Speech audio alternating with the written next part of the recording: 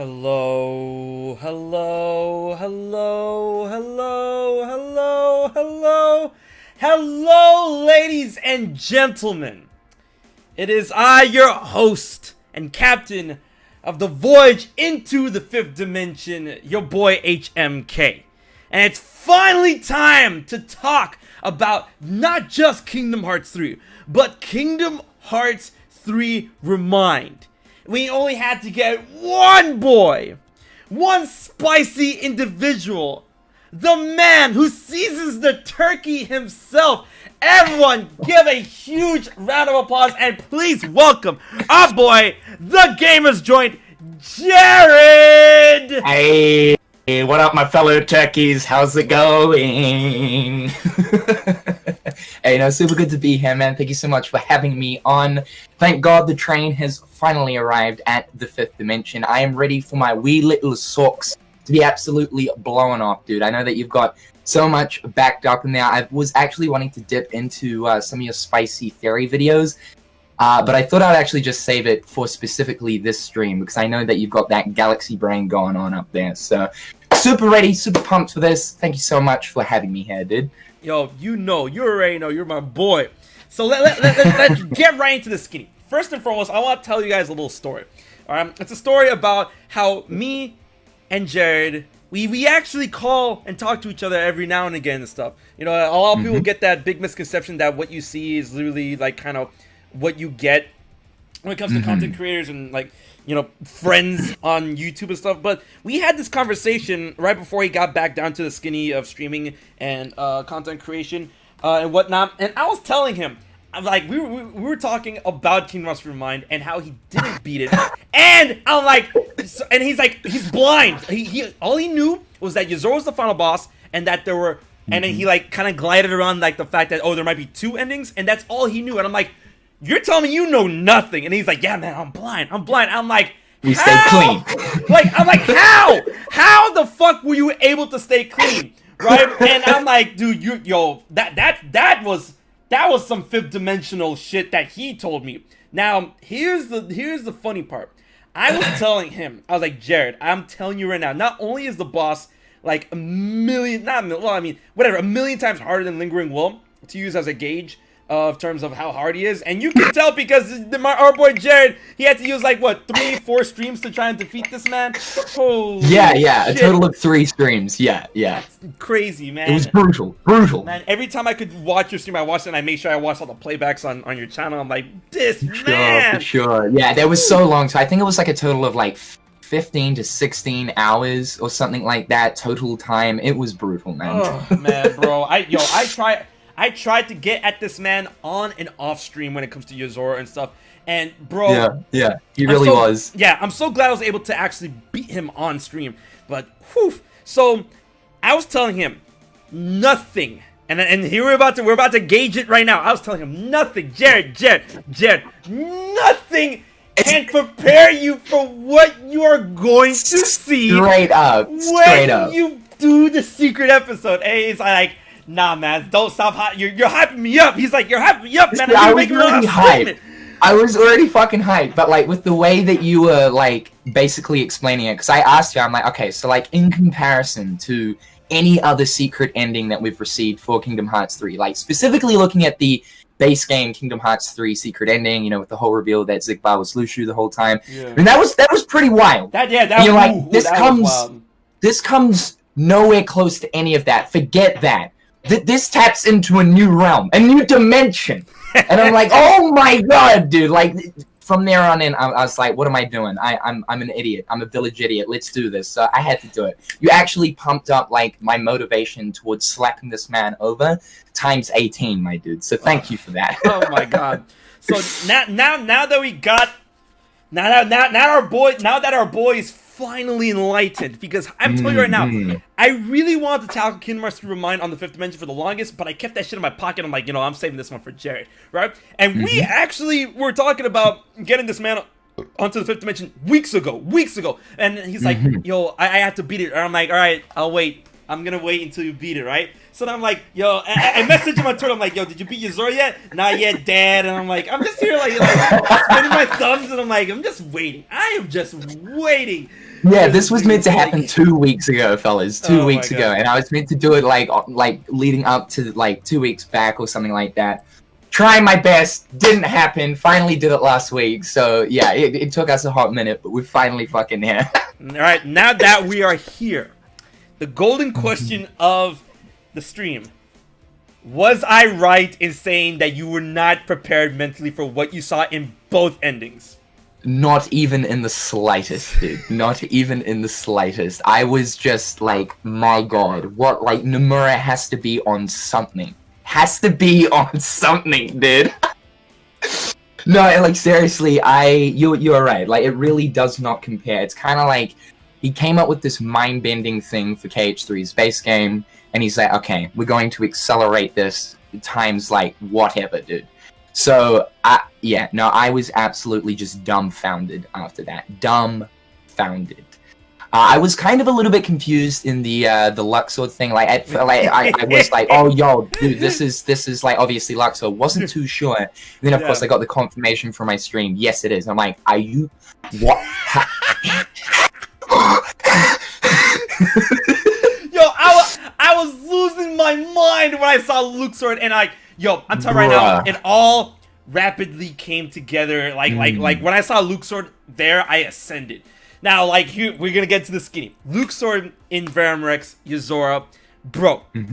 Here we go. We're gonna take Jared down fucking Theory Avenue right now. Please do. I'm ready. Before we got ReMind, I was kind of like theorizing already with a very popular lineup of theories. If you guys remember my Price of the Power of Waking trilogy, and from part 1 all the way to part 3 of those theories, which they still hold water even after ReMind. I was kind of playing around with the notion that Luxord was going to be very important to ReMind, all right? And then, hey, Jared, do you want to see something poetic about this? I'm about to crack this man's head open right now. All right, here we go. You guys ready? Jared, if you think about it, you got to think about it. Just think, right? Okay, all right. That's a little bit hard for myself, but let's do it. Okay. Kingdom Hearts 3 ReMind, in terms of cutscenes, began and ended with Luxord. Yes, correct. Isn't that? I'm like, okay. Yes. Because like obviously the conversation that Zigbar and Luxord, you know, like sort of what's going on with you, but what's going on with you, sort of thing. And then of course, that's pretty crazy that you mention it. That is actually pretty damn crazy. Right. Yeah. Now, I guess that's sort of Nomura signifying this man's importance even furthermore. Oh, so important. And now when you think about how Verum Rex. Like in Verum Rex, in the in the Kingdom Hearts 3 base game, we saw the mock-up trailer where they were dealing with some sort of cataclysmic event with Gigas is the girl who turned out to be the nameless star. Haha, call that. Yes, for sure, definitely. And something bad is going on in Verum Rex. We know this, right? And then Yozora is like, oh, and here's another thing, Jared. Yozora does say that if you are who you say, and it was fate that brought us here. Here we go, first tangent. Who is Luxord? The gambler of fate. Fate? Ooh, wait. I'm not done. And then when Luxord gave Sora the Joker, the wild card, the ace, remember when he muttered to himself? He's like, could turn the tables. He wasn't talking about the Keyblade War. He wasn't talking about anything happening with Sora and what they're going on. He's talking about it could turn the tables with whatever problem that him and Yozora are dealing with. And that ace that he gave Sora, that wild card, was something along the lines of trying to connect Sora to Yozora, and that is the fate that brought him there. Yes, I have seen this floating around, like it's sort of like a basically like a ticket into that of perhaps like their world or whatever. Right. That's one thing that I mean, like seeing floating around. But yes. You're damn straight, because that's one thing that I was thinking of, you know, like, use this wild card, you've earned it, blah, blah, blah, could turn the tables. Whether or not that's for good or bad intentions, who knows? Oh, man, it's for good intentions. Luxord is the best friend you never knew you had, trust me. Yeah, I mean, for sure. Definitely, like, with obviously Yozora saying, I need to save Sora, even though it's, whole, like, fighting thing, there's obviously good intention of which behind. Yeah. Yes. So, now that, here's the skinny, right? The culmination of, because there's way more theories, and we're gonna have that banter back and forth. So, and bro, if you have any questions, anything you want to bring up, just stop me whenever, because this is our time. Now, when it comes to the third theory of the lineup of the price of the power of waking, I play around with the very whew, this is fifth dimensional shit right here, where the theory is called the one true sky, right?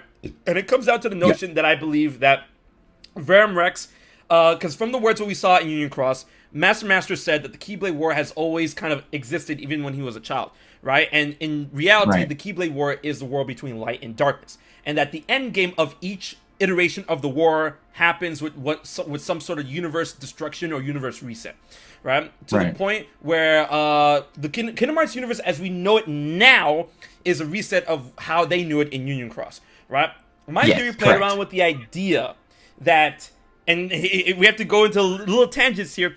My theory plays off the idea that the Verum Rex universe is actually the first known universe within Kingdom Hearts. Like the meta universe of Kingdom Hearts is the first known universe that experienced its own Keyblade War, or war between light and darkness in its own way, that was destroyed, and Yozora was the sole survivor of that universe.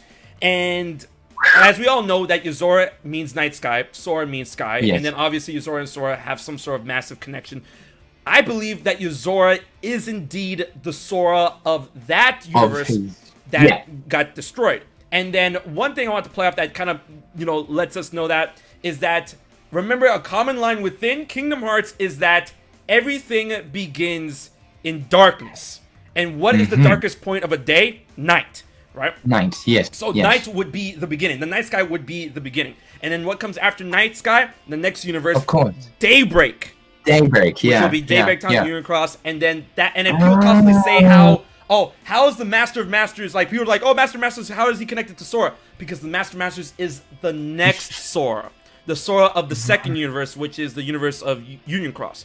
And then the third universe, where it comes after Union Cross, Sora. So in a way, that makes Sora not only special in terms of what he was previously in previous universe, but it also makes him not special from his own iteration within his own universe. So it doesn't really take away the notion that he himself is an ordinary boy, right? And then the big thing where it's like, how do we truly know that Yozora and Sora could be the same person? Remember, Jared, let me take you down memory lane. Remember when Roxas and Sora fought? Where did they fight on top of? Like the dive to hut. Right. That appeared up because technically Sora and Roxas are the same person. Tell me, what showed up when Yozora and Sora were about to fight? The dive to hut. And then it turned into Shibuya Station. So I know, that's one thing that blew my mind too. That's insane. Which more so solidifies the fact that yes, there is some kind of connection between the two, even furthermore. It's see, the thing that I've been seeing sort of floating around is more of the, and I know, so Butterbuns actually brought this up. Oh, I know what you're talking about. Here we go. Yeah. I believe also it was actually first thought of, or at least like, I mean, I'm sure other people have thought of it, but KH Waterblock's friend actually went into quite like an in-depth thing about it. But the simulation theory, I love this one, like the fact that like basically the universe of Kingdom Hearts, not Verum Rex, is some sort of simulation test, and that basically they've somehow managed to break the simulation and find themselves within the world of Verum Rex, and that there are certain different like glitches and bugs happening throughout this simulation. One being the absolute destruction of that of Daybreak Town, with Brain being the virus of which actually is a real-life computer virus that happened in like 1980s something. I'm pretty sure it was the first named computer virus, the Brain virus. First names, back in like the 80s or something like that, which like I'd have to actually bring it up in front of me, sort of thing, to know it back and forward. It's extremely interesting, and the one thing that sort of connects the whole, like, I know that there's that theory that goes around with that is the Master of Masters is Sora, yada yada yada, right? And that essentially the Master of Masters has figured out a way to get into that of the real world, which is Verum Rex's world, and start basically destroying everything.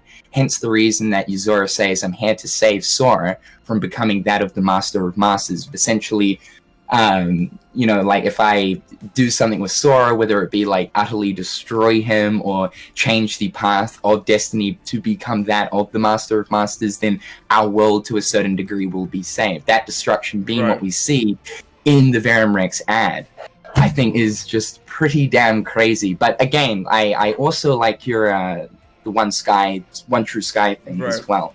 It's it's insane, bro. To add on to the Butterbuns theory that I saw that KH Waterblock also dived into, where I'm pretty sure Butterbuns brought up that the black box was literally like a black box in airplanes and stuff that records everything or like keeps everything safe. And then here's the thing that gets fucked up, where he's like, oh, where Masters gets pissed off, Lucio gets pissed off. The Book of Prophecies is legitimately, in that theory, where I believe, if that theory were to hold on, the Book of Prophecies would be the source code to that whole simulation that got fucked up.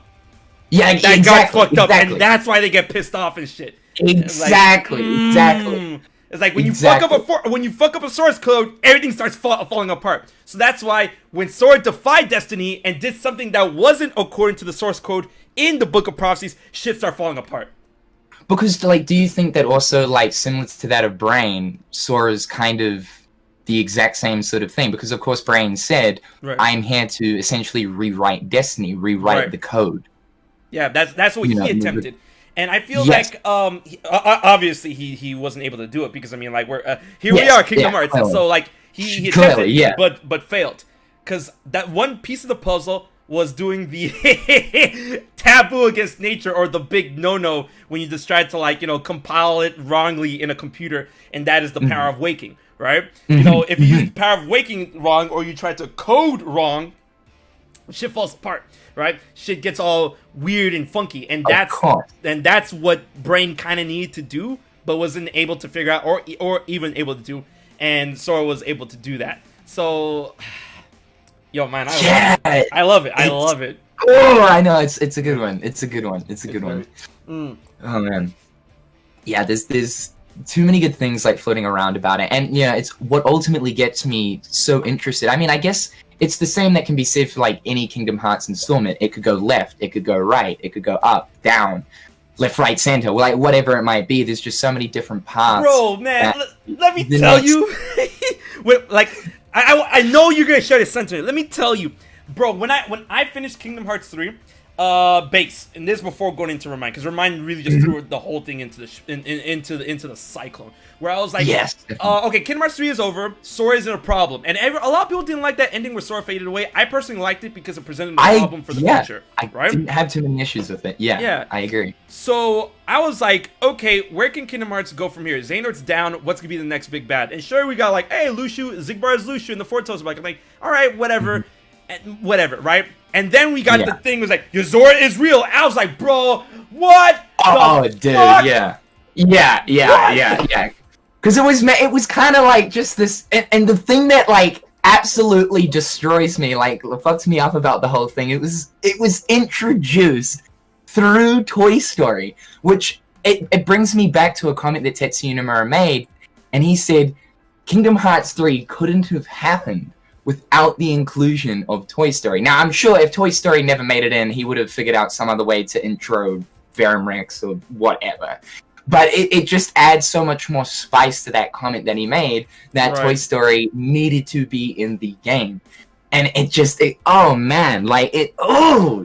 the Verum Rex side of things is more wild than Fortella's side of things. Yeah, man, that's why this man is playing fifth-dimensional chess, and I'm trying to keep up with him. I'm like, I think you're doing a damn good job, homie. Like, you're doing a damn good job, man. And yo, this man, look, I love Nomura. Nomura is one of my favorite directors, developers, man. But this man was so full of shit when he's like, yo, man, Yozora, back before ReMind, he's like, Yozora has you may see some similarities, but Yozora has nothing to do with verse 13. And then Jared, I I was flipping my shit, and I saw your reaction, and you were flipping your shit versus 13, one for one shot. And you know, yo, have you ever looked close to that? That shit is the same fucking car. It's the same car, Jared. I know. Deliver the upholstery. Oh my god. Yeah, no, this man is so full of shit. He's like, it's not the same thing, boy. I swear to. Boy, like, sure, all right, okay. Yeah, dude, because like, yeah, there's so many different comparison videos and stuff, and it is quite literally for like a few seconds there, 1-to-1. It's insane. It's damn well insane. Because I think like because of the fact that he ended up getting cucked, thrown off the throne.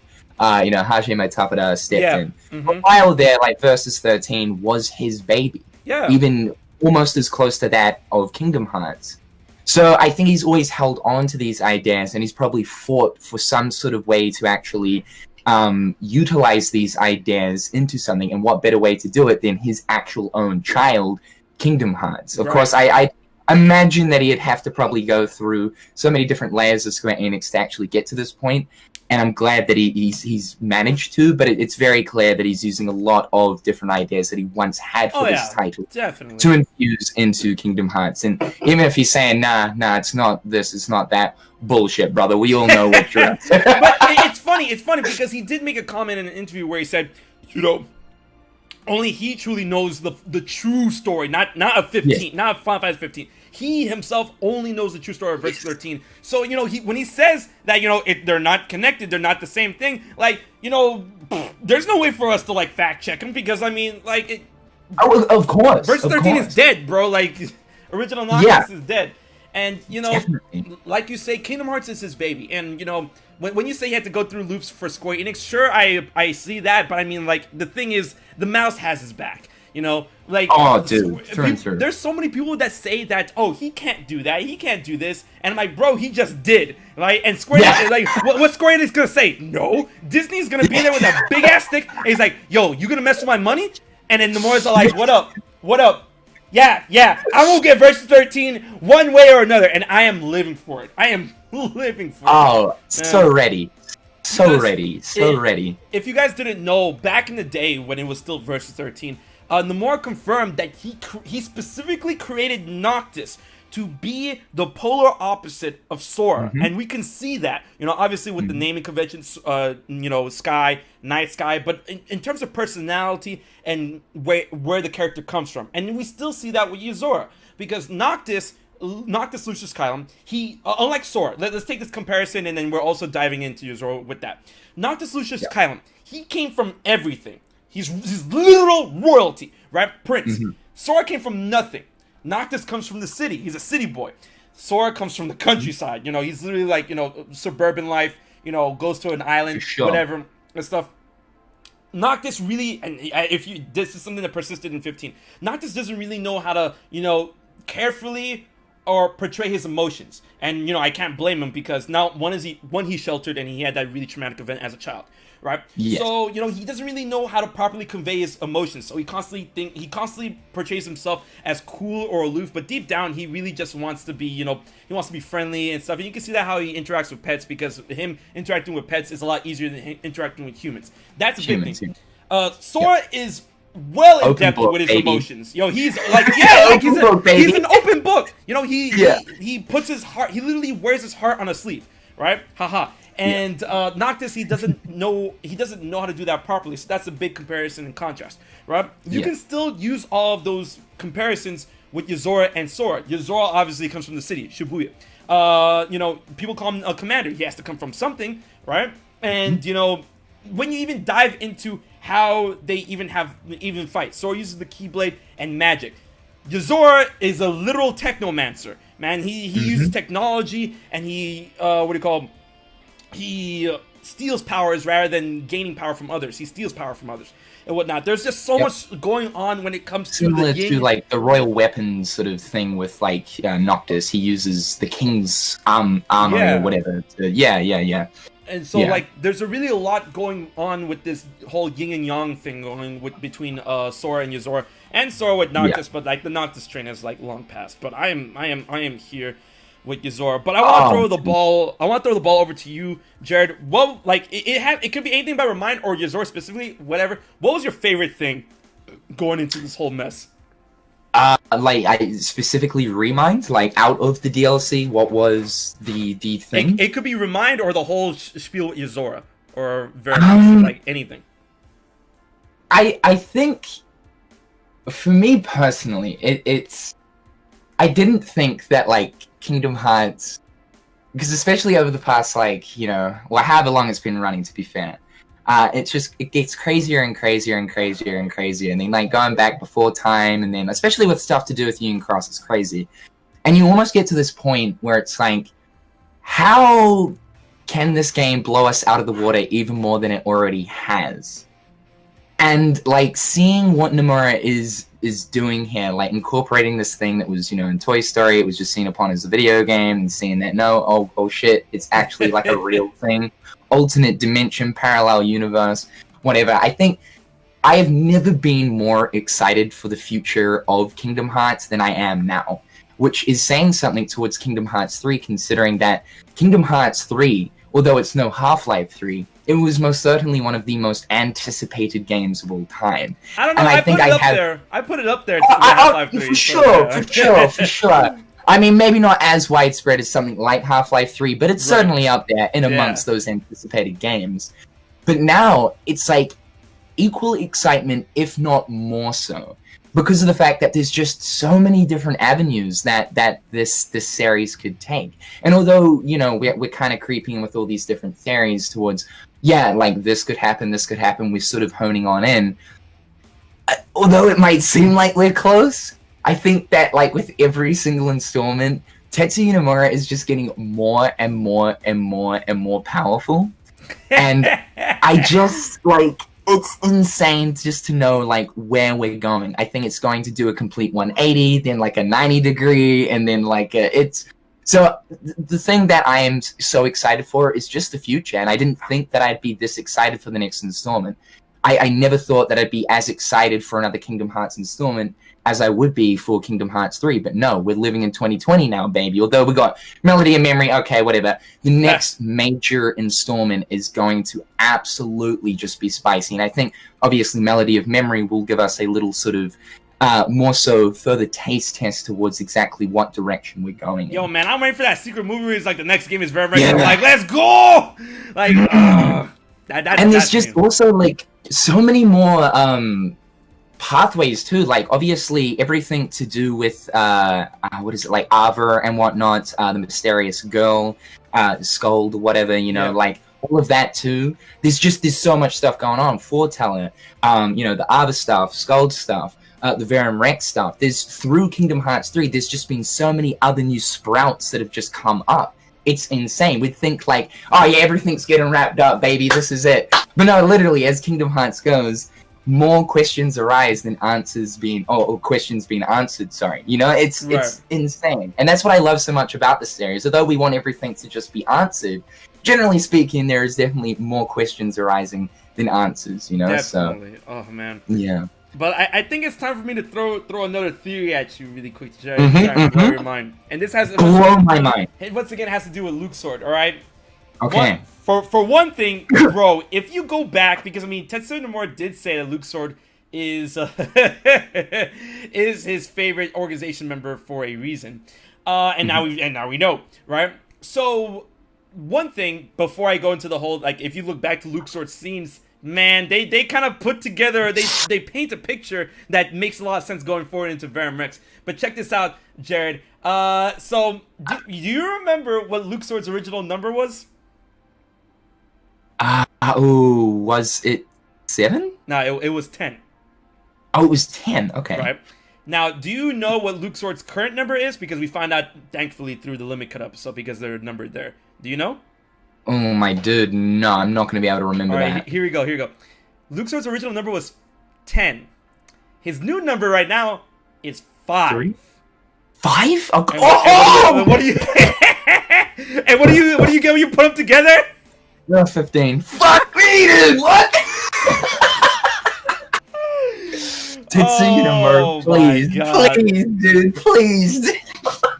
So that's insane. That's one thing. Now the second thing is that here's a big theory on Luxord's possible relationship with Yozora. Obviously, it seems that we got the gist from this throughout the entirety of the Kingdom Hearts series. That Luxord is very gentlemanly, like almost like a butler, right? Yeah. So then it kind of makes sense when you see Luxord driving Yozora around, where he's like, oh, it makes sense, he must be Yozora's butler, right? Yes. And as powerful as he is, a lover of games and whatnot, the gambler of fate, I believe that Luxord's job, for tasked to him by Yozora, was to find someone strong enough to assist whatever problem they decide they are having in Verum Rex or in Shibuya or whatever, right? So now get this, right? Obviously, somehow he was sent to the Kingdom Hearts universe in order to find someone capable enough to assist with Yozora and Luxord's problem, right? And Luxord, I feel, is a very strong and very smart individual. How's he gonna find this this hero that he would need? How do you the easiest way to find a needle in a haystack, guys, is to bring a magnet, right? So Luxord would obviously join the bad guys in order to wait for a hero strong enough to clash against them. If he were to roll with the bad guys, a hero would obviously roll up to stop them, and then that would probably be the candidate that Luxord would need, right? That's why he would roll. That's why he rolls with Organization 13 in order to wait for someone like Sora, right? Which it worked. He got someone like Sora, and that's who he feel like, you were born for these sorts of games. Take the card, you could possibly turn the tables. Now, there's a lot of hints and tidbits, like even back in Kingdom Hearts 2 Final Mix, where Luxord has just been setting this whole thing up. And that's also why Luxord, even when you find out in 358 Days in Kingdom Hearts 3, where it's like, oh, if only the whispers from the top, went down to the bottom. He joined the Organization 13, but he made sure to keep a low profile in order to not have his identity or anything, outed that he's from Verum Rex, that he's truly there to assist Yozora. True intention. Right. Yeah. So that's why he always, kind of snagged at the bottom. He's all like, yo, I'm vibing, man. I'm just, I'll do whatever I need. I answered everything from the top. I'll do what I'm told. Right. Yeah. And whatnot. So then, it's funny because, I want to know if you remember the scene, Jared, when Luxord was still hooded, was talking with the rest of the Organization 13, or was left it from Final Mix, where he's like, oh, maybe he needs when they're talking about Sora, he's like, maybe he needs a hand in deciding his fate, right? And he pulls out a card, right? And then the organization's like, nah. This is in the boardroom thing, the chair room. Yeah, in the chair room, in the place where everything gathers. Yep. So then he's like, maybe we should give him a hand to determine his fate. He pulls out a card, right? And then he's like, maybe, no, I don't think it's time for him. It's like, all right, maybe the fun, and he puts the card away. Maybe the fun will have to wait, right? And then I'm like, that's probably the same fucking card that he gave Sora at the end of Kingdom Hearts 3. He was about to jump it then and there, because I guess, he was already picking up on the facts, alright, there's a lot of attention surrounding this boy, clearly he's starting to prove himself, so he was wanting to almost do it in KH2, but wanted to just wait maybe a little bit longer. That's fucking insane, bro. Yeah. Because I know the exact cutscene you're talking about. Oh my. And then notice how every time he fought against Sora, it was always obviously a game, but more so a test.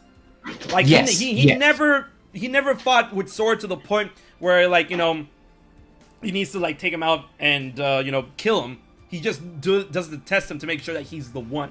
Luxord was just there to test Sora through and through. And then here's another thing that I picked up on when I saw people making posts about Twitter. I'm like, damn, that's wild. Remember the Kingstagram post in Kingdom Hearts? Where he's like, in Kingdom Hearts 3, the Kingstagram post, the Instagram shit, where it shows the chess pieces of the Light of the Past, where it's like, oh, it's not over till it's over, right? The game's not over till it's over. And then we don't know who tweeted that or posted that on Instagram. That's a Luxord one for sure, Luxord says that shit. He actually says that line of word for word in Pirates. When about? In Kingdom Hearts 3, when they were having that race, he's like, oh, the game's not over till it's over. He says that same exact line. Damn straight, which I guess is well, like, of course, like in reference to that of essentially using Sora for like whatever their need is going to be. Yeah. It's because like the other thing too is it makes me think like we still to this day probably have not even seen anywhere near to the like extreme potential that Luxord actually holds. Because I mean, I will say this, like out of the data fights, like Luxord is the easiest, like no second guessing. He is the easiest, but like, do you believe that's sort of intentional in the factor of he doesn't necessarily, because I know it's only data or whatever, it's just completely scanning like the ability set or whatever that they whipped out in the Keyblade graveyard. Right. But do you think that's intentional? Because like essentially he's not wanting to destroy Sora, he's needing him for a specific purpose later on. Oh man, I think so, because the whole thing with Luxord is that, like, sure, you can run him over with brute strength, but you're not able to thanks to his abilities. I feel that Luxord is trying to test Sora to see if he's able to think outside the box and gamble in order and gamble or take risks in order to succeed, in order to defeat opponents in certain ways. Because like, I feel Yozora and Luxord they don't need someone who has brute strength, because I mean, Yozora, look at Yozora, like, come on. Oh, for sure. Look at that man. They don't need someone with brute strength. They need someone to solve a problem that they themselves aren't able to solve. So Luxord has to test Sora in a way, in data and in real life, in order to see if he can solve issues and take risks in a way that, you know, it's not, you know, within the box of understanding. Get you. So I like how you brought that up. It's like, I believe so. That has like, oh my god. Yeah, because he was definitely thrown through the easiest. I mean, in my opinion. No. I agree with you. I think Luxord is the easiest in Kingdom Hearts 3 ReMind. But man, oh man. And then, you know, it's another quote, because man, ever since I saw the back of Luxord's stupid ass head in that car, I just went back and watched every fucking scene this man was in. I need to do that. I've been very caught up recently, obviously, since. I need to do that. I was actually doing a bit of that with, like, obviously, when we got the Lushu reveal with, like, Sigbar and stuff, and, you know, there's just interesting little tidbits here and there that makes you think. Although, whether or not Tetsuya Nomura had that plan from the get-go, I'm sure he probably did. Yeah, I gotta do that. I gotta do the same. I got to do the same, because I've always felt as if, like, specifically when you look towards Luxord, and it's always been interesting because it has been made abundantly clear, okay, like, that's Nomura's favorite organization member, whatever, and, like, I was more so thinking, is that just because you relate to his personality, quite cool, calm, collected, keep to yourself sort of thing? And it's like, well, it's interesting if it's your favorite, because, like, this man doesn't really have overly too much screen time. Right. But, like, it's because of the fact that he was setting this dude up the entire time. Man. Just insane, yeah. Dude, I saw this one quote. Like, I was rewatching scenes with Luxord, and I saw this other quote in in Pirates of the Caribbean, and when I saw the quote, I'm like, God fucking damn it, Nomura! Luxord says, I was always interested in the long game, and I'm like, in the long game, yes. When he's talking to Vexen, I believe. I think it was Vexen or Sora. He was on the boat or some shit. Yeah, for sure. Ice! Ice! Here's another thing, Jared. Did you ever go back and looked at the whatchamacallit, the character profiles in Kingdom Hearts 3 after you beat Yozora? No, I haven't. So here's a fun fact, and if he hasn't, here's a fun fact that you should know. Yozora is among the character profiles, which is neat, and his render looks kind of weird in that thing. But Yozora is the only character in the character profile files that is looking the other direction, because all of the character models are facing from right to left. Yozora faces from left to right. Almost like he's like looking in the mirror. The parallel universe thing. I'm gonna show you on stream. Like, if you're watching my stream, I'm just gonna pull it up so people can be like, yeah, for sure. Show me. I get the solidifies. Oh my fucking god. Okay, I see you. Oh my god, dude. Nah. No, man. He's the only character model that is facing that direction. Every other model in the game faces the direction Sora's facing. Right? That solidifies the parallel universe. It's got to. Mirror image. Yep. Fuck. Yo, I hate this game.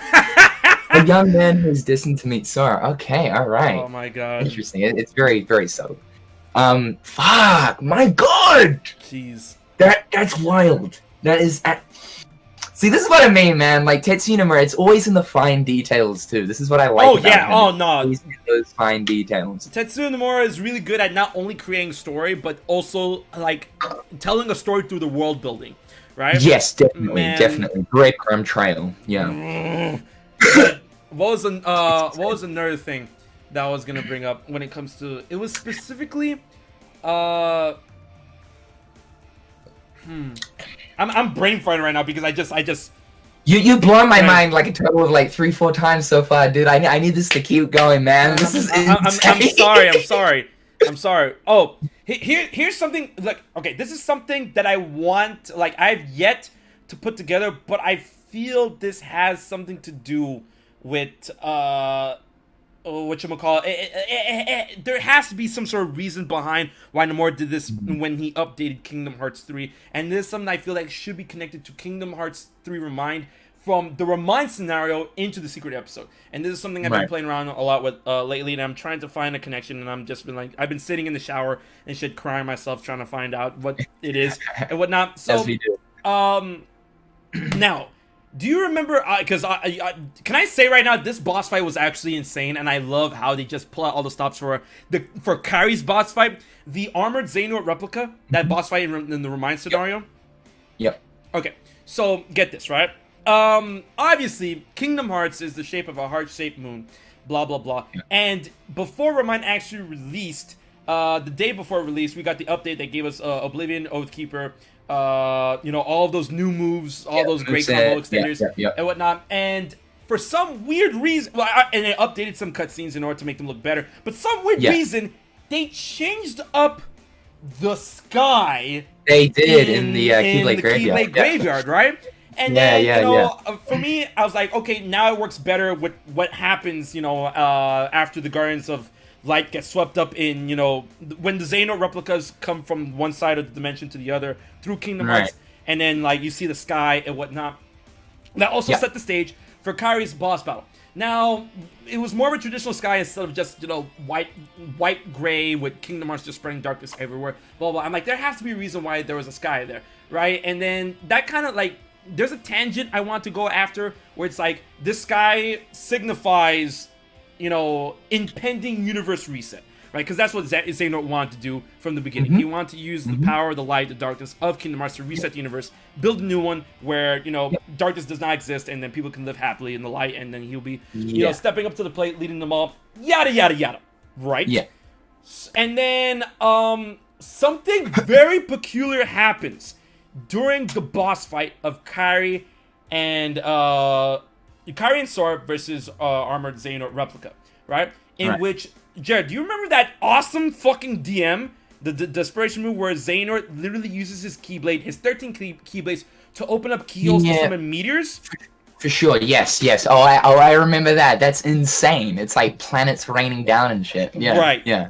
Now, there's some that people obviously they gloss over and whatnot, and they just don't really particularly, like, they look at it and like, So, during that DM, Jared, the Kingdom Hearts moon that was there for the entire fight actually becomes a real moon. That I did not know. Hello, wait, let me just... Hold on a minute, dude.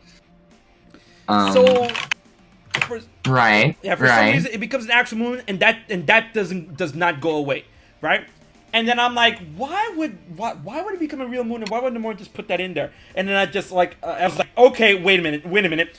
Yozora, Shibuya, and in the secret movie, in the base Kingdom Hearts, and in the Yozora boss fight, we have the regular moon there, where, the Master is like trying to make a heart off to make it look like a Kingdom Hearts moon, and I'm like, this has to mean something. Yeah, you're right. It is. It's a full-on moon. It looks like just the regular old moon, the one that we, of course, see in the real world. Yeah, yeah. And, like, interesting, too, that, not so much, like, okay, so the meteors raining down, but coming out of the keyholes, those don't particularly look like meteors. That like, so there's still meteors coming down, yada, yada, yada. Right. But in the distance, the planets or whatever, let's just call them planets that came out of the keyholes are just sitting there. Yeah. So, like, do you think that those are also, like, other, let's say, dimensions or other parallel universes or whatever? Like, there's not just two, but multiple? Right. So, I feel that a good way to possibly talk about it is, like, so let's get crazy for a second, all right? Imagine Xehanort opened up keyholes, dimensions, and those, you know, black planet-looking things or whatnot. Yeah.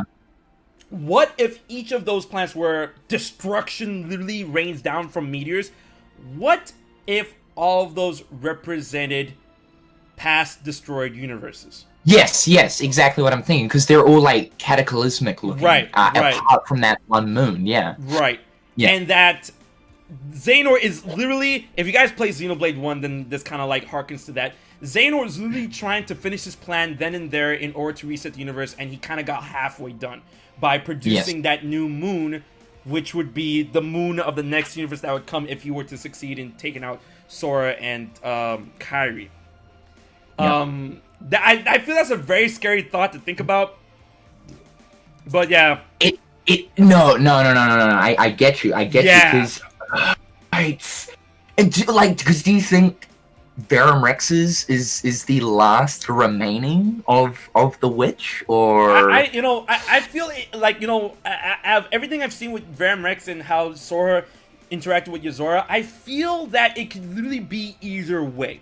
I feel. Oh, and this is the tangent I forgot to. Wait, they parallel each other. Yeah. The two moons actually parallel each other. So you got really? The Kingdom Hearts moon. Dude, yeah, the Kingdom Hearts moon is still in there. They face each other. They're literally facing each other. The Kingdom Hearts moon is on one side. The regular moon is on the other side. I just know what the fuck? Bro! All right, Jared, we just unlocked the road to the 5th dimension. Jared, the Kingdom Hearts moon. The Kingdom Hearts moon is Kingdom Hearts moons. The Kingdom Hearts moon is Kingdom Hearts moon is the moon of Kingdom Hearts. Yes. The moon summoned by Xehanort, that's Verum Rex's moon. The same moon that the Master was doing. He's putting them together. Oh, dude.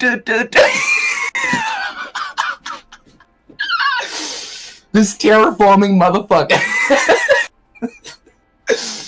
Oh my god, dude. What? I hate it.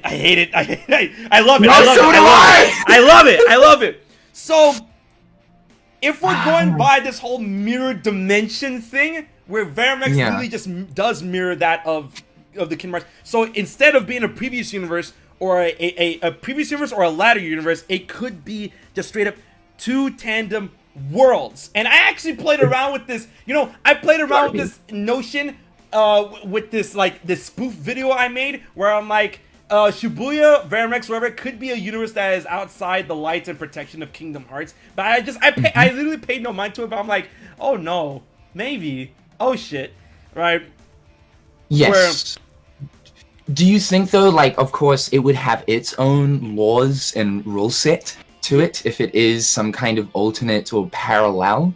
Or do you think that it would have to sort of follow the same basis as the Kingdom Hearts laws? Because one thing that makes me think otherwise Jared, is... wait, Jared. I have to get this. I literally just got a break. No. I have to get this out. Someone write this down. Someone write this down. I just got something. I got something. Okay. Notepad, boys. No, here we go. All right. Fuck. No, I might be losing it. No. All right, here we go. Hold on to it, my man. I got it. The reason why the Master of Masters was making the heart shape over Yozora's moon is because Shibuya, that universe, Verum Rex, wherever the fuck, has yet to be part of the universe or everything under the sight of Kingdom Hearts or the sight of the Master of Masters. So the Master of Masters carefully made a plan, a very long-winded endgame plan, in order to get Sora and Yozora to meet by the marvels, or probably Luxord. He set all this fucking chess set domino effect, whatever, to get probably Luxord to interact with Sora, because Luxord needed Sora, gave him the card, Sora did the power of waking, ended up in the final world, finally met Yozora, and Sora was the Master of Masters ticket into that world to get to Verum Rex to try and bring it under his sight so he can record everything in the Book of Prophecy and probably get that into Kingdom Hearts.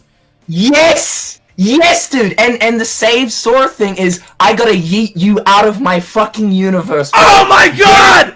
Get out! Get out of my universe, I will save you! You're not supposed to be here! Yes, exactly! Brother, this is it! Collab video. Me, you, theory, this is it. Jared and HMK collab coming soon. This is it. We've gotta do it. The other thing, too, is...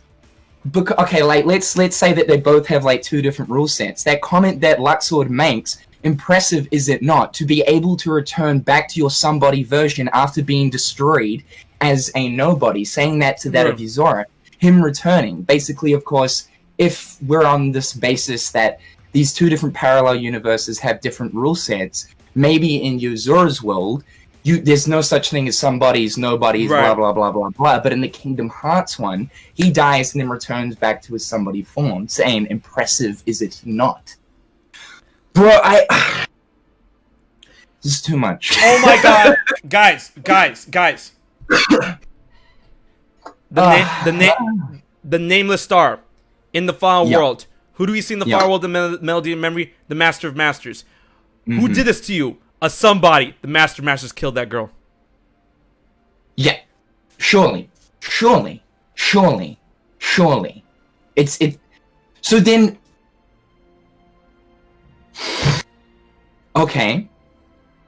Do you think that he yeeted her into the universe of Kingdom Hearts? I think that was the first domino in the domino effect.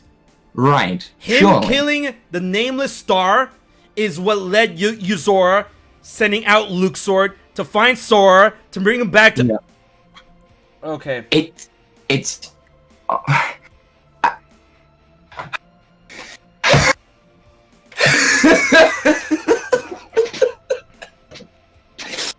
Bro, this is insane.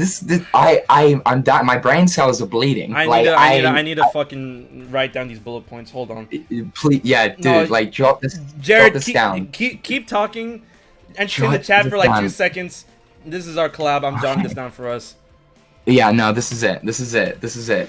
So, okay, then also then, is the final world also part of that universe? I feel the final world is above everything. Like everything. Like it transcends all universes. So, but then that's we've got that's how it's ticketed in, because Sora was able version of that. Maybe because that's why it was at night. Yes, and that was the parallel version of that, and that's somehow I feel that was Master's ticket into Shibuya through Sora, since Sora was in the final world. So yeah, it has to be. Yeah, it's gotta be. The trials as well that Yozora talks about. He had to go through some trials. Yeah, I feel that's other hanky-panky stuff.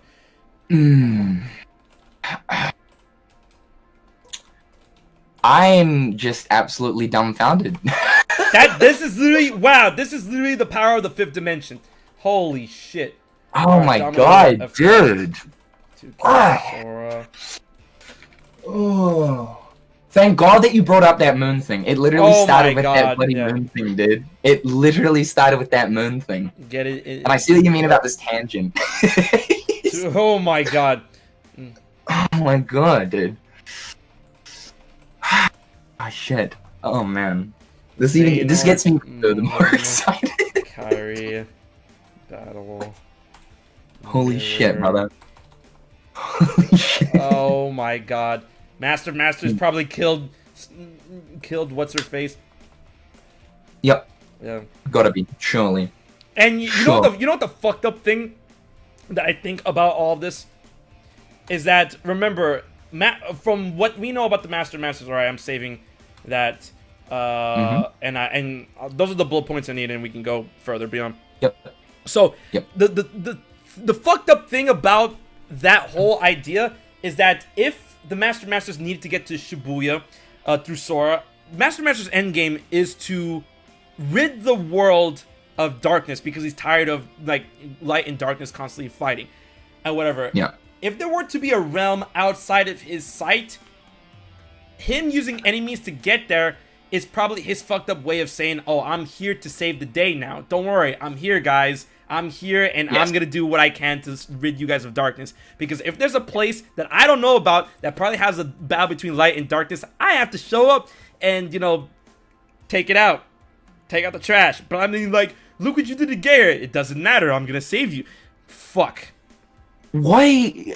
How do you think that this? Of course, we've talked about like the whole digital thing, whatever. But in the sense of this theory that we're on, how do you think the black box comes into this? Because of course, it needed to be delivered to the. I mean, is that more so the intermediary to, of course, bring back the foretellers, so that of course he's got essentially backup to further progress with the plan? Or, of course, there's got to be a greater meaning behind it. It's got to be delivered on a certain day in the Keyblade Graveyard. I think that was specifically for the intermediary to bring them forward into the future, blah, blah, blah, blah, blah. But in the sense of the actual true purpose of which... You know, it's...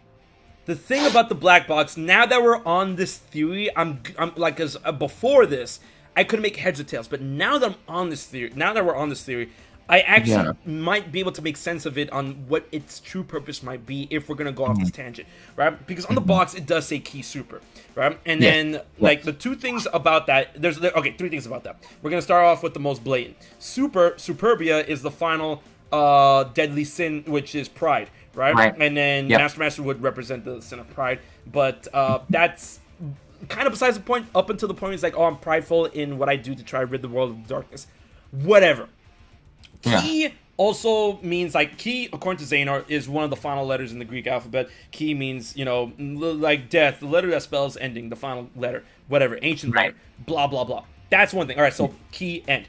But super also means, like, in its most derived Latin-based form, super or supra means above or beyond, right? And then if we're going to talk about above and beyond, that kind of makes me think of the final world, the last world. Nothing beyond that, because that's the most beyond thing of everything. That's where hearts go. Heaven. You know, maybe Kingdom Hearts is the last place people go. It's still up in the air.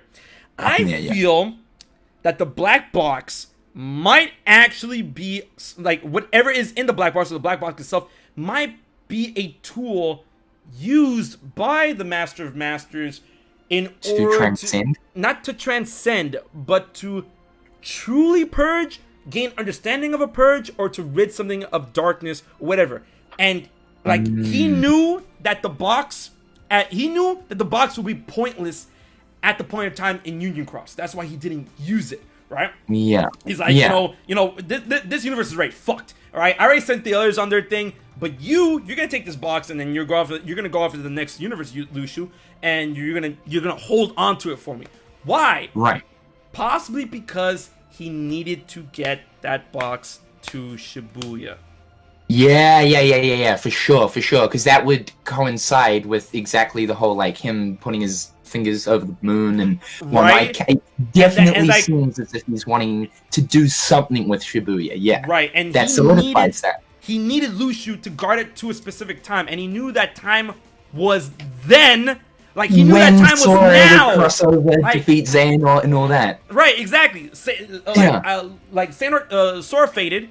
Lushu was right with the box. He's like, okay, Sora's gone. That must mean he's in the final world already. And that must mean he's probably going to meet up with Yozora soon. Lushu's like, all right, boy, I got the box ready. It's done. It's saved. Masters, come on back now. He comes up back, and then he probably is like, all right, thanks for guarding the box. let me go do my thing, Let- right? And he's probably gonna take the utilize box it now. Yeah. to Oh, Shibuya to dude, do whatever okay. the fuck he needs with it. That's okay. That surely got to connect. Yeah. I also do believe there and is. wait. There's someone in the chat does say that the thing that's in the black box is hope. So thinking about the hope that he's gonna give, the quote unquote hope he's gonna give to Verum Rex. Oh, brother, dude, wow. We gotta start with cracking the Da Vinci, bro. Yo. Like, Nomura, we got your number. Holy shit. Man, oh, dude. Yeah, no, and surely though, it is also used as that intermediary to bring forward, because obviously Lushu drops it, and then shortly afterwards, all of the portals and whatnot, because of course you need someone with the memory, and then you need some object or whatever. We know that for Maleficent, it was the coat, and then it was with Sora basically mentioning, and the fairies mentioning, well, more so Sora actually mentioning the name, and then they were like, shut up, dude, what are you doing? And then she gets brought back. So surely Lushu's acting as the memory, and then the box, the object, is acting as the intermediary. So there was obviously I don't think it might be the box. I think it might be the Keyblade. The Keyblade was acting as the weapon. Or of course, yeah. No, definitely. Yeah, the was it No Name? So and here's something spicy about that. People were like, okay, so how did the foretellers put all of this to play? What if he needed people to? What if he needed super strong individuals? Is like, okay, listen, I'm gonna do my spiel in Shibuya. I'm gonna need you to keep any fuckers that are gonna try and come and stop me in this world.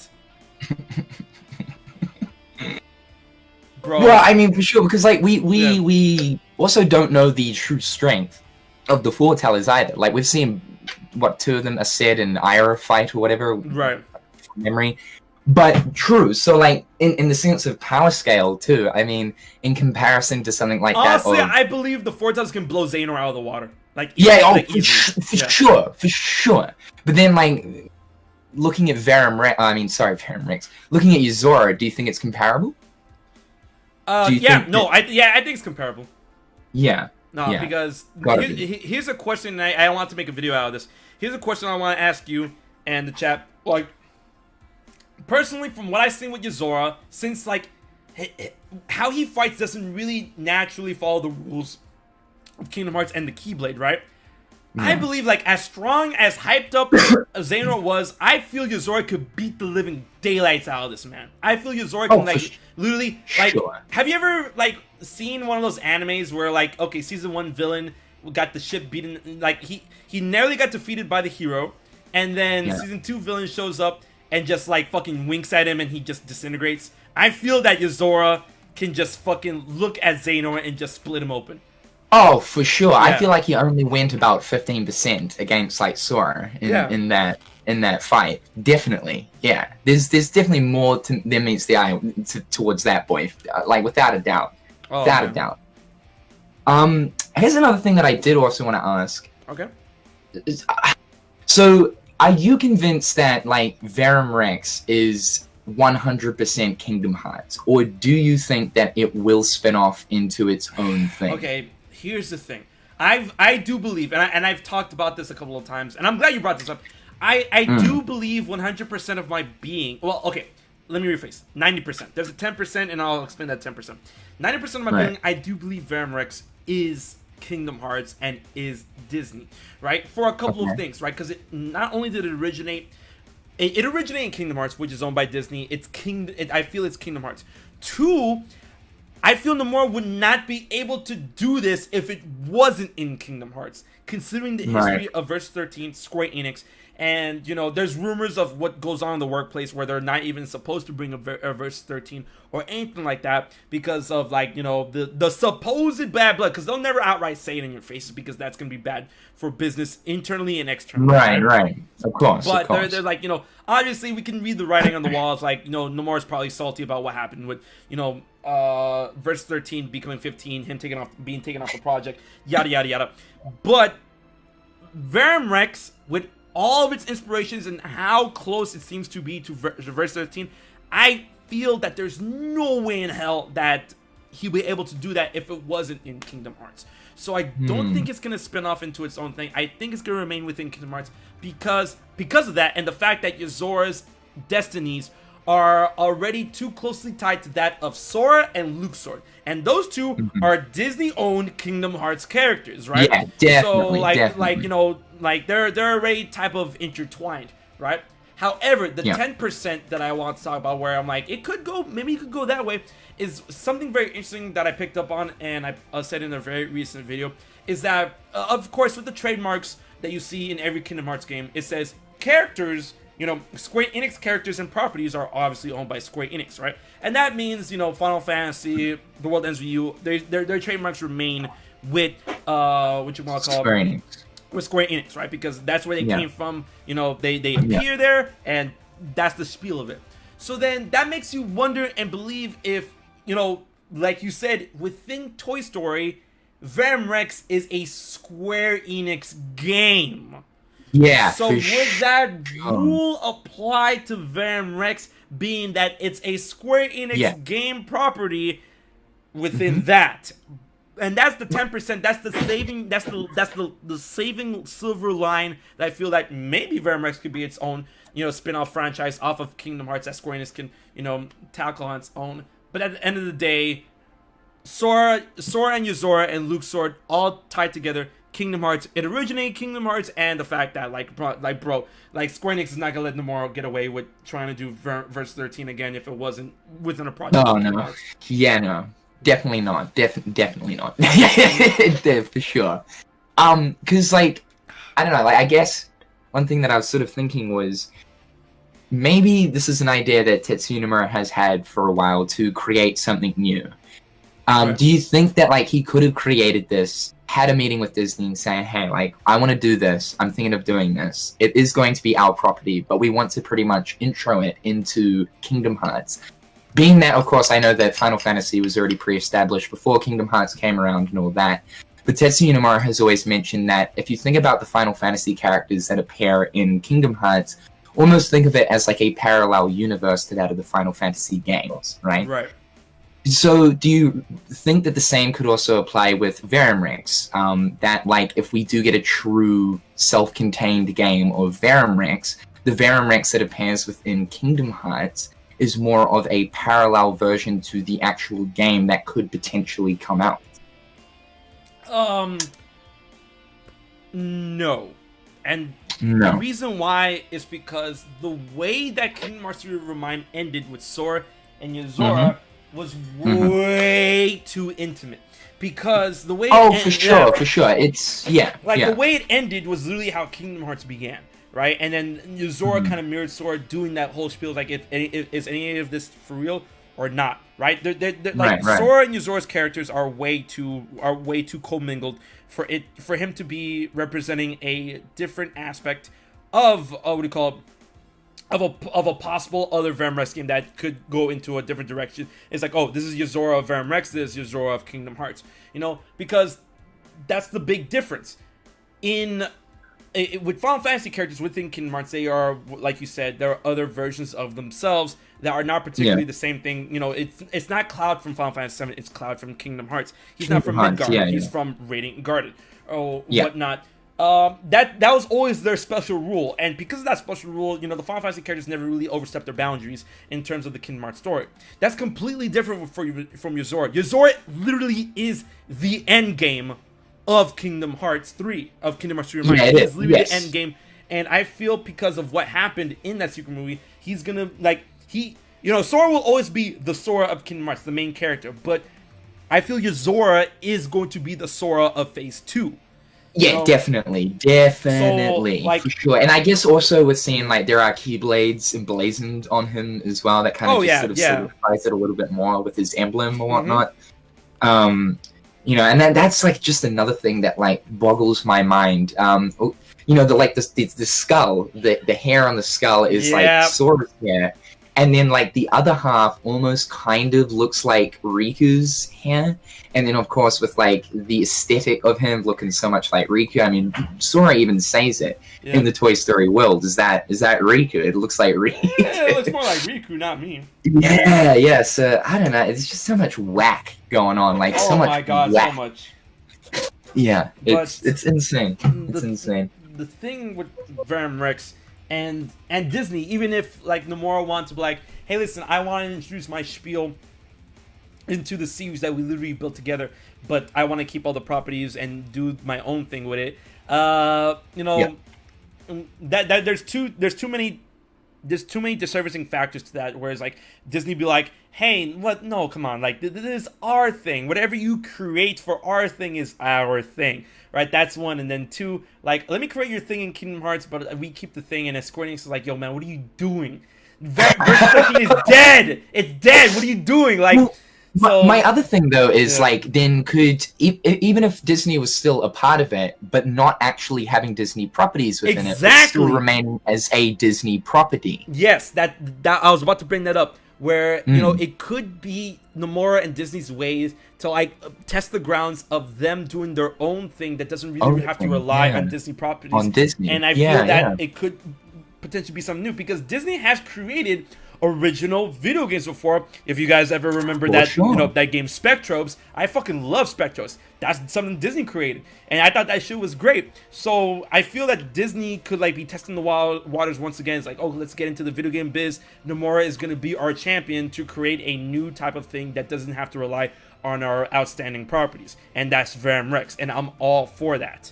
You know? Yes, because like they're like at this stage the only Disney video game that is prominent is Kingdom Hearts, like through and through. I would love to get like another Epic Mickey or something like that. That'd be cool to see. But obviously Disney Interactive Studios is fucking gone. So I think at this point, if they were to actually perhaps maybe have like, aside from their like original OG properties, whatever, I'm sure that outsourced that.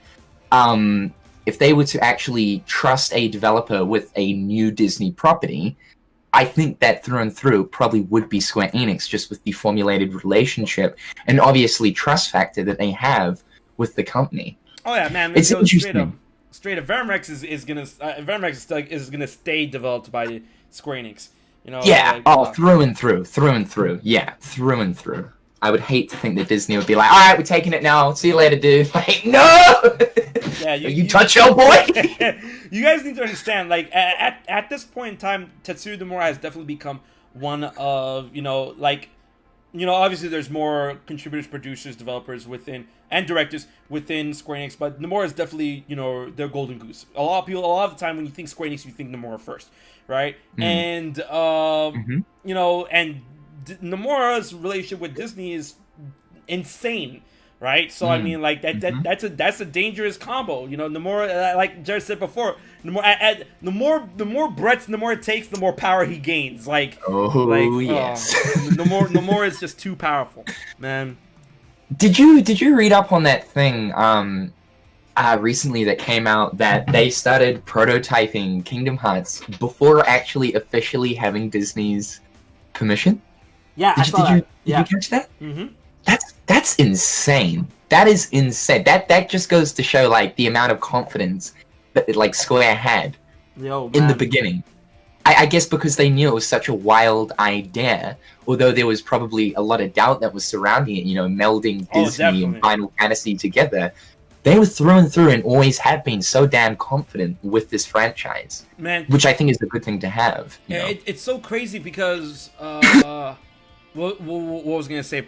It's actually only up until now where it got outed who Hashimoto actually spoke with when it came to that, you know, that elevator meeting, right? Finally where he was able to pitch Kingdom Hearts directly to a Disney executive.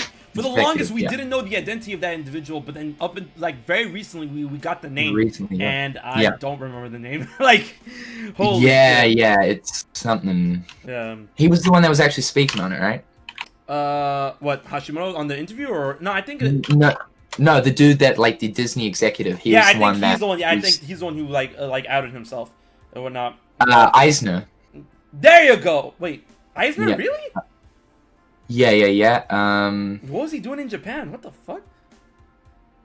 In the early 2000s, Eisner decided to come to Japan after a long time. Disney Japan representatives were to present a performance report to Eisner, and the division director was to give a business report. Hashimoto!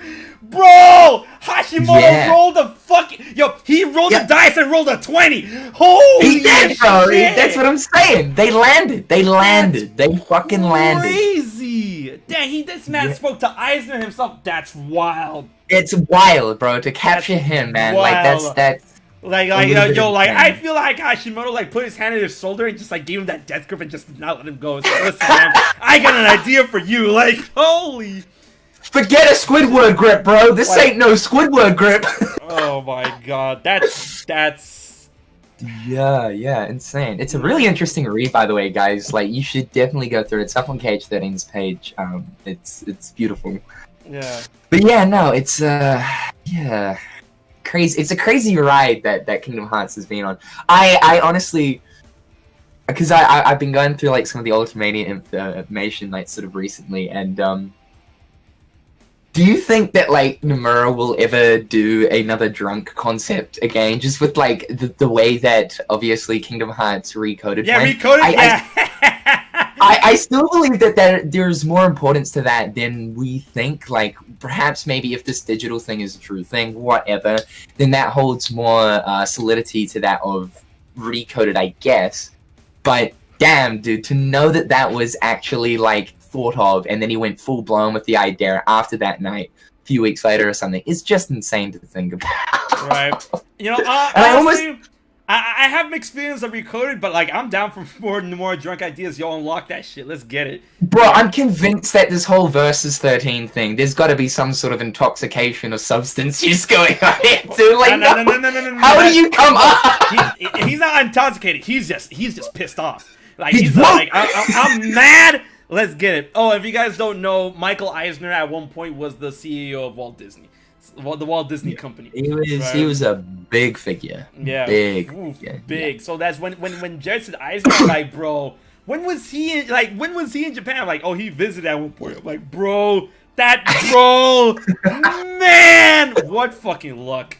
It was just like, I'm gonna go see the sights, and then during the time, they created history. Like, just like, okay, bro, like, just a quick vacay over there, and you make history just like that. Wild. Insane. Also, the other thing, too, is, I kind of just want to, like, quickly dip into that of Kairi's, just her combat. Obviously, ReMind gave us that. Oh, here we go. I'm ready. Let's get it. Bring it on. Slice. Now, I'm gonna say, comparatively to like the way that fucking Raikou plays, obviously there was more thought and development that went into Kairi's my nipples got so fucking hard when I played as Kairi. Crystalline, brother. That crystalline was so fucking fun. Holy Jesus. The start of her combo, like, instead of sliding dash, it's like a full-on, like, strike raid. Like, her sliding dash is a literal strike raid to, like, zip towards the enemy. He has a gap closer in her set. Yo, that's why, man, people can sandbag the fucking extra characters and remind all they want. Bro, the fact that Kairi and Roxas had such amazing gap closure, I'm like, who needs air step? Let's go! Double dash! Double dash! Oh, Roxas double dash. 358 double dash, man. Fuck me. Like, it was so good. They really gave him the fucking. It was so good. And, like, it gets me excited to actually, like, okay, Melody of Memory is sort of a Kairi game to a degree, but it's rhythm-based, so, like, whatever. But, like, at some point, obviously, in this next saga, we do have to get, like, a full-blown, if not, like, a DDD type of thing where we go back and forth between two characters. One of them has to be Kairi, because that was just too much of a tease towards her potential. Yo, obviously, she was just sacked in the base game, but man, her combat is tight, dude. Dude, it's so good. And, like, people point out to many things like, yo, people looked at her combat and was like, yo, I'm pretty sure they're planning something for Kairi, because within ReMind, not only does she have a gap closer, not only does she have, they gave her a specific, shot lock. Yep. They gave her a bunch of they gave her all of the gospels, and they gave her Za, what do you call it? The Za Grand Magic, and sorry, right, get you, yeah. And she actually has a dive motion just like Sora, right? She does, yes. And they were like, there's too much development there. Yeah, it's like, why would they give her that? Like, they honestly did not have to give her a diver. For about right? 20 minutes of gameplay, it's sus, bro. Yeah, it's sus. Yeah, mad sus. I'm like, bro, this is shady as fuck. Like, why are you? Yeah. Why is she so? Yeah. Why is her combat so fleshed out? Like, and I'm like, bro. It's in the to be used later folder for the UE4 or UE5 potentially. Yeah, it's to be used later. Yeah, definitely. Yeah, there's too much thought that went into that for just a 20-minute segment. It's insane. Also, yeah, the Aqua Guard as well, beautiful, very nice little callback to that of her, how she inherited and whatnot. Yeah. That time capsule though is strong. The fact that she got to that point, like I know that obviously more time goes on in the time capsule that Merlin created, but Merlin, bro, chuck everyone in there. Can you imagine how strong we'd get after like a full-on year of that? Yo, that's insane. Dragon Ball hyperbolic time chamber type shit. Exactly. I don't know about too much DBZ, but I have heard. Yeah. It's basically like it feels weird. Like the most I know about is that it feels weird, and that in a day hour time, a year passes in there and shit. Yeah. It's just insane. It's insane. Merlin, you beast. Bro, like man. I was just glad to get my boy Roxas, and his gameplay was so. I know. See reversal, double dash, the reversal, double dash, the gap closer, like the gap closer, dual shot. Oh my god!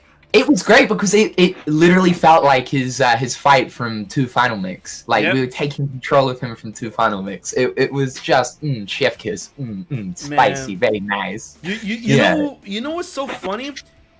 When you look at Roxas's, not gameplay, but the way Roxas fight as a partner character in Kingdom Hearts 3 base, and when you see the Roxas gameplay from the first ReMind trailer, at first it looked hype, but when you go back after you played it, that shit is so slow, Jared. That shit is so slow. Like, his gap closer was like dun dun dun slash, right? Boom, yes. And then it was like that when he was a partner character. In ReMind, he goes like, oh, you blink, you miss it. Like, oh my god, I gotta go back and so you're saying all the trailer footage and stuff? Yeah, the first trailer footage from the first trailer footage from the first ReMind trailer, Roxas's gap closer was really slow. It was so slow. Ooh, that shit was so they clearly touched it up. Man. And bro, let me tell you. When you lock onto Xemnas, and you know how Xemnas teleports in the fight against when it's Xemnas and Sykes, by the way, which I thought was amazing. Like, oh, you fight Xemnas and Sykes, right? Yeah. In that fight, Xemnas can actually teleport, bro. Yes. My dick went into the 5th dimension. Oh man! If you catch Xemnas during his teleport run, right, with Roxas's gap closer, the zip thing, right? He can actually do it 3 times, which looks so good. It was like vroom bam, vroom bam. Like he continuously follows Xemnas every time he fucking teleports, right? So seeing that shit in real time is so fucking crazy. Like, I was exhilarated. Like, vroom hits, Xemnas teleports on another across the stage. Roxas does it again. Vroom zip. He teleports again. Roxas does it again. Vroom zip. Like, you can do that up to 3 times, and I'm like, yo. Damn, dude, no, I did not catch that because I'm actually going, like, I had not rerun back through, obviously, ReMind or any of that stuff, since doing the initial run through, obviously. Yo, I have a file saved before that fight, just to fight. Specifically to be able to play that? Yeah, no, definitely. Also, like, I know that a lot of people are asking for, and I through and through do wish that we had more save slots. However, the thing you gotta think about here is the save data size of Kingdom Hearts 3 is wild. Big. It's wild. It's like 800 or 700 megabytes just for 7 slots. So if we had 7 slots, 9 slots, sorry.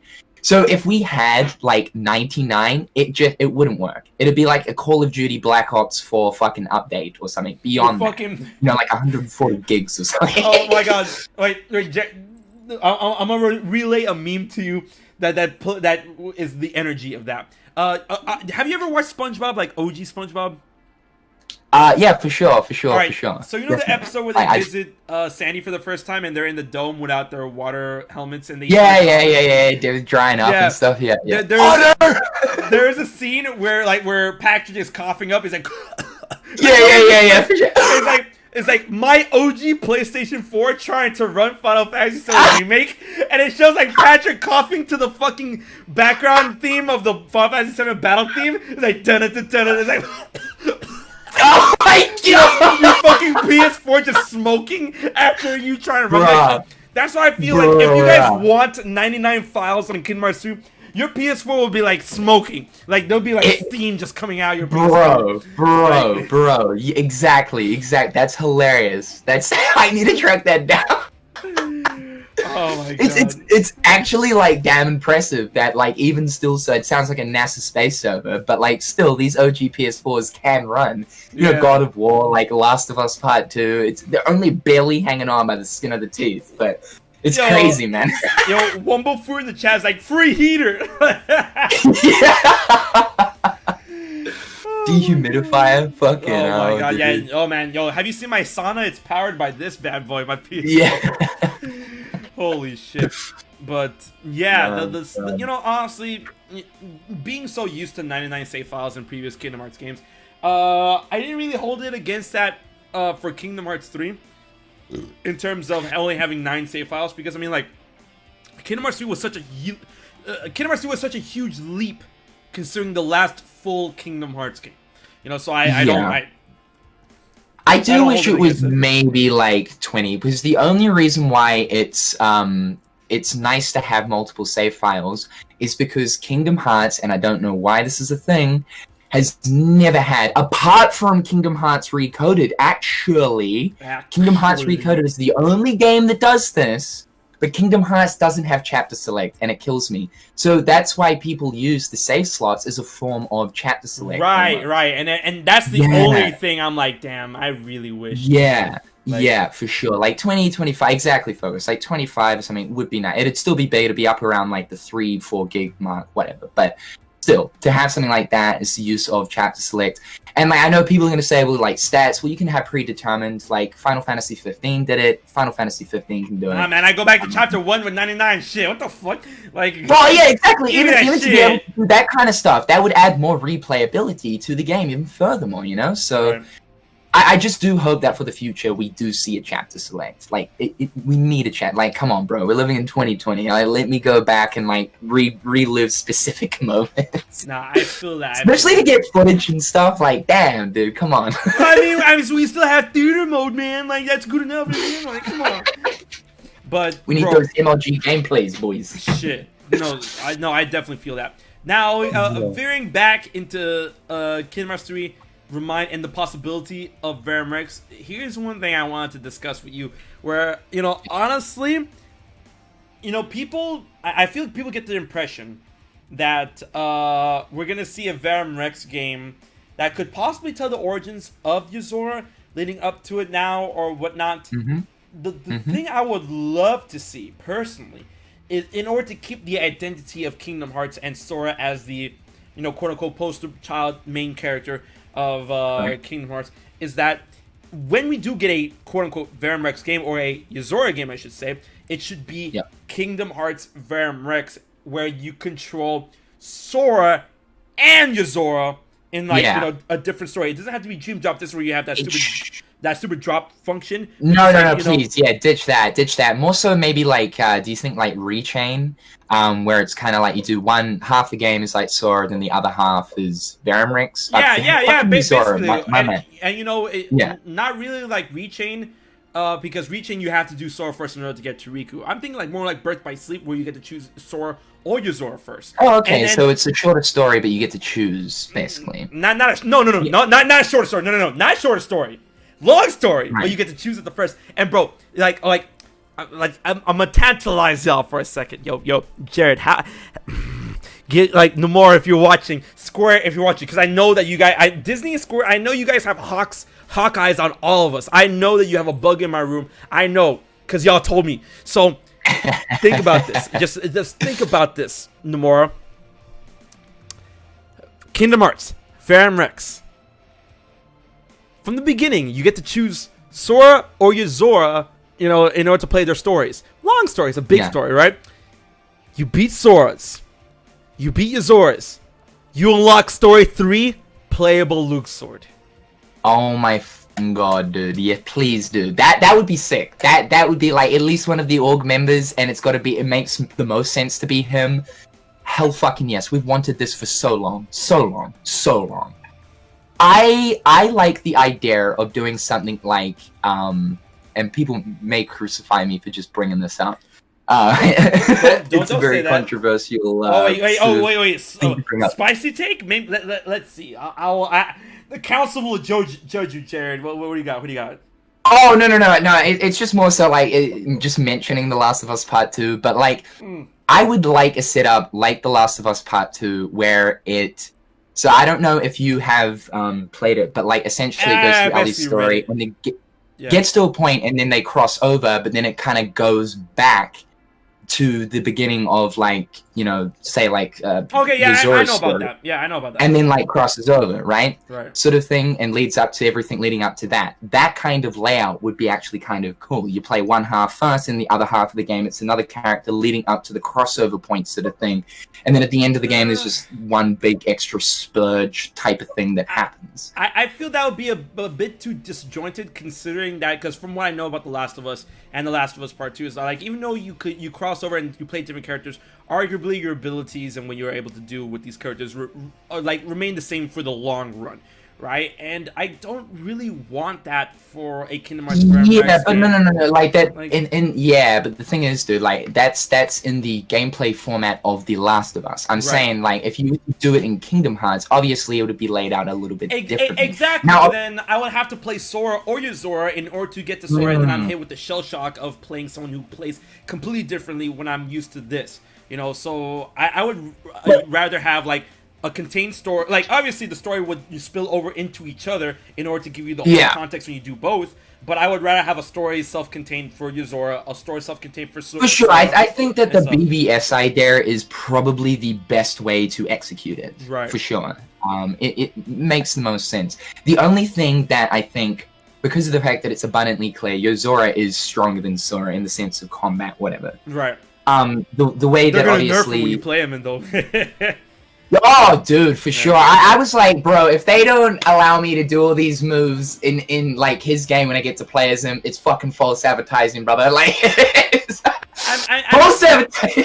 Right. But I mean, like, I feel like you would at one point, but Dude, the stealing abilities thing, can you imagine, like, you unlock different abilities from certain enemies, like, if you pull that move, there's, like, a sort of percentage chance of, like, snatching abilities that you can temporarily have type of thing? Bro, man. I would love that, but I'm gonna hit you right now, Jared, with how they can, like, because obviously with every Kingdom Hearts game, they always find a reason to give you the level 1 bullshit, right? Here we go, yeah. Right? Obviously, for Sora, like, because the way I envision Verum Rex, the Kingdom Hearts Verum Rex, is that Sora is actually in Shibuya trying to figure out his way around the world and trying to figure out what's going on. And then Yozora is obviously familiar with Yozora. Yozora is obviously familiar with Shibuya, so that'll be the comparative contrast. Yozora is in a place that he's familiar, Sora is not. And then Sora will discover, while Sora will discover for his own, while Yozora presents to you what is known. That's the two contrasts in terms of story. In terms of gameplay, get this, right? Sora's level 1, obviously, abuse the power of waking, you lose your powers, he gets to Shibuya, oh, I'm level 1 again. Alright, that's the explanation for Sora level 1. We're done. Yes, oh, but Yozora is able to do all this fuck shit to Sora, but when you play as him, why is he unable to? You know why? Because he uses technology as weapons. So then he shows up in Shibuya, Luxord's like, I was like, wow, it looks like you really did a number on Sora, so much so that your weapons are burnt out. You're gonna have to build new ones. Yeah, I can see that. And then you upgrade as you go, baby. You upgrade as you go. Like, yes, Yes. Though I do hope that if that is going to be a thing, I do hope that they still keep that design of the crossbow. Oh yeah, no, yes, that design. That looks so raw, bro. Oh my god, like that is a futuristic engine blade through and through, dude. Just the whole look and like the shape and whatnot. It is a futuristic engine blade. I don't know where he got the gun idea from, because obviously Noctis ain't using no gun. Well, I mean, he can, I guess. He can. Yeah, he does have a crossbow. It's not his iconic It's weapon, definitely not that, but I mean... I'm living for the crossbow. I'm living for the little crossbow, because everyone's all like, "Oh man, it's a crossbow." We're like, "Nah, man, it's a gun." That's how Disney does guns. It's a gun. That's a gun. Yeah. Disney will never admit it, but yeah. Yeah. He's gonna smoke the shit out of stories. Like, yo, man, it's like. You think it's gonna be like some kind of like Final Fantasy VII Dirge of Cerberus type shit? Obviously, like vastly improved, but obviously with melee gameplay sort of infused. I feel it's gonna be more melee oriented with what do you call it? It's more melee oriented with ranged combat. Taking the backseat, kind of like how Breath of the Wild does it. Right. Right. Of course. It's more of a like a side option to use rather than the primary. Go to. But I prefer that too, because Kingdom Hearts is all melee based anyway. So. Right, and then also you have to think about that. Yozora's crossbow, the way that we've seen it in both both combat and in the gameplay footage, is that he doesn't fire bullets. He fires he fires like physics. God damn, I'm drinking. So he fires like he fires. What's the word I'm looking for? Like laser shots that it seems as he fires it, it's like, okay, you know where it's gonna be, how long it's gonna be, that's delayed almost. Right, there's no it going like for chat, there is no going for like pew. There's just like he fires, boom, like that's what he's hitting, like boom, right? So it's not like he's firing a bullet blast or anything like that, so it doesn't really need to the point where you're like, oh, you need to aim and fire bullets and hope the bullets. It's gonna be constant. Exactly. So it's more of like an extension of himself. So like that could be incorporated into his melee, into his combat type shit. Yeah. So like hits. Yeah, there you go. Hit scan. Hit scan. Yeah. For sure. The laser things that like he can delay it and like fake you out type of thing, and then it's like. Crazy fucking stuff. And also the like how he can manipulate his sword as well. Just send it out and like it's almost fucking reverse strike rate, like that sword thing when it goes on autopilot and appears behind you, that is just disgusting. Bro. Like I can't, for the life of me to this day, I can still not get that like down to a T, blocking that, because you gotta like dodge to the left to like kind of get on the side of it, then guard. It's just a pain in the ass, dude. Man. My God, so I hope there's a bit of that also goes on too. Bro, I can already imagine how that can work. It can work like how some games incorporate a boomerang, where sure. Imagine Yozora has a shot lock, right? And his shot lock is that like when he slows down time, he shot locks and then he jumps in there, targets people. And then those people he targeted, he just throws his sword, and the sword follows where he was looking. Where he goes and comes back to him. Yeah. Oh man. Like a crazy strike rate thing. Yeah. Like, ooh. The game would just be DMC, but KH. And you know what's funny about that? Yeah. You know what's funny about that? Square Enix recently hired someone for a mystery project that used to work on Devil May Cry games. So I'm like, bro... Verum Rex? Okay. So like, it might be time. Alright, Jared, I'm gonna ask you for a favor. Talk? Because I need to use the bathroom. So. Oh yeah, no, that totally makes sense. That totally makes sense. Alright, can't be out here getting kidney stones, dude. Alright, fellas. How was dinner with the fam? I don't know if we were supposed to be talking about dinner with the fam at the fifth dimension, my man, but hey, it was pretty A-okay. Tasty, my man. Tasty. I'm going good. Little bit slow today. Had a few brewskis last night with the family, but aside from, actually, I'm saying a little bit slow, but with what like me and HMK just came up with, I beg to differ. I beg to differ, my man. Ah, dude.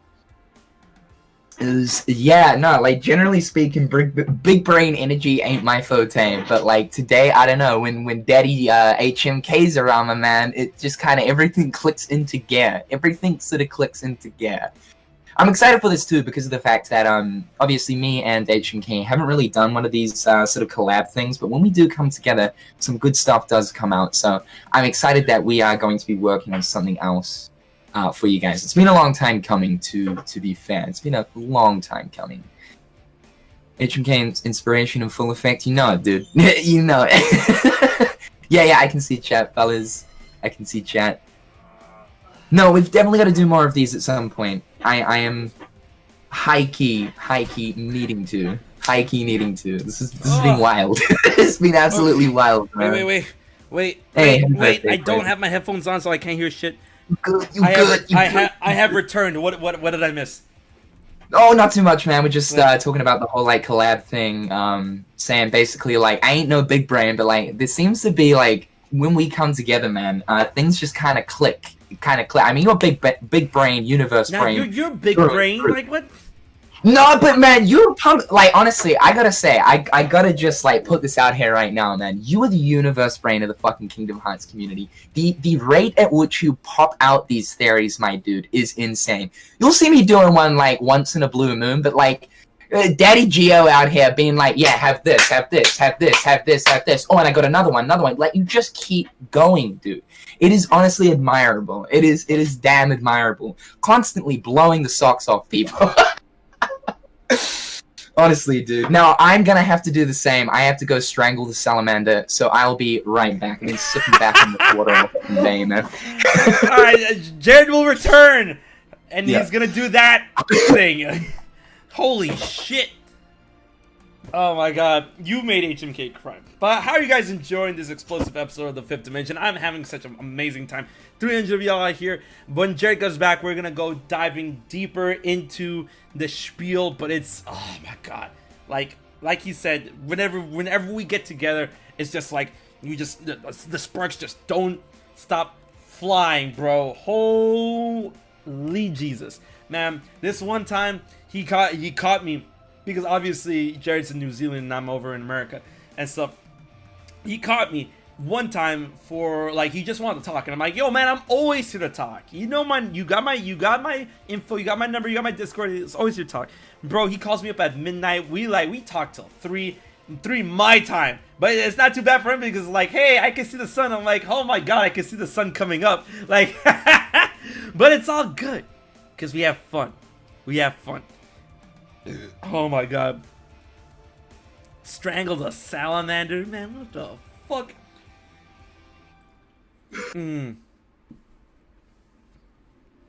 What position is the DMC guy though? He's the one who works on battle planning. He works on battle planning and gameplay. So it's not like he's just like a writer or a run-of-the-mill producer. He works on the gameplay technological aspect of the game. I'm gonna find out right now. There was an article about Square Enix hires Devil May. Oh, it's just the DMC thing? Yeah, they were asking about. All right, okay. Yeah, that's insane. I didn't even know this. That's insane. All right, Square Enix hires Dragon Dogma's and Devil May Cry 5 lead game designer Ryoto Suzuki for a new action game project, which is they're still not giving it to us. He had a 20-year career at Capcom and has also worked on Marvel vs. Capcom and Capcom vs. SNK. Damn, and Osaka team about to be flopped. All right, and here we go. In an interview with Square Enix recruitment page, which Suzuki cited as what he applied to, noted that more modern RPGs have incorporated action elements. Increasing internal tools and talent to develop those type of systems are necessary for people like him. Ooh. Damn. Okay. Do you think that this could lean more into, like, I'd like to imagine it's Kingdom Hearts for sure, but I think they've got their combat down. Although if they do need some new gameplay ideas for that of Yozora, which totally makes sense, get the DMC boy on. But FF16, do you think? Like, I'd like to think they're going to use the Final Fantasy VII Remake battle system. I hope going forward they use that. It was so good. But maybe to make it stand out from FF7R, they'll kind of twist it up a bit, maybe with some more action-orientated stuff. Now, the thing is, I loved Final Fantasy VII Remake, right? But it did set itself apart a lot when it comes to it being compared to Kingdom Hearts, because everyone, I mean, we were both there. You know, everyone in the momos were comparing it to Kingdom Hearts because of Nomura's involvement, the fact that it's our action RPG, but it was a lot more, what's the word I'm like, it was a lot more grounded and crunchy. That's the best way I can, like, you know, describe it compared to that. It's grounded, heavy, and crunchy when you compare it to that of Kingdom Hearts, which is a lot more seamless, flowing, and liberated. For sure, everything is real time. Like Final Fantasy VII Remake kind of is, but then it's got that amalgamation of the OG callback to the traditional turn-based in a sense of being able to slow everything down. We also have to talk about how air combat in Final Fantasy VII Remake is actually dog shit. So it's scuffed. It's scuffed. Yeah, it's scuffed. So you know, I would love for them to incorporate flavors and elements of that into Verum Rex, but I want to probably 75% Kingdom Hearts, maybe 25%. No. What I'm saying is What I'm saying is like, Verum Rex better not have no slowdown bullshit. No, Kingdom Hearts needs to remain real time through and through. Right. What I'm saying is, in the sense of like Final Fantasy 16, to make it stand out like from that of Final Fantasy VII Remake, because obviously that's also going to be a big project for Final Fantasy going forward. But then, of course, at some point in amongst these parts, I would imagine that Final Fantasy 16 is going to release at some stage too. So whether or not for Final Fantasy 16, do you think they will go more action-orientated in the sense of real-time? And if this DMC developer could potentially be working on FF16, and then having FF7R to kind of, there's got to be some kind of divide between them. I would like the FF7R gameplay to be the core gameplay of Final Fantasy going forward. I enjoyed it so much. It's the perfect, as I was saying, mix of traditional yet action-orientated gameplay. But I guess there needs to be something that sets apart the mainline Final Fantasy games in 7R. Right. Okay. All right. Now I see what you're saying. And yeah. Because I mean, like, Final Fantasy VII Remake definitely was something special, right? Super something special. And also, guys, if you guys are getting some hiccups, I apologize, but it seems like the hiccups are over. When I'm trying to do a lot of things, like when streaming, keeping up with chat and all that stuff, and then like searching up an article, sometimes they can get taxed. But it seems like the frames have stopped dropping. So thank you for bearing with that, but we should be good. But when it comes to some remake, it definitely was something special, and I feel that's something that should. Well, here's the thing. That's a double-edged. That's two sides of the coin for me. One is something I would like for it to remain, special to Final Fantasy VII. But I mean, like, that gameplay shit is so fucking good. Where I'm like, I want them to keep using it. But I see what you're saying. Where like, that's something for 7 Remake, and that the continuation of the Final Fantasy franchise when it goes into 16 should try to still remain. Not its own identity, but an identity that constantly keeps shifting and whatnot. Yeah. But after what we got with Final Fantasy 15, Final Fantasy 15's combat was approachable. It was great when it worked. It was just fine. Like, right. Yeah, it was just okay. There was a lot of times where it didn't work, so I'm like, but episode Arden, I'm like, bro, why couldn't the whole game be like, what the dude, fuck? I'm yet to play that. I'm actually yet to play that, but I loved Ignis. So I played all of the episodes. Oh, Ignis was great. What the fuck? That too. Ignis was just amazing, bro. Yeah. My God. Bro, so that's what I'm like, why couldn't this game be that? Anyways, going into Final Fantasy 16, it could be possible that, that could be the next, evolution. They bring that dude on to have like an evolution, bring type of DMC type of action combat, wildness to an RPG setting. But then people, I feel like that kind of deal will make people like scared where then it will kind of lose its it will lose its identity as Final Fantasy and as an RPG. If you try to get too action, you have to find and strike a balance, which I felt was perfectly found with Remake, but bro, it's really I love it. For me, it's really up in the air. And then with the success of Persona 5 and Dragon Quest XI, I feel that Square Enix might not be too ready to abandon turn-based RPG just yet. For sure, no, I mean definitely. That's a massively good point, dude. I think like if they actually went back to roots with having Final Fantasy VII R as the action-orientated Final Fantasy, because clearly it's working. Right. That game has sold crazy copies. And then going back to the roots with obviously the mainline. That could work out. That could work out mighty fine. Even I'd be interested to give it a go. Like I'm doing Persona at the moment, and I'm actually kind of liking it. It's okay because I cannot do turn-based for the life of me. Like I need something that is engaging. I need something that's engaging. And you're streaming Persona 5, so I mean, ain't that engaging enough? Bro, that game is fucking crazy. No, but like I think the thing that like keeps me together with that specifically is definitely its narrative. It's just crazy. It's fucking like wait. I have to. Okay. I'm sorry. Hold your thought. Hold it. Just hold it. Hold on to it, Jared. But I have to. I got it. I have to say this. All right. Daniel D. Wait. Actually, no. Not even that. Wait. You guys need to understand. When we do the fifth dimension, notifications are not a thing here. So, considering that notifications aren't a thing, I actually received an email about it, and I'm about to go to it right fucking now. Roxas KH19. Thank you for the 69 donation. This dude. That's what I call nice. Oh my god. This dude.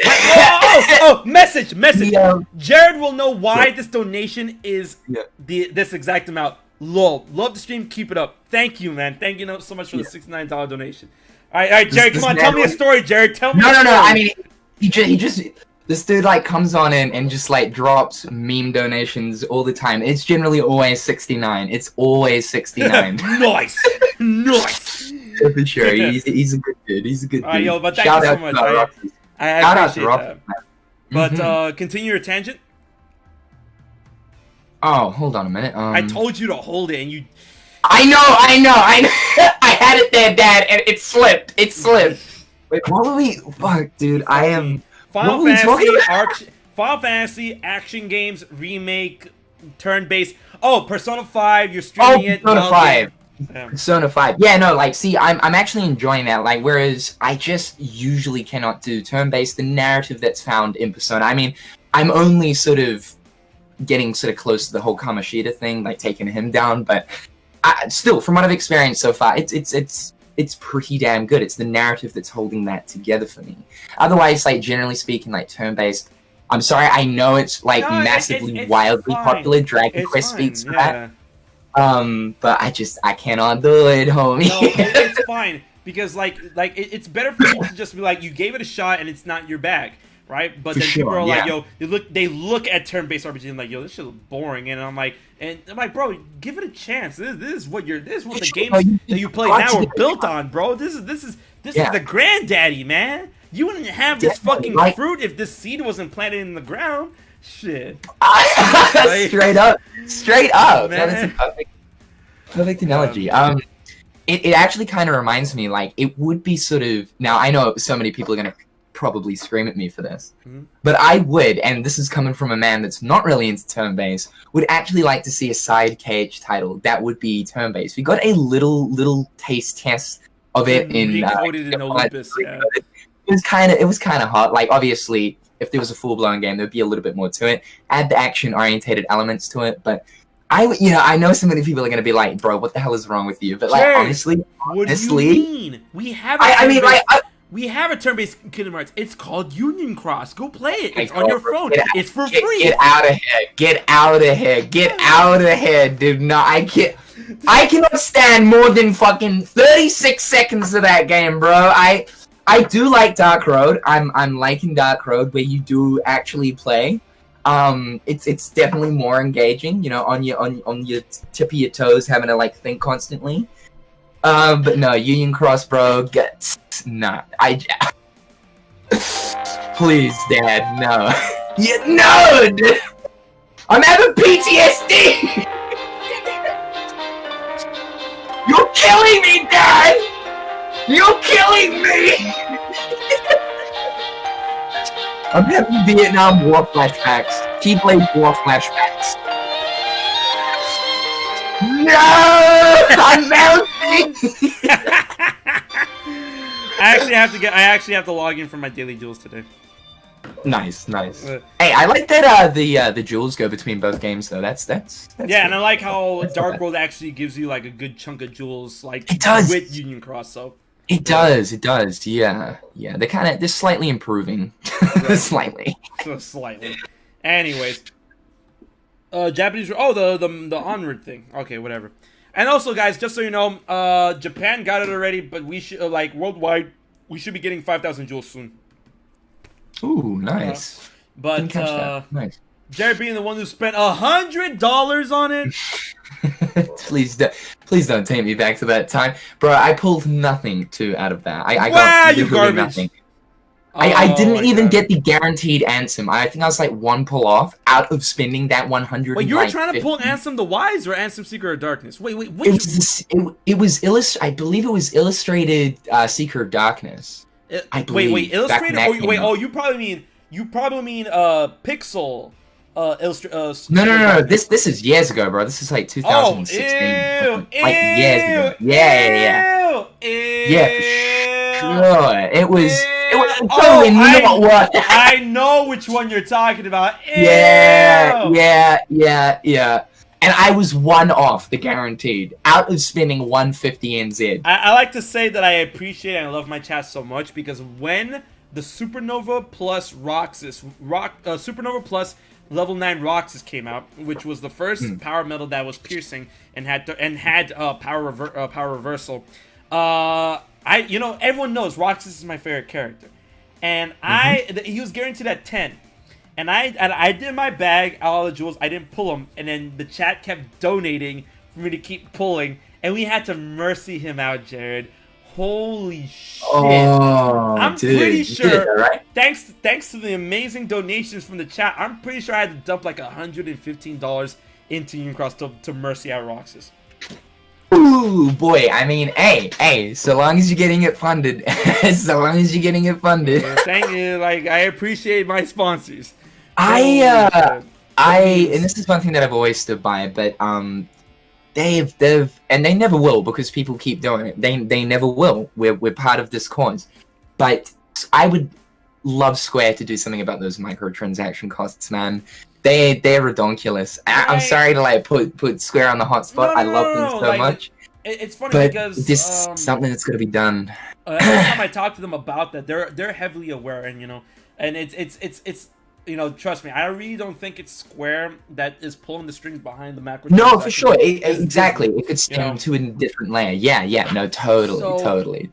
But that's the thing. That's the devil advocates excuse for this is really weak, but it still stands where it's a gacha game. It's meant to be gacha, and they have to make money off the type of free to play bullshit that Union Cross and Dark Road is. And it's not like they're at any loss for it because, bro, let me tell you, when I went to Japan, bro, I saw a shitload of people actually playing Union Cross. I'm like, wow, they actually do play this shit over here. Holy shit! Oh, for sure, because those sort of things are massive. Yeah. They're massive in Japan. Those type of gacha games and collection aspects and I mean they're massive, and there ain't no complaints coming from Japan, so they'll just keep pumping it out. Of course, right, so, it's like when you look at the Mario Kart Tour, fucking Nintendo. Oh man, that shit is so fucked.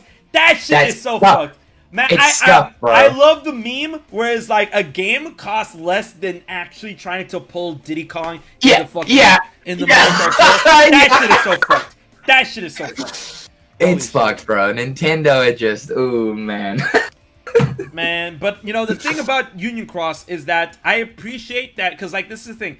A lot of people when it comes to the Kingdom Hearts community and gaming communities in general, a lot of the time Union Cross or Dark Road or Unchained Key was their first introduction to gacha, right? And Yeah. Disney, Square, and Kingdom Hearts Union Cross, they actually incorporate a lot of elements that are not in a lot of high-end gachas, which include mercy rules, free jewels every time they free jewels every time they find an excuse to give you free jewels. Events that give you free jewels that you have to earn yourself. A lot of gachas actually don't do that, and they simply rely specifically on the people's want for a certain unit or anything like that when they roll it, and that's literally it. And when I played Tales of Cristoria, which is the new Tales gacha game that my bro wants to get me into, I was asking him, I'm like, if you guys play Tales, there was a new recent banner that came out that was, where you could pull Douse as a unit, which is the first Tales bad guy from Tales of Fantasia, right? And I'm like, all right, cool. Can I mercy him out? And he's like, mercy? What's that? And I'm like, what do you mean, what's that? Right? And he's like, yeah, what do you mean by mercy? I'm like, if I pull enough times, do I get him guaranteed? And he's like, no. And I'm like, what? What do you mean, no? Right? Then why would I pull him? You just gotta keep going until you strike that luck, right? Boy. And like, why would I invest in that? And then he's like, because he's a good unit. And I'm like, man, whatever. Like, oh, dude. I see. Well, that, and they're definitely improving. I think they are improving in the sense of, finding times to actually give out free jewels and stuff. And, of course, with the introduction of Dark Road, there's even more to be found there with all the missions and whatnot. So it's certainly improved. It's good in the sense that, to a degree, they are listening about or towards these sort of the cry out towards the price. And that you definitely have to admire, whereas other companies would just be like, fuck them, Right. So, yeah, Square are actually doing it. Man, I'm just waiting for that fucking Yozora medal in Kingdom Hearts Union Cross to find out if you're a bad guy or a good guy. Because that's how you find out. I ain't touching that game, but when? Because, guys, that's how you truly find out someone's alignment in Kingdom Hearts. What kind of metal they are, right? So if Yozora is a reverse metal, he a bad guy. If he an upright metal, he's a good guy. That's all you need to know, right? And Dude, though, what if the characters that are from Shibuya, because it's some parallel universe, have their own metal type? Some kind of fucking weird, modern-looking outboarder or something like that, man. Yeah. To add something extra to the meta. That would be interesting. That would be dope. But Man Captain Pokey says, Yozora's gonna have a reused animation. No. For Yozora's Metal Square, I hope you're listening. For Yozora's Metal, it has to be that stupid ass ball. Like that ball thing. Ooh, yes. He drops it and you slash it and then it blows up. No, it has to be that. And that is, honestly, I'm not an animator, but I down and deep compared to all the animation that is in Union Cross, how hard is it to make a red spinning ball that you slash through and that's it? Exactly. That's it. Compared to what they already have, yeah. It has to be that. Dude, no, see, I saw. Okay, sorry, I know you're in the chat. I saw before that you said they've lowered the prices in Australia, bro. I'm looking. So I'm on Dark Road at the moment. 170 NZ dollars for 14,700 jewels, bro. I mean, I don't know what's going on with Australia, but that's still scuffed, brother. That here in New Zealand, that is still scuffed. It must be maybe 160 for you or something. That is still scuffed. I actually didn't know. Wait, explain it to me because I actually didn't know that. So, Australia and New Zealand share the same currency, or does all of Oceania share the same currency? No, not at all. New Zealand dollar, Australian dollar, different for sure. Australia is only just a little bit more dominant in the sense, right? But it's not by much. I think it's only by maybe 20 cents or 10 cents or something. Whereas the USD to NZD is something for $1 US, I think you get something like $1.80 New Zealand or something like that. It's, right. Oh, speaking of dollars by and all that shit. So, Jared, this I'm gonna bring up. This ain't the end of the stream, but this is something I gotta bring up. To make sure that we get it out of the way. So our boy Jared, the games are cynical. He is part of the big boy crew. He's earned his mark. Ladies and gentlemen, he has survived Yozora. So with that dude. I'm going to be ordering a tea for sure. No. You're not gonna be ordering tea because I'm gonna send you one, motherfucker. Oh my man, my boy. I'm gonna send you a tea.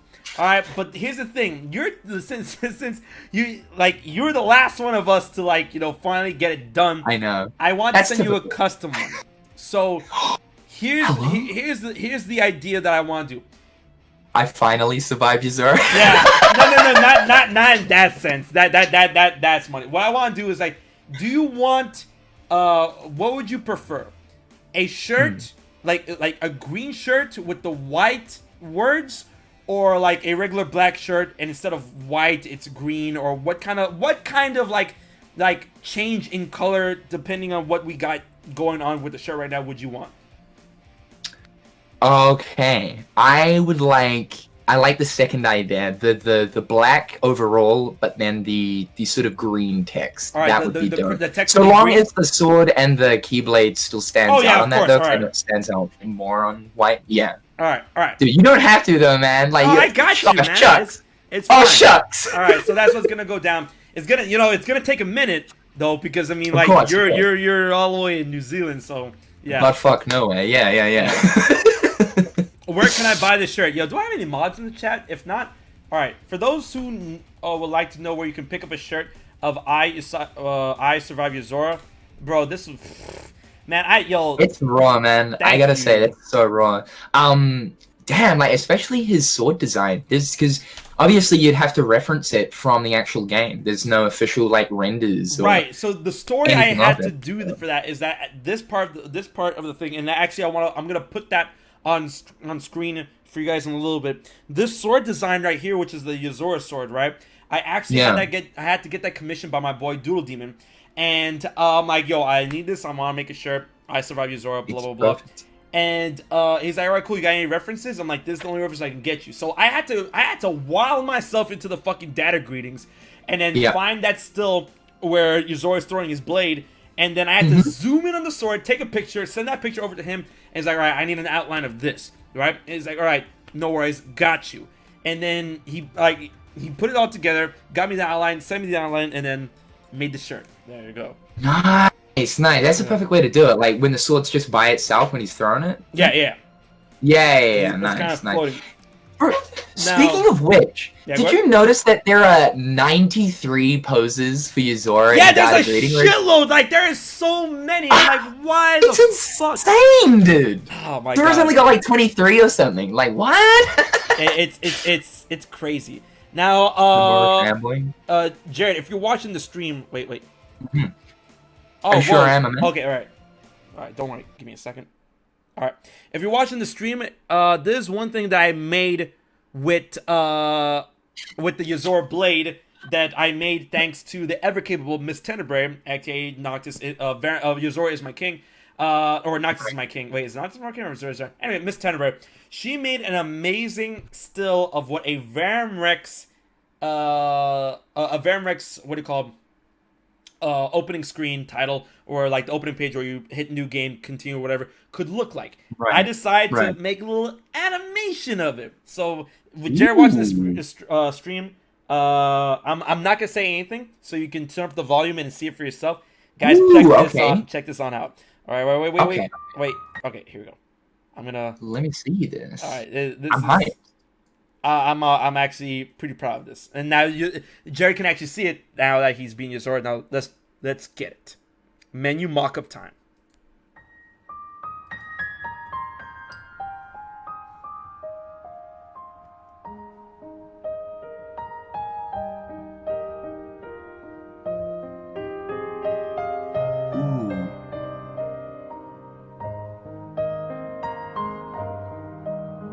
Ooh, man.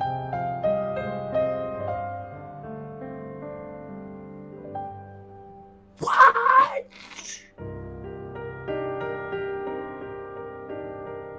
Bruh.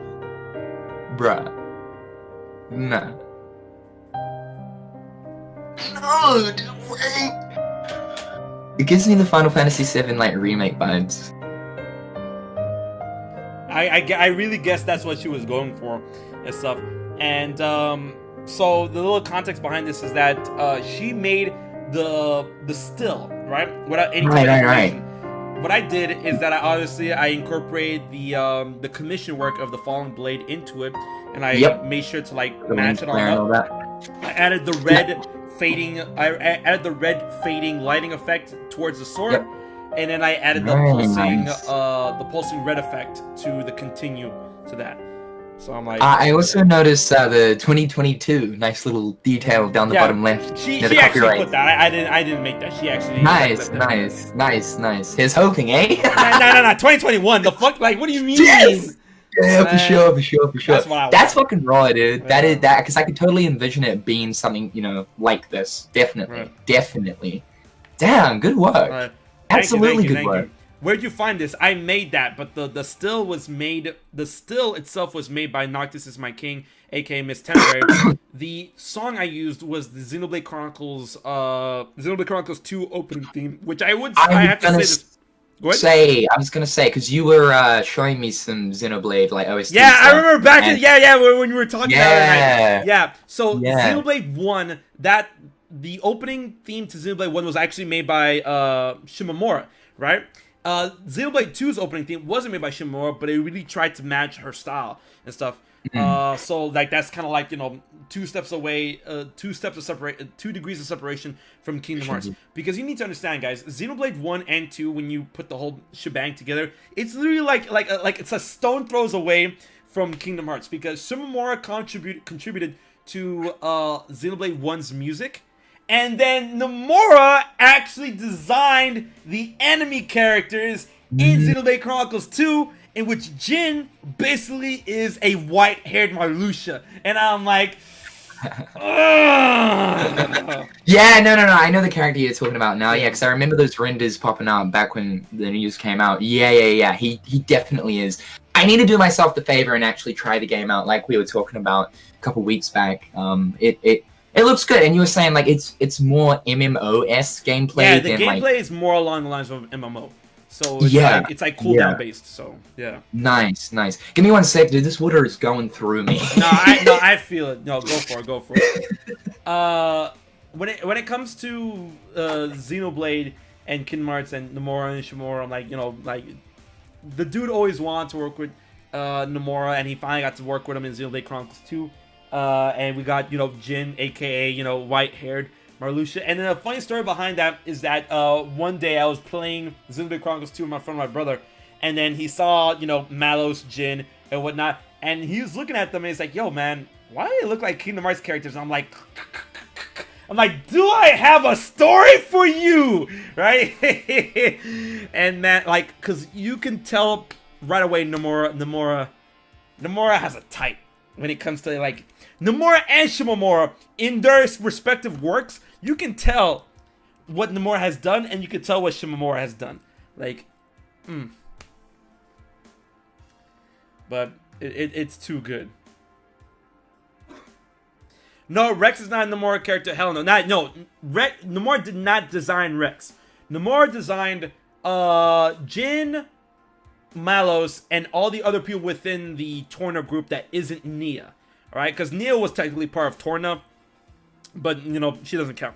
Everyone else that was in Torna, you know, Jin, Malos, those other 3 fuckers, I can't remember their names, they were all designed by Nomura. And when you see them, they're like, yeah.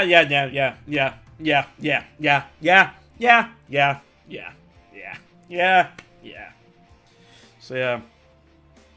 Basically. Man, they both have very distinct styles. Like I don't know if Jared's aware. By the time Jared gets back, guys, do you think we should play him the forbidden music when Jared gets back?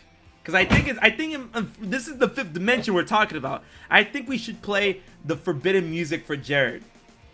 Man. Yes, please. Oh, Jared's here. All right, no, I don't know if Jared's aware of it, but we're about to play the forbidden music for Jared. All right, it's time. All right, Jared. He might be aware. I don't know if he's aware, but he might be aware. Jared, I'm gonna play you a track, okay? Okay. And you're gonna tell me where this track is from. Okay. Is it something that I know? No. Don't worry about it. I'm gonna play the music, and you're gonna tell me where it's from, okay? Okay. Just listen to my stream. Listen to my stream, all right? Yeah. There's an ad. Don't worry about it. All right. The forbidden fruit. Oh, there's another ad.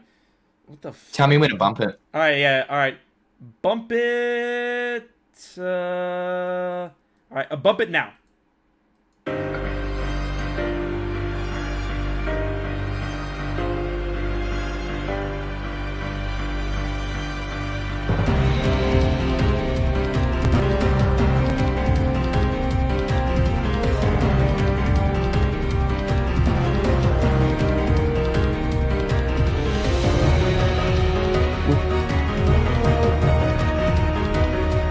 No, this is the fucking weather thing, isn't it? No, it's not.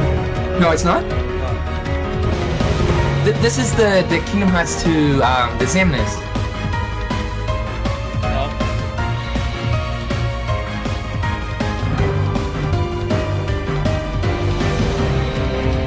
What? This is some Castlevania? No. No, it's definitely Yoko S. Is it by Yoko? It's by Yoko.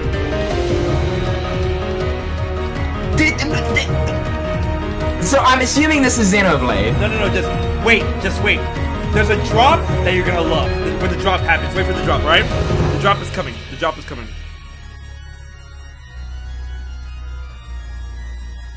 And now, here's the drop. Here it is.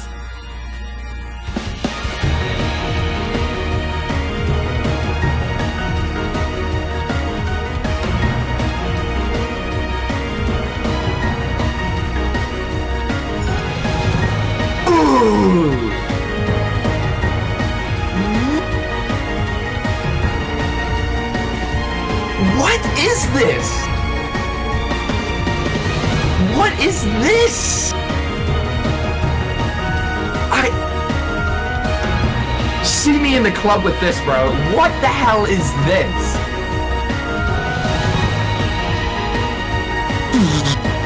Okay. This is more a Xenoblade, right? Surely. You just listened to the final boss theme of Mario and Luigi Paper Jam. Get the what? Hold on a minute.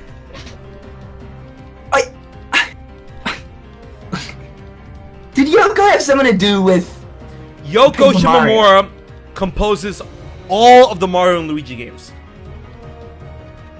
Oh my god, 'cause I knew that, like, obviously they had some ties to Square to a certain degree due to the Mario RPG back when. Yeah, way back when, but this game has nothing to do with Square. Specifically, the Mario and Luigi RPG games, you know, Mario and Luigi Superstar Saga. Yeah, for sure. Bowser's Inside Story and all that kind of stuff. Those specific games, all of them were composed by Yoko. Bro, I need to play me some Mario RPG, like the Mario and Luigi games. Hello? Really? Yep.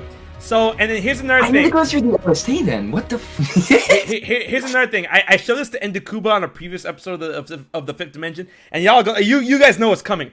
Yoko also did this. I don't know, because I don't think we ever had a conversation about this, but Yoko also did this, and I'm about to blow your mind, because I know you know what this theme is, and then you're gonna be like, Yoko did this? No way. This is how you know she's a goddess. Here we go. For those who don't know in the chat as well, Yoko Shimamura did this.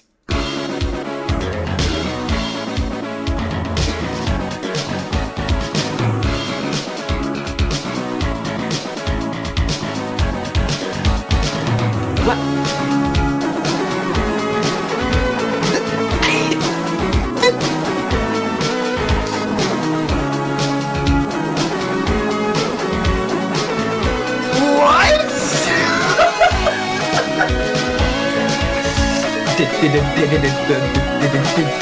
Yo, dude, what the fuck? So for those who don't know, Yoko Shimamura actually did compose Guile's theme. Yoko Shimamura, What's that before she, yeah, that's Guile's theme from Street Fighter 2, right? Like the theme that's like, oh, it goes for everything, right? Yoko Shimamura worked for Capcom before she worked for Square Enix, and then after Square Enix, she became a free agent. But Nomura loved working for her so much that he had her like he had her on lock for Kingdom Hearts. She's like, he's like, yo, every time I put out a Kingdom Hearts game, you're composing it, right? You're doing it, right. Yeah, Yoko's a free agent right now. Like, you know, she can work for anyone she wants.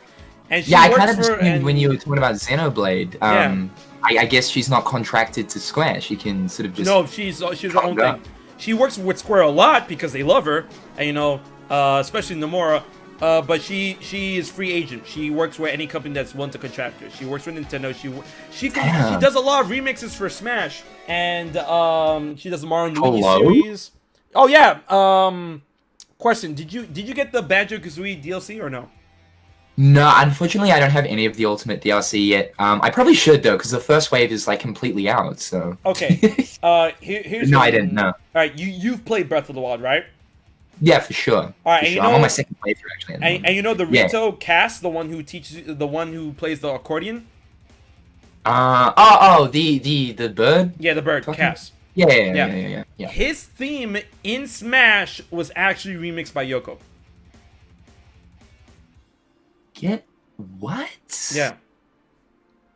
Dude, like I didn't know that she was so prevalent throughout the games industry. Like I thought it was primarily pretty much just Square, obviously due to their relationship and stuff. Right. No. Wow. She is known as the goddess of video game music in Japan. Wow. Yeah. What? Damn, dude. So like a lot of JRPGs. A lot of JRPGs, a lot of games. And then something I found out today is that she actually composed the Japan Team 2019 Rugby World Cup theme.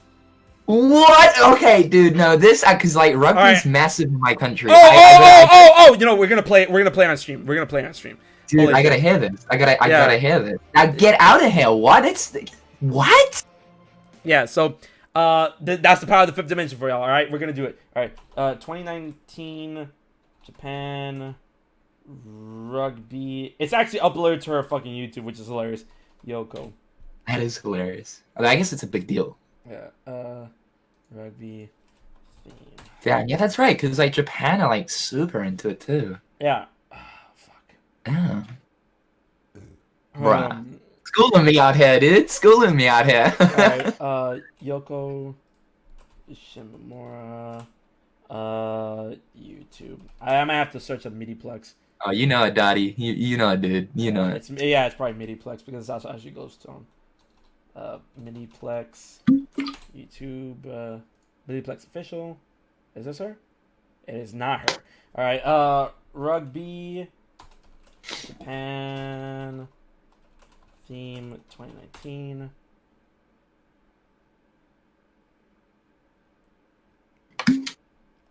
Bro, I have to like fucking look for this shit. Actually, you know what? I can find it better. There's a better way for me to find it. All right, we're not dropping frames. I have to really dive deep into the fifth dimension for this one, boys. All right, don't worry, I can find it. All right, I'll let you know.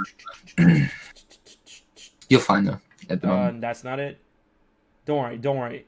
We're gonna. Oh, here we go. Found it. All right, let's get it. Of course, I would have to go to like Japanese YouTube for it. All right, this is the rugby theme for Japan, composed by Yoko Shimamura is subscribed. Yoko Shimamura. Here we go. My ears are about to be licked. It's called "Blooming in the Dawn." Of course, classic. All right, here we go. Of course it is. Here we go.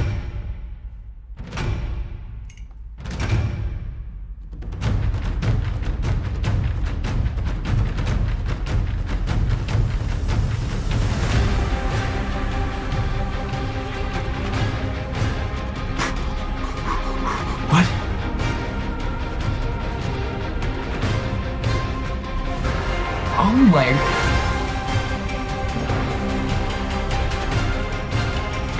Bro, what the fuck?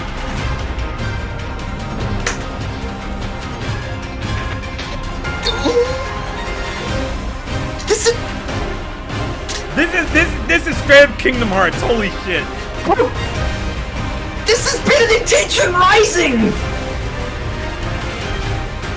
Wait, no, wait. I have to go back. That one part, I have to play that part again. That part had me, like, ascended. This part, wait for it.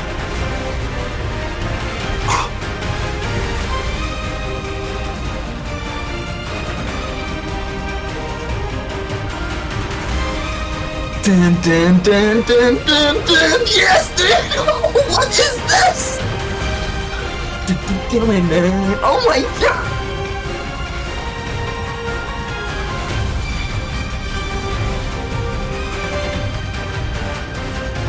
Bro. Oh my god! Okay, so this should have been the final Xehanort thing, like something like this. Like, while it was good, I liked it. It just needed to have that extra edge, like this is the battle we've been waiting for years. And though it was good, I gotta give it credit where credit's due, something like that is what I was looking for. That is amazing. Instantly, right there, that would go down as one of my favorite tracks from her. Ain't even heard it in full. That is beautiful, dude. And that is, ladies and gentlemen, that is the rugby team for the, that's the rugby theme for the Japan team for the Rugby World Cup Finals. Forget Al Haka. If they're playing that every single time, I know it's only for that one thing, but my god, dude. Like imagine being a team on a sports, imagine being a sports team walking out to the field to that theme. Yeah. And they play that shit live. Like the big ass taco drums and shit. Like, oh my god. Some like final boss aesthetic shit. Like, what is this? It's like you wanna be the rugby world champion? Here's your fucking final boss right here. Team Japan, let's get it. Oh dude. Yeah. Oh my god. What is that called? Blooming in the Dawn, you were saying? Blooming in the Dawn. Okay, I just got a notepad that because that is beautiful. That is beautiful, dude. Alright, keep talking. I have to go leak the lizard myself as well. Yeah. No, it's running through me too, shit. Oh my god. I'm losing brain cells. I'm losing brain cells. I'm actually losing brain cells here, dude. What? Sorry guys, just I'm having a moment. I'm having a hot moment here. Oh, dude, she really is untouched. She really is untouched. Legendary, man. She can cover all aspects, not just games, sports too. I mean, I suppose you could call that a game as well, but like, twisting my nipples in like a 185-degree angle. I can't. I honestly, truly can't. My god. Dude.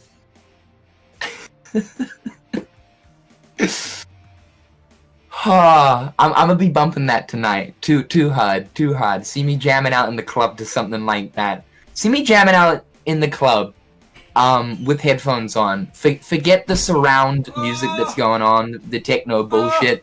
This is it. This is actually it. Yeah, no, so, okay, in the sense of, like, meeting her, actually, I do want to ask HMK about this. Yeah, I'm here. Okay, so, did you end up meeting Yoko at one of the orchestras? I didn't, because you need to understand, like, me getting to the orchestras, both times, like, actually... You did or you didn't? No, I did not meet Yoko at the okay. Because right. Both of my times going to orchestras was really lucky. I was really lucky to actually get there. So, you know, I never met Yoko. I mean, I saw her in the distance. I'm like, ah! But I never actually met her. Yeah. I haven't either. However, though, so it was 2018. That was like our big year and stuff. We were doing all the trips. Oh, yeah, man. I remember that year. Best year, hands down.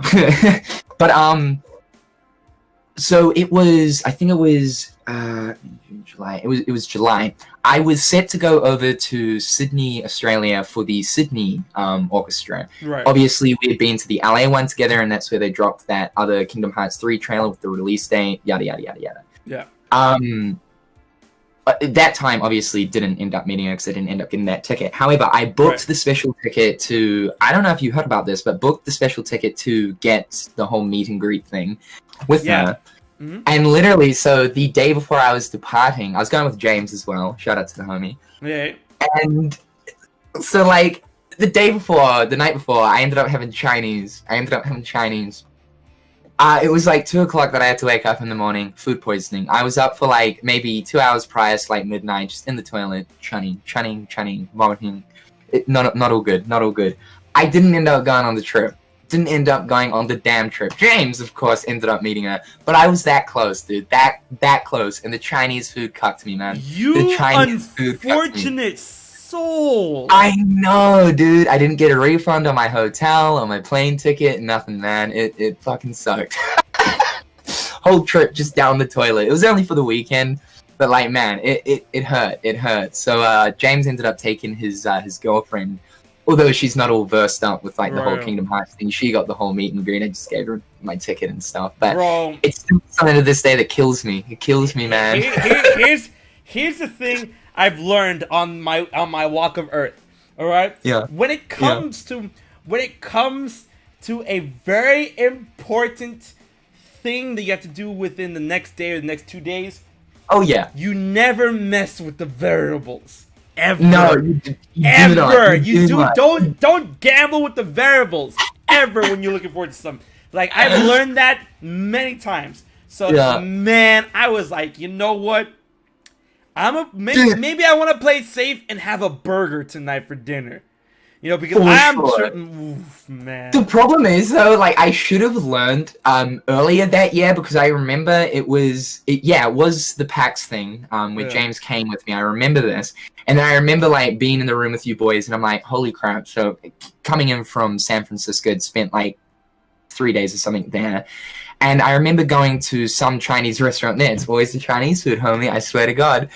And I don't know if you remember this, bro, but I was having to use the bathroom. Like, I remember. I'm swirling. Like, I was sort of contemplating whether or not I could actually end up going to PAX and stuff. I was like, nah, dude. Pulled through, of course. But my man, I should have learned then and there, but not good old village idiot over here, dude. Man, I was looking at James. I'm like, yo, is Jared okay? Like, is he dying? Like,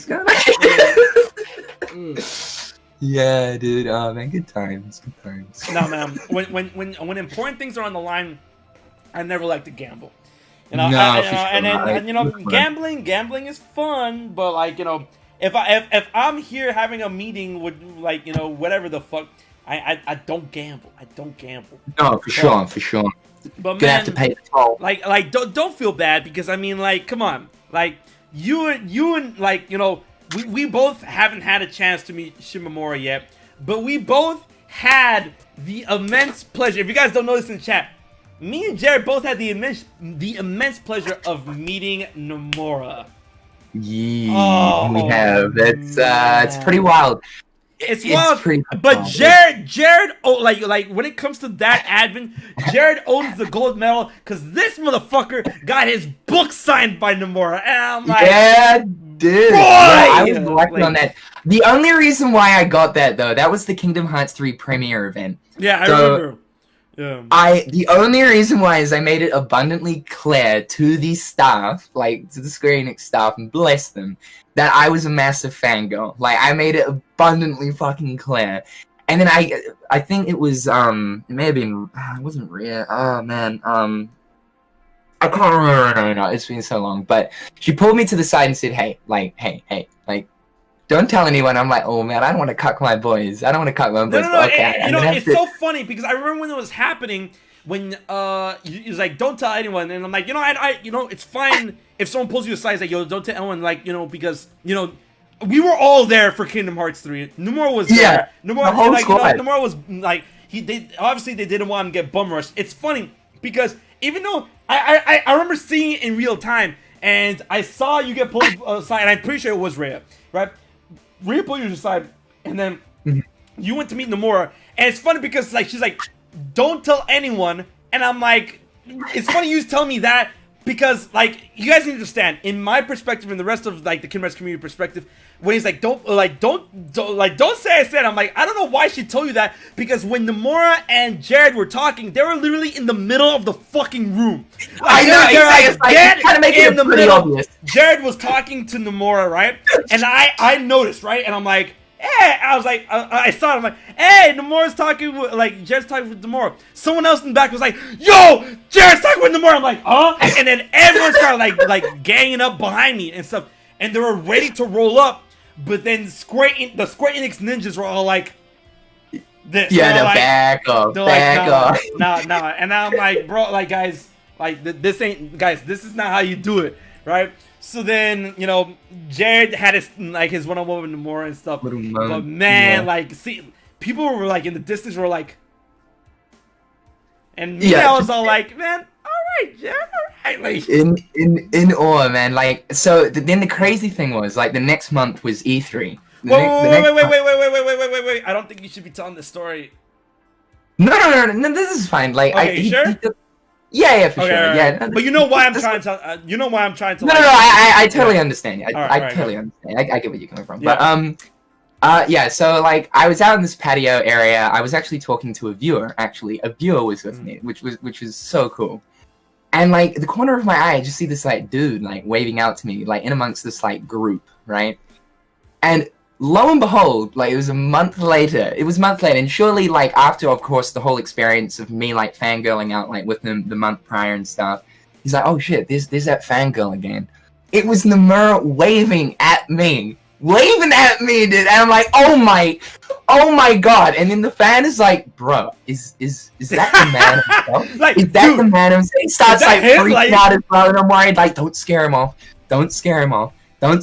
we approach him real slow, like, so I woke up and stuff, like, how you going and all this, like, I loved of course he has his English translator there, he can't actually speak any English, or very little, so you have to go through the whole translator, but we're just basically saying, like, I love the Frozen trailer, I love the Pirates trailer, thank you for everything, blah, blah, blah, blah, blah. It was insane, but, like, the thing that just melted my heart was, the man, like, was waving at, like, so at that point I knew, it was established. This dude knows that I'm, like, his #1 fangirl, basically. Bro, because honestly, the premiere event, bro, I was just like, oh my god, Nomura was here.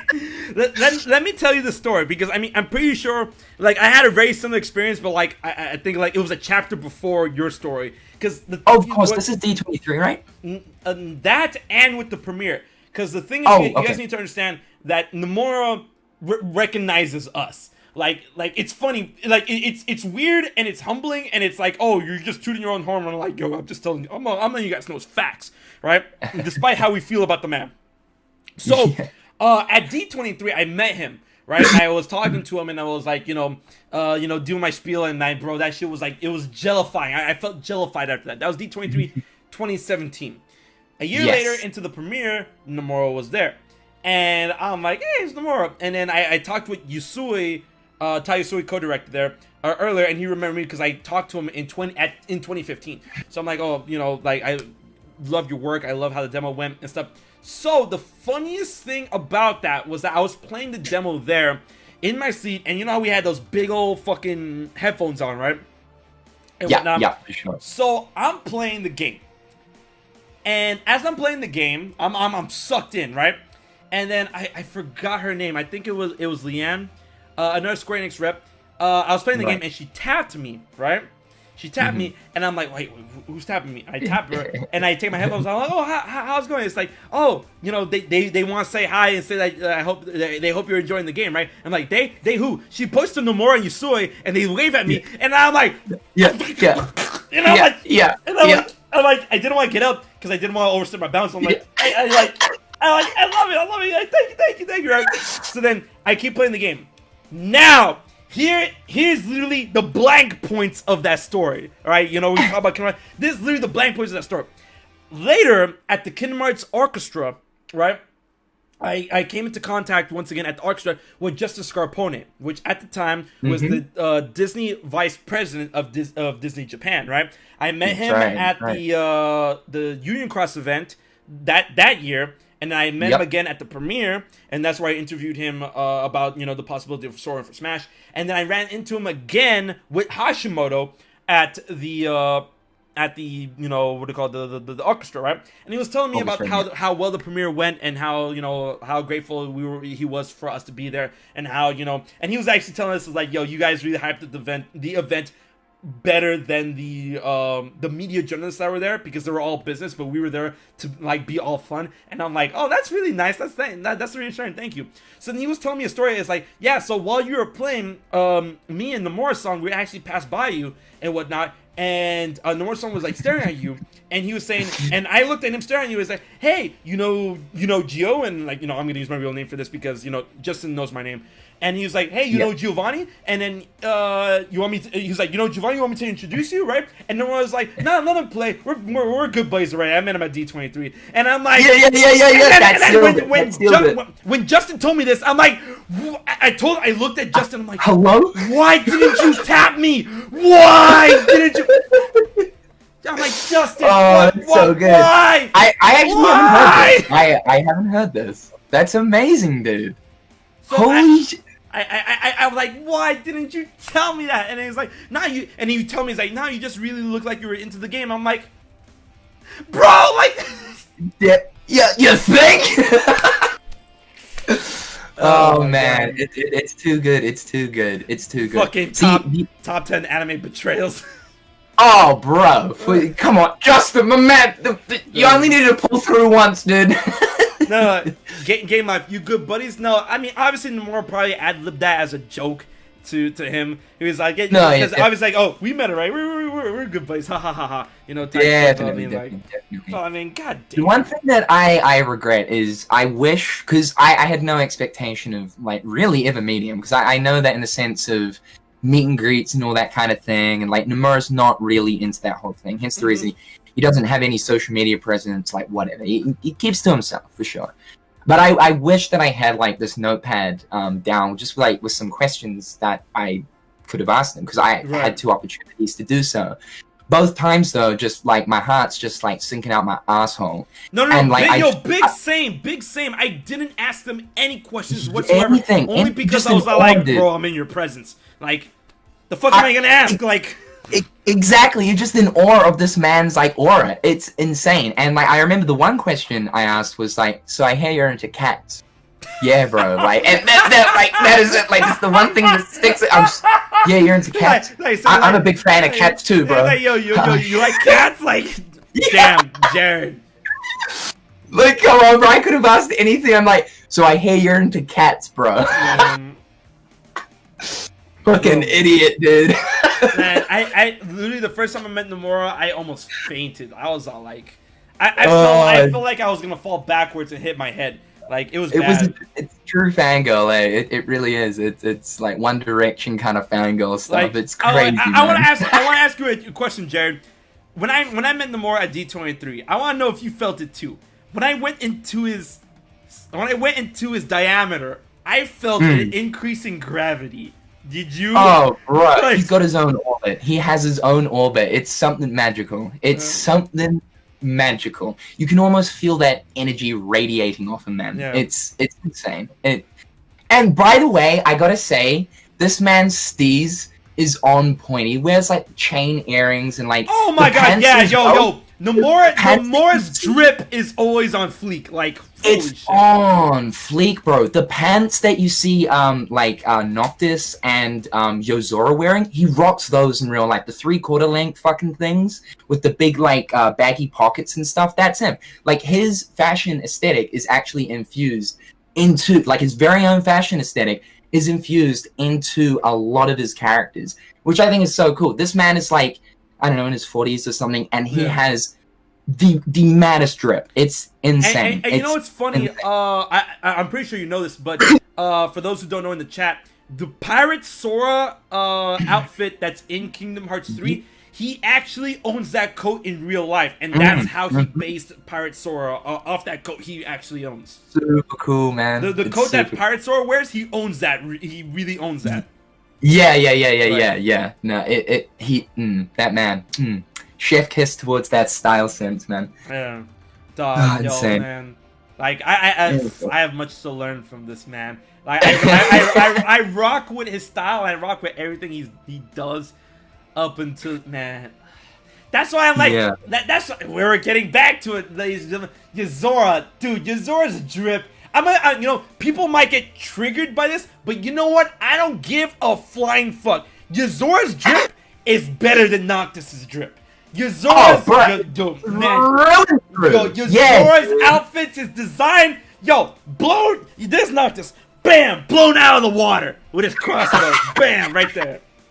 I like Yozora's like whole black vibe, like very emo-ish kind of. Like it's cool, but like there's a lot more sort of uniqueness going on with Yozora. Yeah, there's a lot more contrast. You know, Noctis didn't have a lot of contrast. The only contrast he had was his outfit and the fact that, you know, everyone within the Regis line, which was, you know, I appreciated, but it was kind of off. Everyone in the Regis line had red souls, right? You know, that was the only contrast you had. You know, Noctis, Gladio, Ignis, Prompto, they all wore like predominantly black, some accents of gray or whatever. But then when they wear their shoes had red soles. I'm like, I mean, I rock with it, but whatever. Yozora has a lot more contrast going on, so that's why I'm like, yeah. For sure, the little like the chocobo zip and all that, like the nice. fine little details and stuff in there. It's nice. Very cool. It's very cool. Yeah. His ears pierced on one of the ears. Oh man, yeah. You know, because those are Nomura's piercings. Nomura has his ear pierced like that. Like he does. Yeah. It's insane. It's like his child, man. Like whereas like Sora's like his innocent child, Yozora and like I guess Noctis as well is like his bad boy child. Yeah, you know, it's the prodigal son, the prodigal son, whatever the fuck. But yeah, man, definitely. Man, oh dude, God, I love Yozora, and I can't wait to see how he's gonna be tackled in the future Kingdom Hearts game. But man, can we talk about how like we know the Kingdom Hearts 3, what did you call it? The soundtrack is coming soon. The OST is coming soon, and I'm gonna buy the fuck out of it. Now we can talk about how the OST. The Kingdom Hearts 3 OST actually has not been officially named as of now. So when we actually get Yozora's battle theme, the name of Yozora's battle theme, and the name of his data greeting, you know, that can lead to theories to let us know. Oh, definitely. Music does. Yeah, definitely. And then speaking... go ahead. Oh, no, I was just going to say, like, there are different, like, notes of which from Sora and Riku's that I've been made aware of. They're inlaid in it. Yep. Yeah, it's interesting. It's really interesting. Just like how back in the day when Vanitas' theme Into the Darkness and Unbroken Chains, they had aspects of Sora, Roxas, and Ventus in it. That's right. So yeah, the music in itself is something you can look into, which is again a Kingdom Hearts thing through and through. Right. So I'm waiting for the name of Yozora's battle theme. But can we talk about how fucking how Shimamura literally snapped when she made that theme? Like she. I'm probably not as like ooh about it as like everyone. Like it's good. I love it. It's fantastic. I don't know why, and I'm gonna get shut down for this, but I'm gonna say it. You know what? I'm about to say it. Do it. I God damn it. I prefer Rage Awakened. I'm sorry. No, you're not wrong. Like why are you trying to feel bad about it? You're not wrong. No. Rage Awakened is strong. It's fire, but the problem is it got so overplayed with all of Kingdom Hearts 3's promotion because it's essentially like all they had for a while. It's fine now, but there was a time where I'm like, I don't want to hear this anymore. I'm fucking over it. Now, even with the overplayed of Rage Awakened, I was never over it because I'm like, yo, Rage Awakened slaps. So I mean, like, it's fine for them to overplay. It does. It claps. So, but like, no, it's a very strong contender. Like, I'll respect that. Like, the Yozora thing is beautiful. Like, it really is. Bro, can I tell you how much of a fucking like bloodshot awakening I have every time I like, because obviously Yozora beat the shit out. If you say that you beat Yozora on your first try, you're a liar, and I will point at you and say you're a liar. But everyone got their shit beaten out of them by Yozora at least once, because when you hear that theme, just like this is me when it comes to the hype factor, just ding, ding, dun dun dun dun. Like, oh my god. Yeah. It's prepping you for that ass beating. Yeah, like, oh man, Yeah, cause like everyone and their mamas, like when you know, this is one thing that kind of pissed me off. Whenever I made a video, like around the time ReMind came out, or like a few days after ReMind came out, where I'm like, oh yeah, Secret Boss ending reaction, and then Secret Boss good ending reaction, and Yozora was there. People were like, spoilers in the thumbnail. I'm like, bro, we all knew that Yozora was gonna. We all knew Yozora was gonna be the final boss. Like, we all knew Yozora was gonna be the Secret Boss. So, like, you know, I was anticipating so hard how Yozora's final, like, Secret Boss theme was gonna sound like, and bro, I was not disappointed. No, it was fantastic. The one thing that I do wish, and like maybe this is asking for a little bit too much, because honestly, like in the sense of just there was a lot of content in the ReMind DLC. It was decent. It takes a while to beat, you know, especially if you're playing on anything from like. I would say like standard upwards, you know, like in the sense of difficulty and stuff. There's a decent amount of time. I'd say probably through and through, like, you know, like 10 hours at the minimum. Yeah, I agree with Nomura when he said it's self-sufficient. I agree with him, like, because it was, you know. I just wish that there was maybe, I don't know how you would have done it, but even if it was just wandering around in that like nighttime area, I wish there was just a little no, not in Shibuya, that wouldn't make sense, but like I just wish there was a little exploration area, kind of similar with like BBS's secret episode where you wander around and stuff.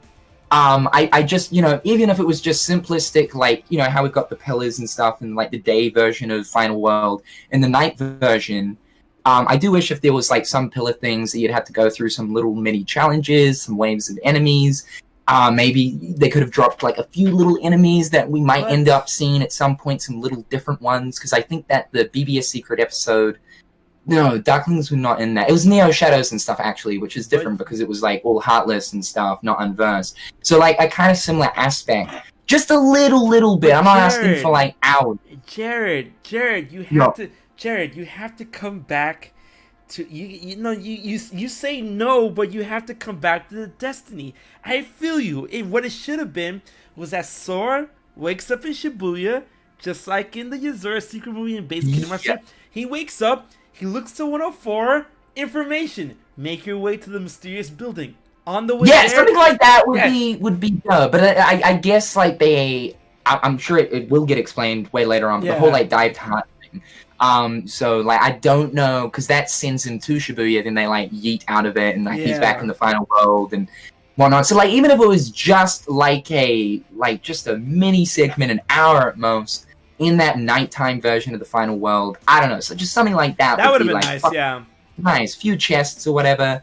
And the other thing, again, might be asking for a little bit too much, but I do wish that there was, and I know they gave out the Oathkeeper and Oblivion, but just one Keyblade, like themed after Yozora or something like that. I know it kind of wouldn't make sense because there wouldn't be too much more content, although you could do like a new game plus with it. But man, see, now you're getting me mad, because I mean, like, imagine being Yozora and then getting a Keyblade based on the Keyblade he makes when he steals your Keyblade. Right. We got the Fenra, which was after Clouds, and then in Kingdom Hearts 1, it was the and that Keyblade could have been called Falsus Rex. Oh my god. Falsus Rex, exactly, like the cutscene's name, exactly. So like I'm being greedy here, I feel, but like no, you're not. No, Jared, my friend, you're not being greedy. You're not being greedy. All right. What they give us? Crystal Regalia plus. Exactly. It's like.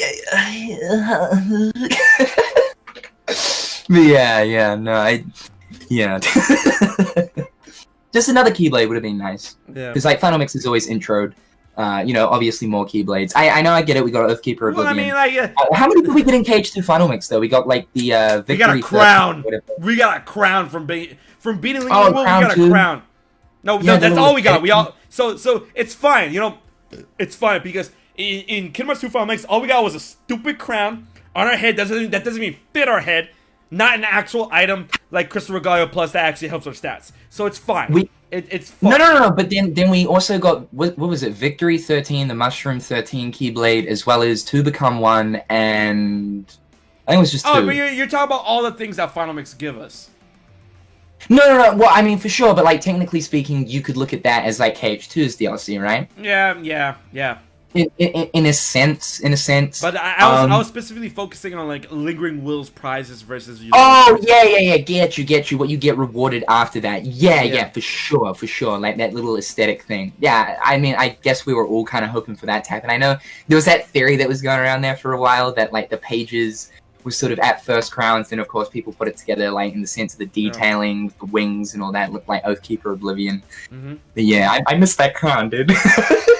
I honestly don't, because the thing is, if we were to get a crown system in Kingdom Hearts 3, it would be that other design of a crown on Sora's head, like where he gets when he's sitting in that chair in that art. That weird, crown with the many keyblades around it. Yeah, I don't like that. I really. Neither do I. Neither do I. Yeah, so if I were to see that perpetually on Sora's head in ReMind, I'm like, nah, this ain't it. This ain't it.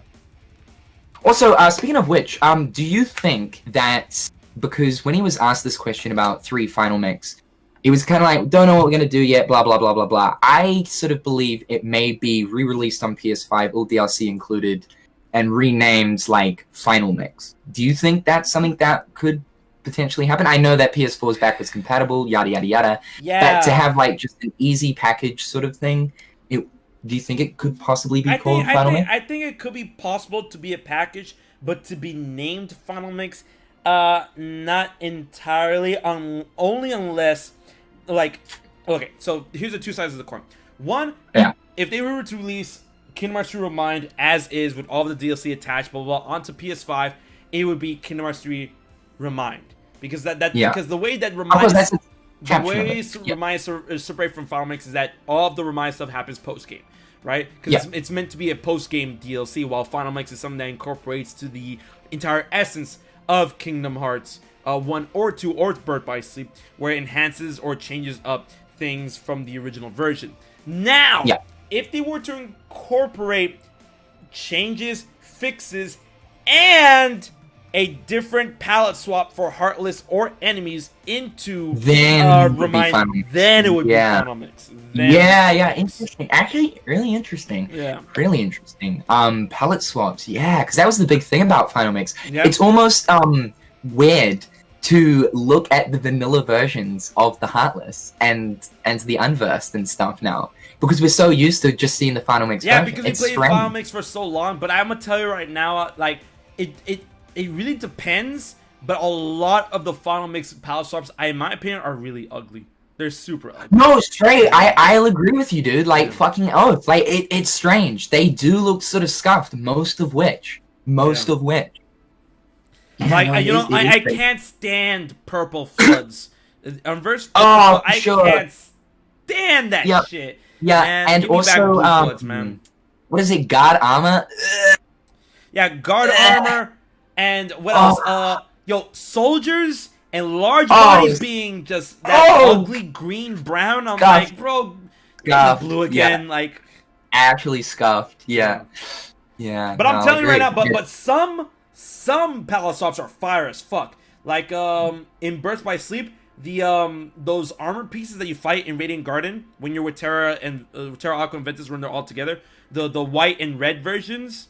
for sure, Yeah, those look a lot better. Like, ooh, that was Yeah, no, there are a few that definitely do benefit from which, but it's just strange.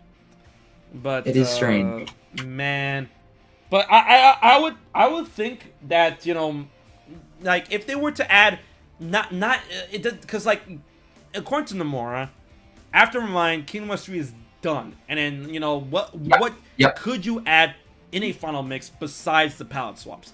Nothing, because I mean, like damn, you have to make. Because looking at me and Jared, we're if Kingdom Hearts 3 gets ported to the PS5, like with more stuff, we're gonna buy in a heartbeat because we're Kingdom Hearts trash. All right, that's us, right? But if Nomura and Square Enix and Disney were to tell us we have to buy Kingdom Hearts 3 a third time to get more story content then I'm like, all right, y'all bugging.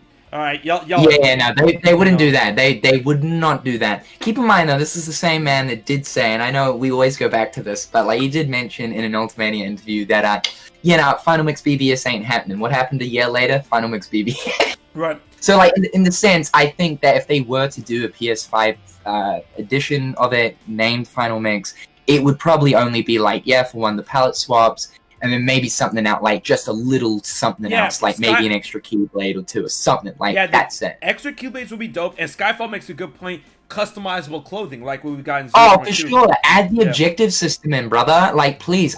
Why was that, I get it, time constraint, that was so cool though, I was looking so forward to that from 0.2 for each of the worlds. Oh man, again, asking maybe for a little bit too much, but shit, that system was cool. Alright, Super Ally says something that I have to quickly snipe him about. Fix the voice acting. ReMind. Raikou and TARawson so horrible. Let me tell you a little thing about memory lane. If you actually go back and play the previous Kingdom Hearts games, the voice acting was never 10 out of 10, my friend.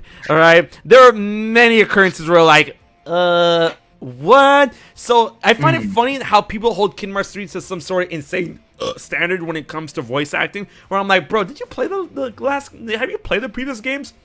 Yeah, there was some rough stuff. There was some rough stuff mixed in with like the goofy ass shit that comes out of Kingdom Hearts characters' mouths. It can kind of be a bit whack. But you know what? I love Kingdom Hearts for all. No, for sure, through and through, man. It's too good. Shit is my shit. It's too good. It is too good. But clothing changes, palette swaps, more keyblades. That would, for me, those three things would justify a Final Mix. It's enough. You know, it would be enough. Yeah. And then, you know, if they were to incorporate that into PS5, then maybe finally, if Kingdom Hearts 3 or Kingdom Hearts in general, when it comes to story so far, 1.5, 2.5, 2.8, all that good jazz, were to come to Nintendo Switch, then incorporate that shit as well. Because man, let me tell y'all a story. Because me and Jerry were both on the Square Enix press release list, right? And in the press release for Melody of Memory, when I got the shit from Square Enix, like 5 times in that email, I'm telling like 5 times in that email, they make it very apparent. Melody of Memory, the first Kingdom Hearts game on the Switch. Melody of Memory, Kingdom Hearts for the first time appears on the Switch. Kingdom Hearts is on the Switch. Finally, guys, like they make it like known. Yeah, like, this plan for sure. There's gotta be. There's gotta be. No. Yeah, there's absolutely gotta be. And like, you know, like I get it. We're gonna be re-experiencing the games all over again, but the idea of taking these games on the go just gets me so wet, dude. It has me finished, man. It has me finished. Yeah. Bro. Oh my god. And then, you know, it's funny. A lot of people talk to me about that. About, you know, Melody of Memory being on the Switch, you know, any potential for Sora for Smash. You know, I made a video about this. I feel his potential for being in Smash has not changed despite, you know, Melody of Memory or anything. Because the thing is, you know, a lot of people glance over this, but, like, Kingdom Hearts games always have had a home on Nintendo. You know, so I mean, since like, the second installment. Yeah. So, you know. GBA, fellas. Wait, what? Yeah. Well, since the second installment, Chain of Memories, GBA, and then of course DS game. The second Kingdom Hearts game was on Nintendo, right? So I'm like GBA, DS, 3DS, and now Switch. So when you say like, oh, does he have more of a chance? I'm like, well, not real. Like he didn't have more of a chance or less of a chance, like because Kingdom Hearts has always been on Switch. You know, and not Switch. It's good to see. It's good to see them working with Nintendo. I was like, ascended. But yeah, I don't think it changes the chances too much. Yeah. But sorry for Smash. Yeah. Hell yeah. you know something really in my gut. Yeah, I'll never stop believing until the last breath. But something in my gut really tells me that Sora is going to be the last character. I really do believe Sora is going to be the last character. You know? Yeah, on all the lists, on all the country lists, he's always up there, like in amongst any other character. Like it's so, you know, the want is there, and I think they know through and through. Right. You know, it's so funny that would be something to tip it off. It's funny how so many people are like, you know, they're against Sora, but I'm like, yo, bro, have you seen the polls? Like, like in America, Japan, and Europe, like he's always near the top, if not number one. Like, Yep. bro. Yep. Through and through. Because, like, there's already been so many wanted editions at this point that, like, you're not so much running out, per se, but in, like, popularity sense, in, like, absolute popular characters. Like, I know Dante's up there. I know Geno's up there. Sora. You got, like, I think even Master Chief. You know what's funny? Geno and Master Chief are only up there in America. Oh, really? Yeah, Europe and Japan don't give a fuck about those two. Don't give a shit. Right, 2B really or something like that. It's so funny because, like, the most vocal people, I mean, of course you'll get vocal people from other regions, like in Japan and in Europe, about Geno and Master Chief. But when it comes to the consensus, their high rankings and popularity literally come from America. Yeah. In Europe and Japan, as a consensus, like, note that, people, like, before we put words in my mouth, as a consensus, Japan and Europe really don't give a fuck about Master Chief or Geno. No. Yeah. But you know who Japan gives a fuck about? 2B. Yeah, dude, from there. Yeah, she's right up there all the time, 2B. Yep. So, like, but that would be a role, though, but, like, not in the place of my boy Sora. Yeah, exactly. I gotta say. The main consistency when I see characters that are on every list all the time, like, these are the three lists. The three lists I say is America, Europe, and Japan. The main characters I see that's always on the list, despite, you know, when it comes to top 10, despite their rankings order, is always Sora, Dante, and, Sora, Dante, oh, and Sephiroth. Sephiroth? Yeah, really? Sephiroth. Mm-hmm. Cool. That's I guess that'd be easier. Out of which, I mean, yeah. But I don't see Sephiroth being in Smash. In other regions, like in America, in the top 10, in America, I see people like what do you call it? Crash Bandicoot, Geno, Shantae, and Master Chief. Right? In Japan and in Europe, I see 2B, and in Japan, which is hilarious, and I'm like, that ain't happening. In Japan, one of the top 10 is actually Gundam. Gundam, yeah. I'm looking at one here. It's the one that I've seen, and, like, across both America and Europe, Sora, and then Japan, Lloyd from Tales. Yeah, Lloyd is number 1 in Japan. Yeah, Lloyd. Yeah. Then Sora for Japan, then Dante, and then, like, Monster Hunter and stuff. Yeah. Byleth, this is actually before Byleth was added. Before Byleth was added, Byleth was actually popular in Japan. Shit. Yeah, and I could see Gundam as well. That's interesting. Very interesting. Because I know Gundam's, like, massively popular. Yeah, guys, look at that. So this is a dated list. This is a dated list, right? In America and Europe, number 1, Sora. In Japan, Sora's number 2, right? Lloyd is number 1 in Japan, right? And then I'm looking at like shared aspects. In Europe, like, it's funny. Master Chief is only popular in America, but in Europe and in America, Doomguy are both on the list. Right? Yeah. But then in, like, Dante is there, Sephiroth's there, 2B is there. What else? Steve is on. Steve. Minecraft Steve is on America and Europe's list. I could see it happen, bro. Like, I honestly could. Nah, I don't blame you. Yeah. Like Waluigi, yeah. And then Gundam, Raiden from Metal Gear is hilarious. Agumon? Yeah, I was about to say Agumon is in the Europe list, number 8 on the Europe list. Holy shit! And it's funny when I did research when I did research on Agumon and stuff. Technically, he can make it into Smash because Agumon and Digimon originated as a video game and not an anime. I was under for a good chunk of my life, I was under the impression that Digimon originated as an anime, but Digimon did originate as those fucking Tamagotchi pets and shit. Yes, exactly. The original virtual pets. There you go, virtual pets. Yeah. Technically, Agumon started as a video game. So, Agumon does have a chance as much as anyone, but personally, I'm like, Nintendo be like, Agumon? Digimon? In the same game as Pokemon?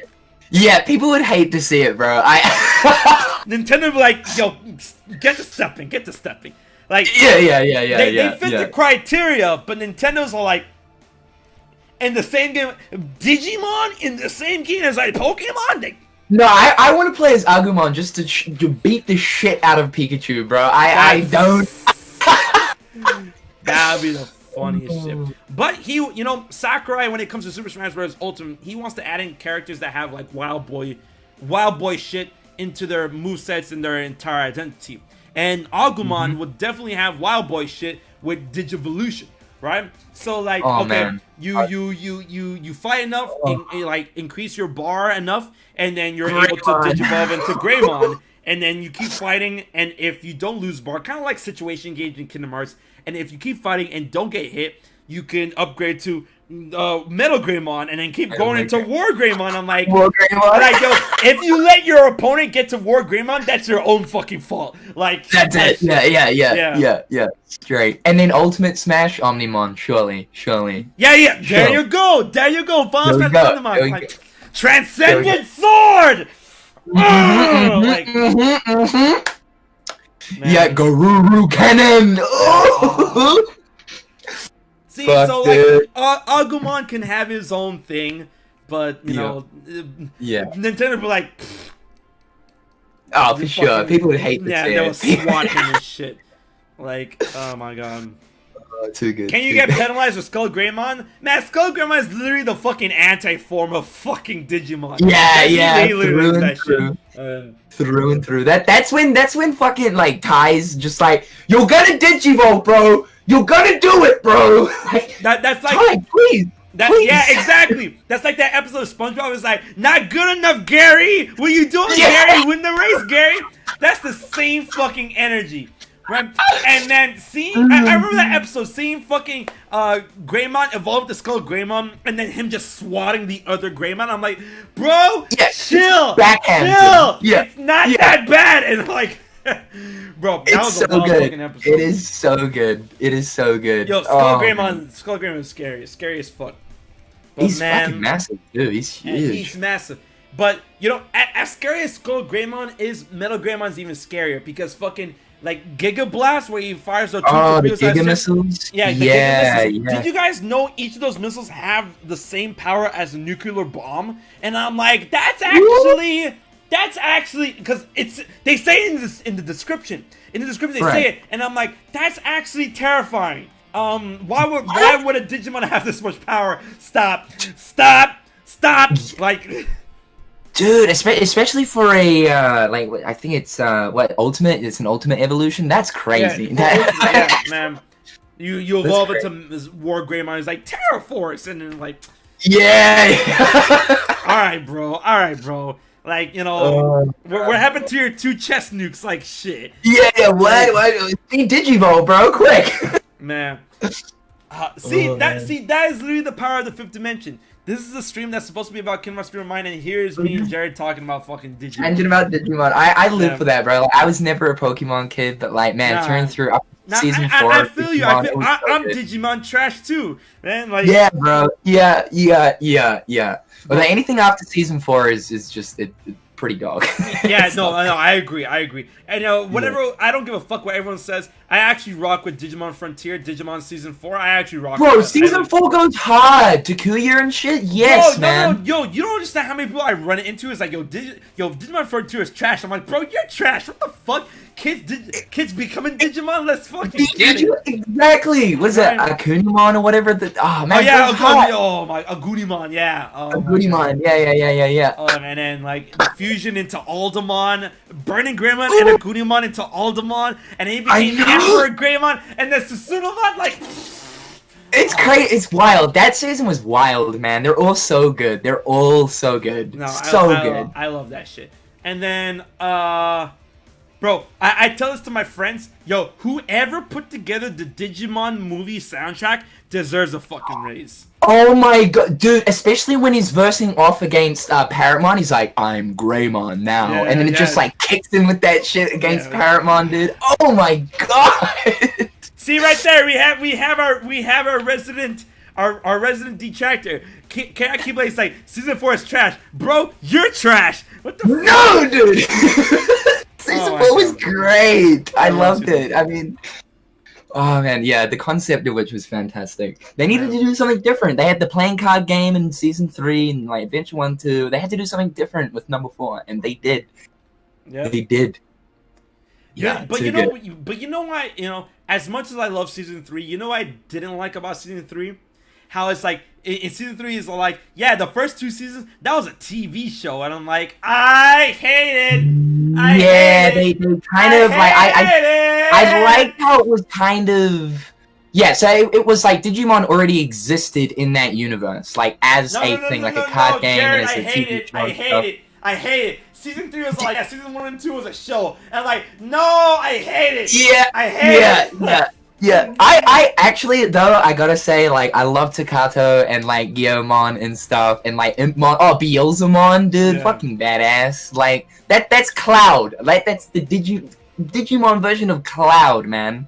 Fucking, ooh, with the bike, ooh! Man, it was too good, but, like, some of the concept writing towards 3 was a little bit wayward. No, season 3 was amazing. Honestly, as a whole, season 3 was lit. Right, but yeah, the tamers and stuff with the cards. Oof. Yeah, the card shit was really good. But I mean, at the same, like, 1, the card shit was cool, and then 2, the fact that you know, they actually did end up going to the Digimon world was really dope. But 2 things that I detract from the show is that 1, they just threw. They threw everything. I mean, obviously they rectified that with, you know, with Digimon Tri and shit, where like Tai girl. Tri like, was where they threw season 1 and 2 into the garbage, saying like, oh, it was just a show. I didn't like that. And then I didn't like that. No, it's straight. And then 2, season 3 was obviously made to sell cards. Oh, it had good writing. It had good writing. It had good writing, but it was obviously made to sell the cards, and I'm like, yes, further promote the TCG. That's kind of scummy. Yeah, for sure. Have you I haven't fully dipped into it yet. I think I'm only on the 4th episode, but the 2020 reboot of Digimon Adventure using the same. I haven't used it. I haven't seen it yet. It's pretty good. I know a lot of people kind of there's a few complaints. I gotta watch it through in full. It's still ongoing, of course, but it's cool that like they've gone back to the same designs. It's just there's a few things. I won't spoil anything, but you should give it a watch. I'd be interested to hear your take on it. Nah, I'm gonna definitely give it a watch. But you know, I feel we went on a good tangent with that, but I want to dial it back to Kingdom Hearts. Now, yeah, sure. Let's go. Here's a cool question I want to ask you. Yozora is included, so Yozora's included, and Master Armor's Master Xehanort. No wait. Yozora and Armored Xehanort replica are included. What was your favorite boss in Kingdom Hearts ReMind?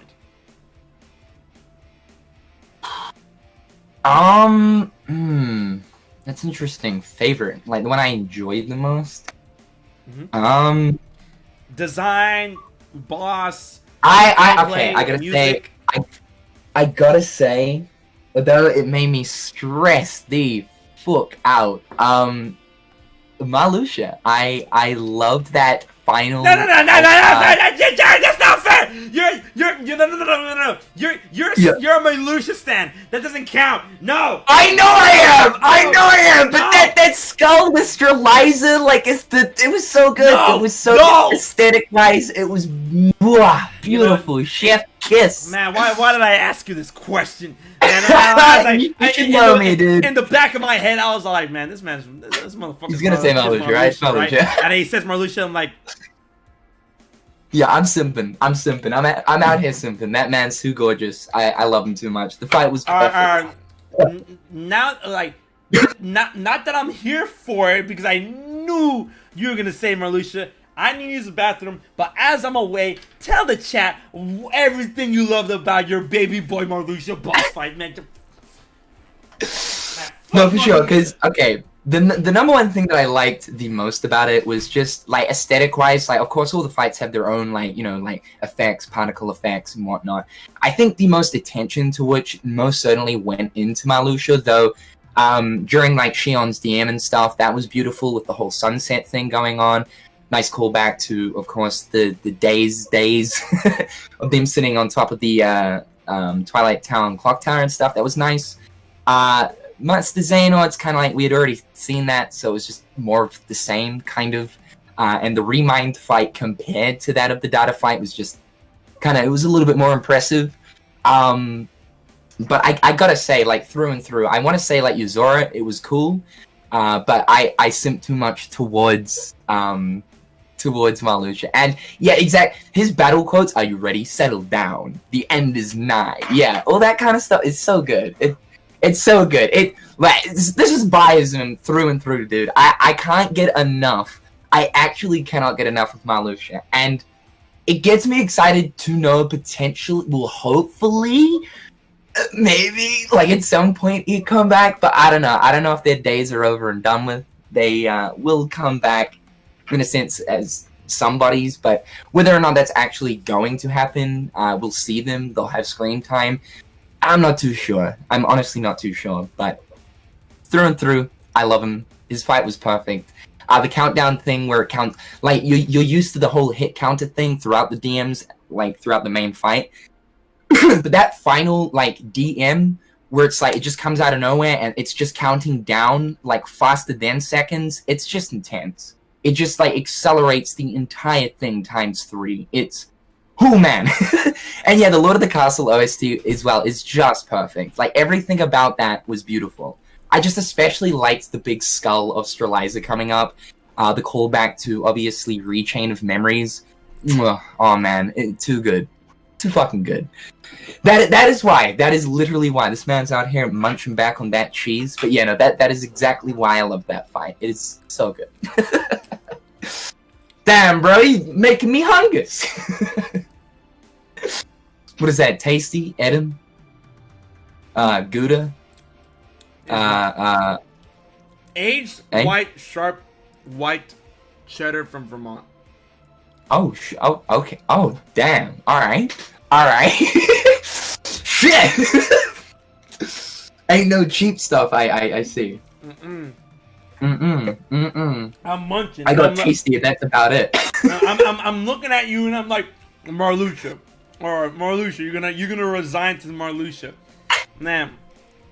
But like in all seriousness, Marluxia was actually a really fun fight and whatnot. And you know, I do rank it as someone at the top and whatnot. But now here's the next part of the question. Well, personally, I mean, what was yours? Yozora was my favorite, kind of, sort of. But if we're gonna count limit cut, like you use Marluxia. Yeah, cause I feel like I think the obvious answer here for most people would be Yozora, just because of how unique it is. There's too much going for him. I feel like it's not warranted if you include him, because his fight is fucking sick. It's sick. So my favorite would be out of the limit cut, Xemnas. Xemnas was just too good.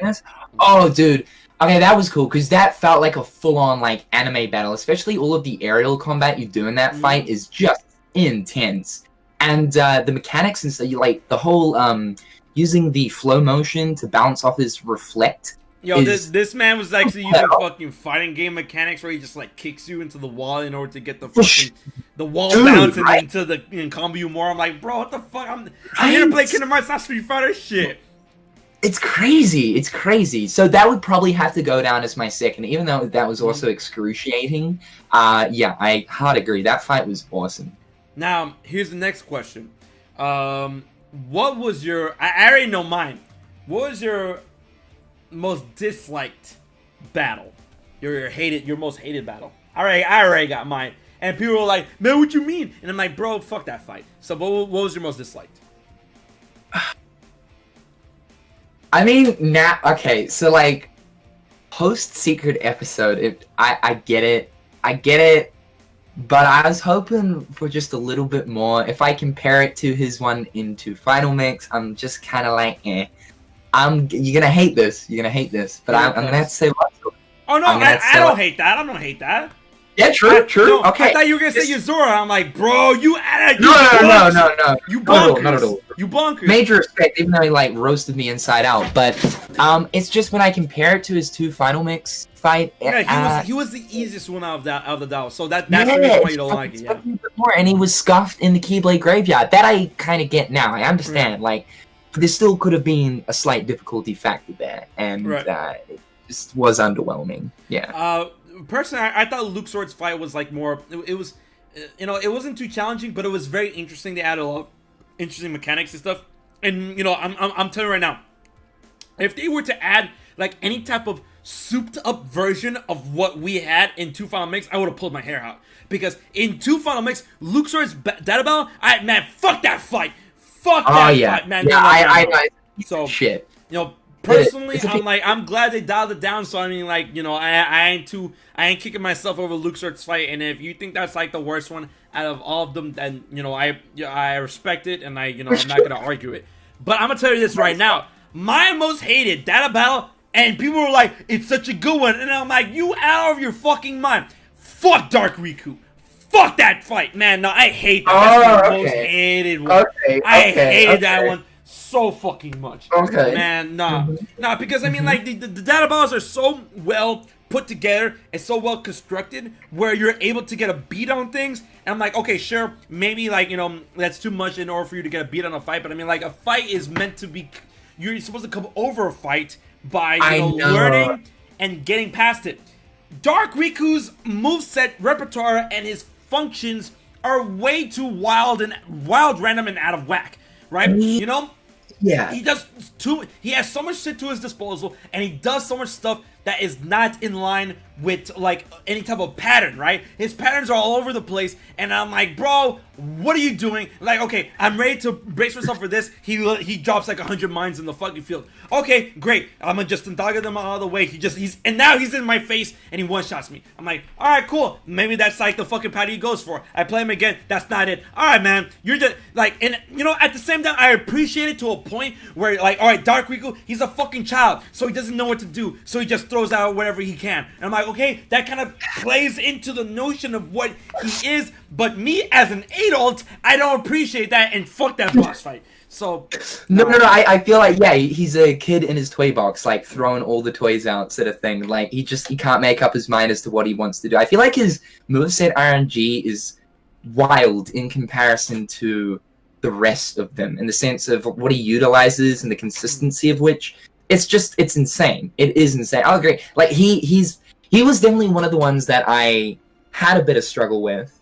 The question that I want to ask you, though, is who did you find harder? Xehanort or Xion? Oh, that's a good question. Yeah, because everyone's like, yeah, okay, Xion's hard, but Xehanort is just a little bit harder. I found Xehanort easier than Xion. Okay, so from a personal aspect, I'm not speaking for others. This is literally my personal. I'm not gonna say consensus-wise. My personal aspect, personally, I believe Xehanort was a bit more difficult than Xion.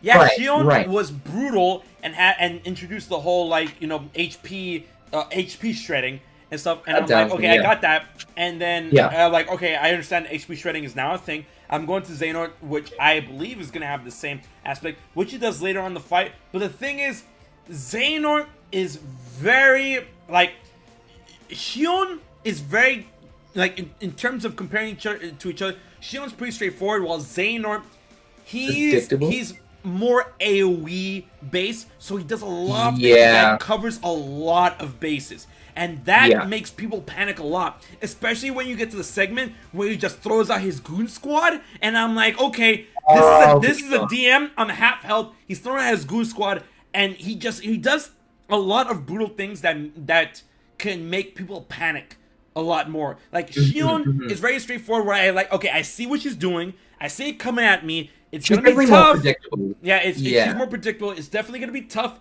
be dealing with it, but it's not making me panic. If I lose, that's on my own thing, right? However, Xehanort, just he's like, bro, this is my field and I control all of it, right? So that makes me tip on my toes a lot more. So in the sense of the, like, here's a better way to explain it. Xion and Xehanort, I feel, are both difficult in terms of, like, strategic battling, but Xehanort is a lot more psychological than Xion.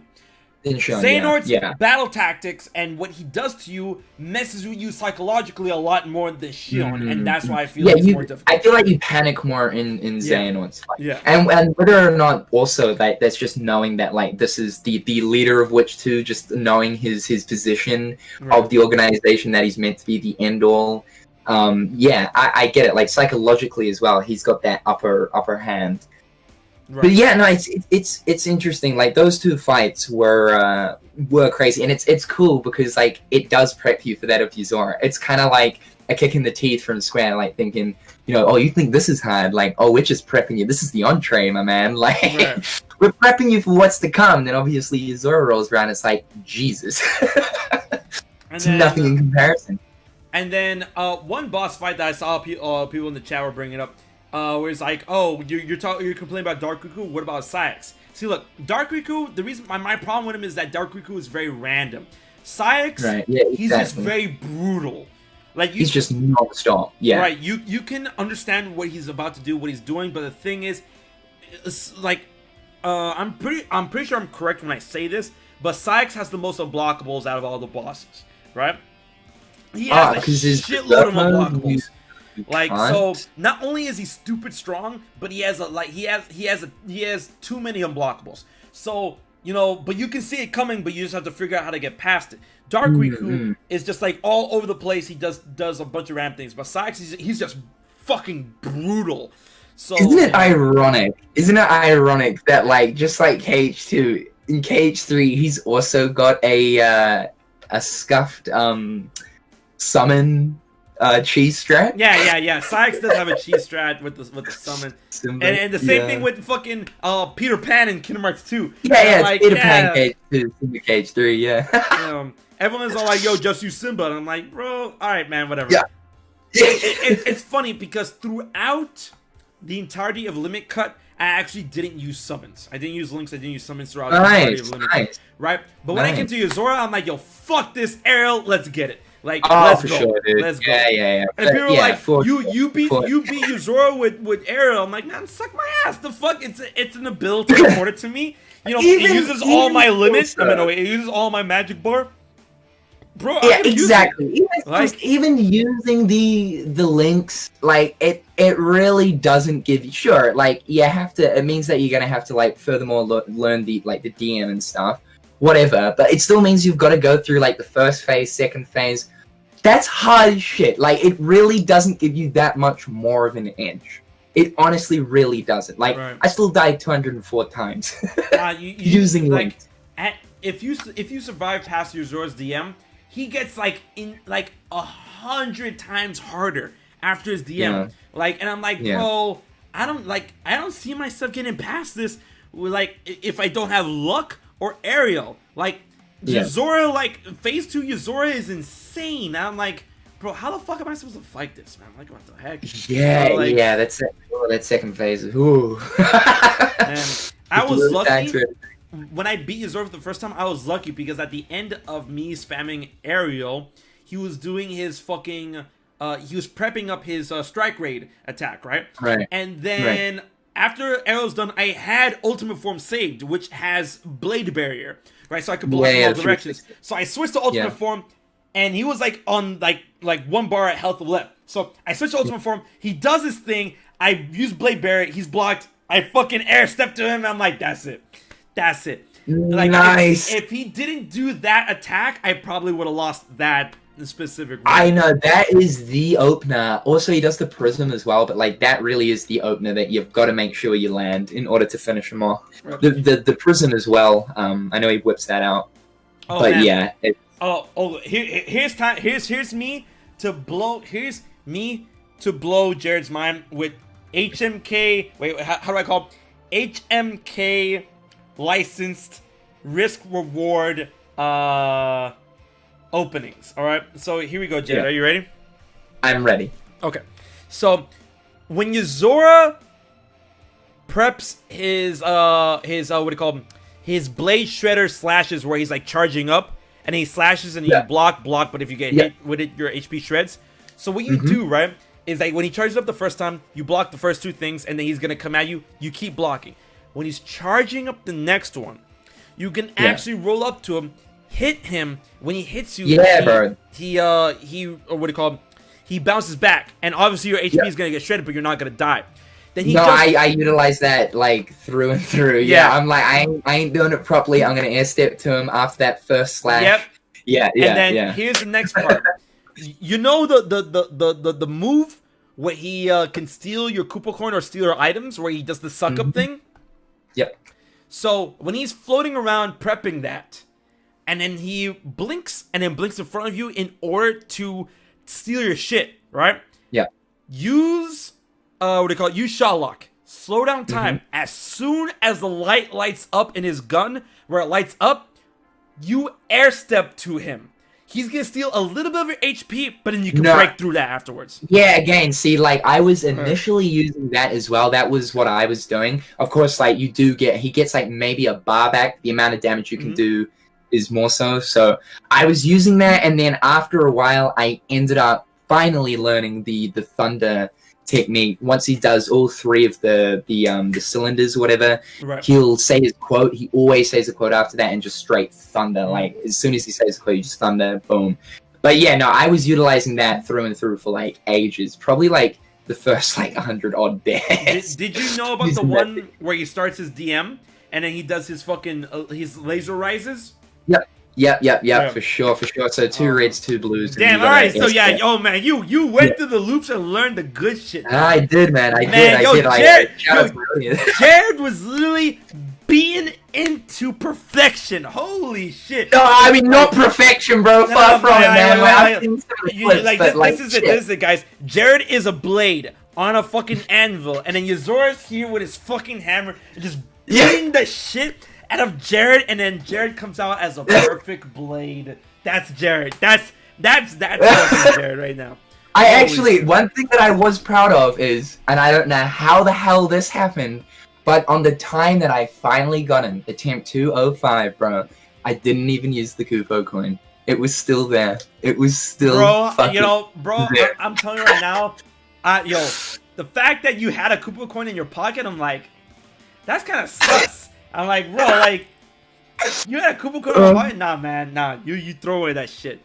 Like, he's too dangerous to be left alive. Holy shit. Yeah, dude, and see, like, whenever he'd steal it off me too, I'd soft reset. I'd just be like, nah, fuck this. I feel that shit, because when he gets revived from that Koopa coin, I want to know this in the chat. Who here actually got hit with that Koopa coin revival Yozora shit? Because when he gets revived, he gets half his health back, and I'm like, back, man. That's not okay. No, it's rough. It's rough. Yeah, actually, that's another really cool thing, Dark Keyblader. I was able to beat Yozora when he starts with the DM. If you're pulling that shit, man, bro, kudos points to you. That's insane. Like, to follow through the whole fight in phase 2. You can actually beat Yozora in his DM? Oh, no, I think... So, he was saying how I was able to beat Yozora when he starts the DM. So, you know, sometimes he'll start the fight off straight away DM. Oh, no, man, I hate that shit.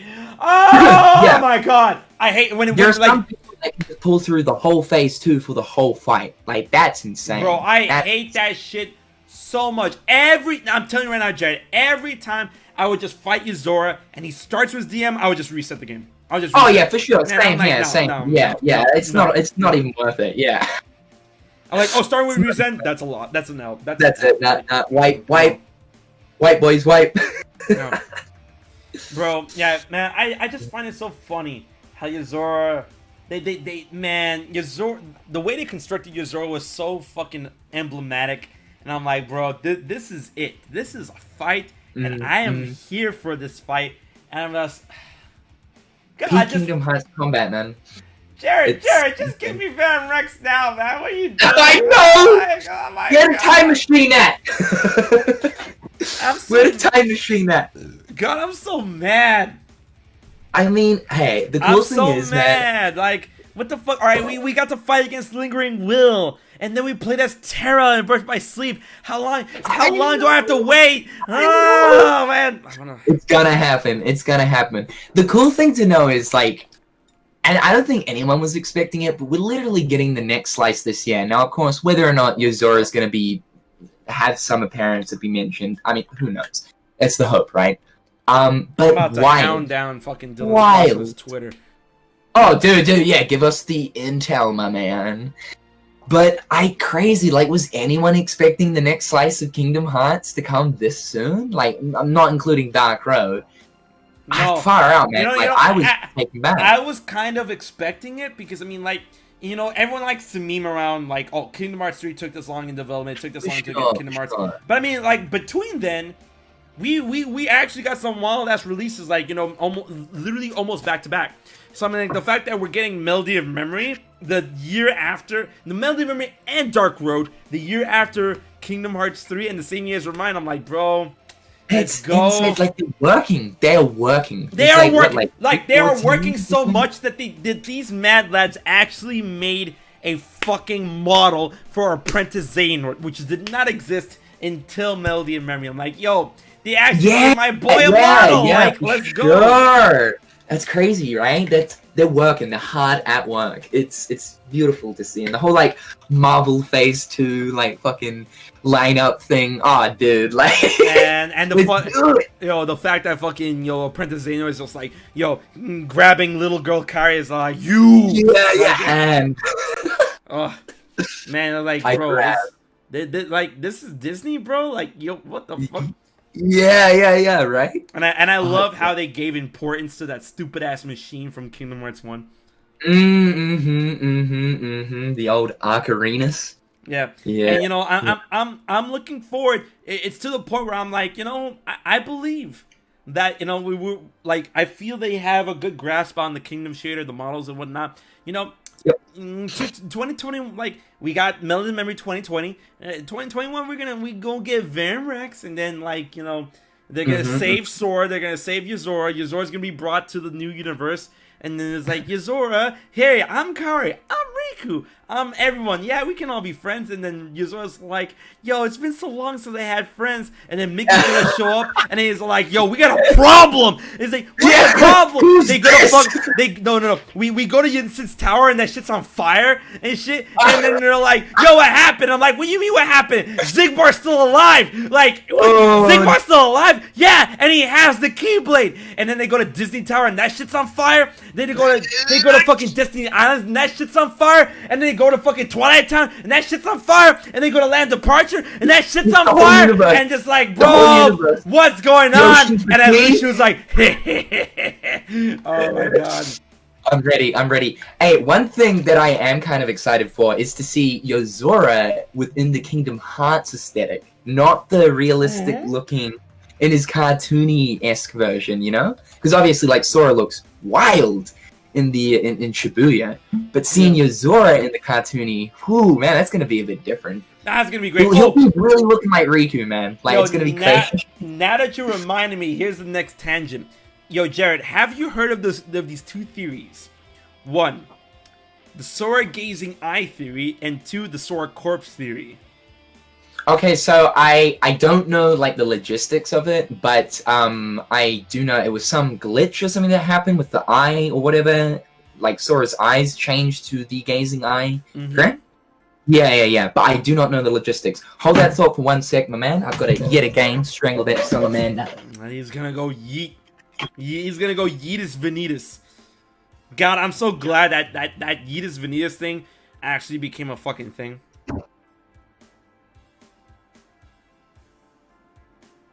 You guys remember Yeetus Vanitas? Oh my god. That was one of my favorite moments in Kingdom Hearts 3 where the Disney partners actually came through for our boy Sora. Like, yo, Mike and Sully was like, yo, our boy Sora is about to get murked. Sully rolled up. He's like, join your heart with mine. And Sully's like, Major Luck. Yeah! And then he's like, I was like, yo, Sully. Man, that was good. That was a good moment. I was like, yo, my boy Sully came through. Sora was about to get smack-a-doodled, and he came and was like, yo, bro, yo, Sora, you my boy, I got you. Like, man. I love that shit. The Woody burn moment to young Xehanort. Yo, young Xehanort really tried it though. It was so funny. It was like let Buzz go and get lost. Like, or else what, toy? Like, he tried it, right? And it's like I am a toy and a friend. Boom! Step through the darkness. And he's like, my guess is no one loved you before. Which in hindsight actually hurts. Because I'm like, damn, playing Dark Road, I'm like, damn, Woody, not only are you wrong, but you're a jerk too. Cause like, fuck, that hurts different. That hurts different. It's like no one loved you before. It's like, I'll have you know, toy, people did love me before, but they're dead. You wouldn't know anything about that, would you? You still have your fucking Andy, asshole.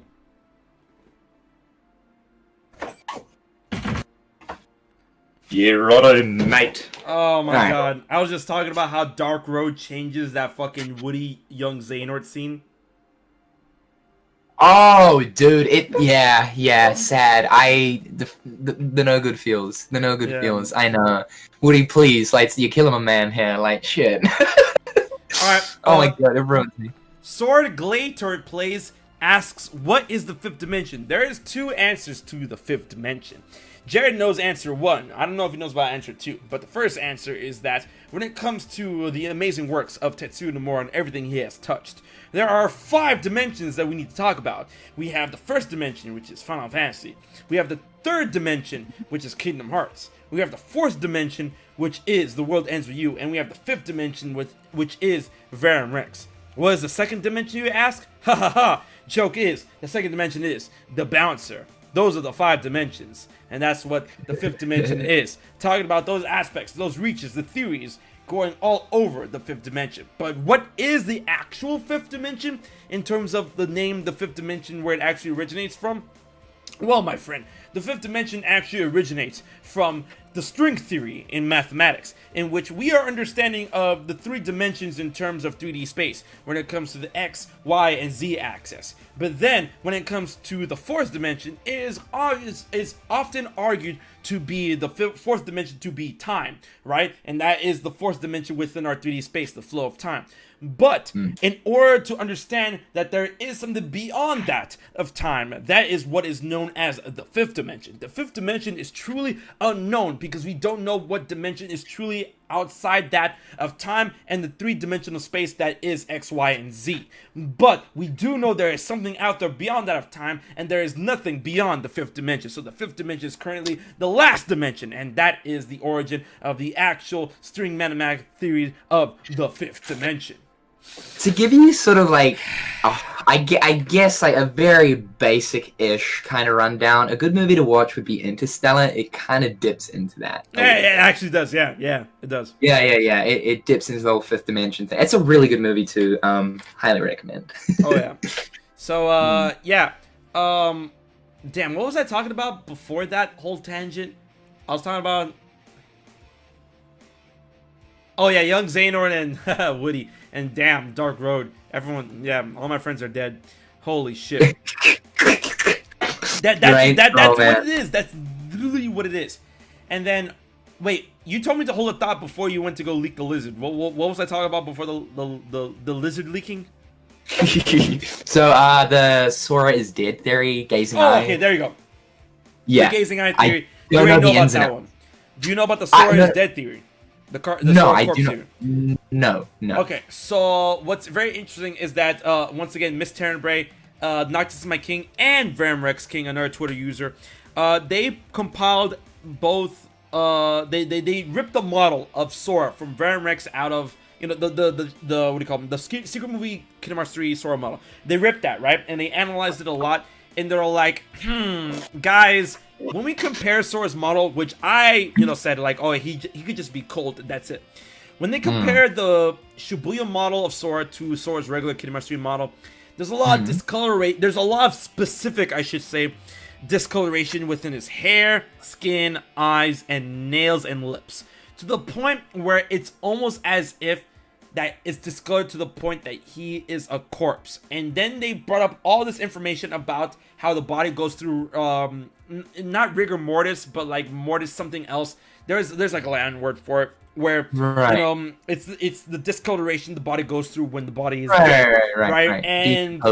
And all of that is in line with Sora's Shibuya model, and I'm like, I don't know if I like this. And it was like to the point where Sora is already kind of dead. Damn, like, is this Disney anymore? Like, right, exactly, right? And then another tangent off of that was like, that's why Yozora put him in a crystal so they could save him.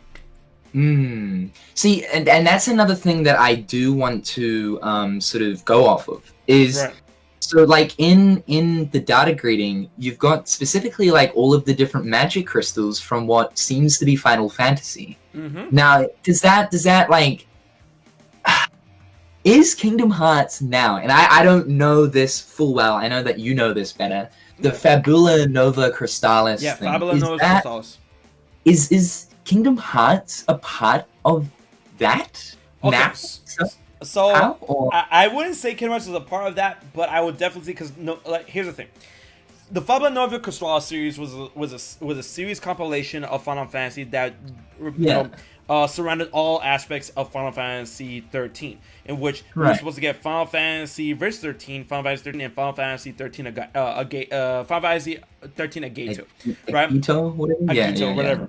Yeah. Which is type 0 now, right? It became type 0, and then Verse 13 became 15, right? So like you know the Fabula Nova Crystallis series kind of like was like dead on arrival type of shit, but it shared various aspects when it comes to the crystal, Etros, and the mythology that is shared between those three games and everything surrounding that. Now, one huge thing that was part of the Fabula Nova Crystallis series was the concept of Lacies, Falsies, and God, I keep saying this wrong. CL, chat, help me with phonetics. CL, whatever. But the whole process of Lacies are beings chosen by gods that are falsies, that are, crystal aspects. All right, CS. Thank you. All right, falsies choose individuals to be Lacies in order to accomplish a mission otherwise known as a focus, right? And when they achieve their focus, then they attain eternal life. And that's the legend. However, the legend is not as good as you think, because the eternal life that they're talking about is that when you achieve your focus as a Lassie, you become crystallized. And you become a crystal, like Sora becomes a crystal in the bad ending to Kingdom Hearts ReMind. So that's Sora Lassie, did he achieve his focus? He became a crystal. Blah blah blah. So in the lore of Final Fantasy Final Fantasy Fabula Nova Crystallis, is that when you're a Lassie and you achieve your focus, you become a crystal. Technically, it is eternal life because you don't die. You only become yourself again when the falsies are like, I might need this guy to do something else. So they give you a new focus and you break out of your crystal and then you live again. But the thing is, the span between then and now could be thousands of years, 1 year, whatever the falsie decides is like, oh, I'm ready to use you again. So that notion of eternal life is fucked up, right? So, like, you can be like, you're a Lassie, you achieve your focus, you become a crystal. The falsie is like, waits 1,000 years, you're still technically alive. Okay, I'm gonna use this guy again to do whatever the fuck. He's like, all right, here's your new focus. You break out of the crystal, you're still alive. You do your new focus, you become a crystal again, and then they wake you up whenever the fuck. So it's kind of like stasis, crystal stasis. Crystal stasis. And it's a super fucked up way to think about eternal life. And what happened to Sora harkens a lot of that. And Nomura worked on Fabula Nova Crystallis, and the way that Square Enix ran with that whole shit was that, like, okay, here's Fabula Nova Crystallis. All right, you're gonna make Final Fantasy 13. All right, you're gonna make Final Fantasy 13 Agato. You're gonna make Final Fantasy Verse 13. And Nomura was the one making Verse 13. It's like, all right, here's the spiel. Here's Crystal. Here's the Seas, Falsies, Etros, the gods. All right, now that you have that, you can do whatever. You can put whatever spin you want on it.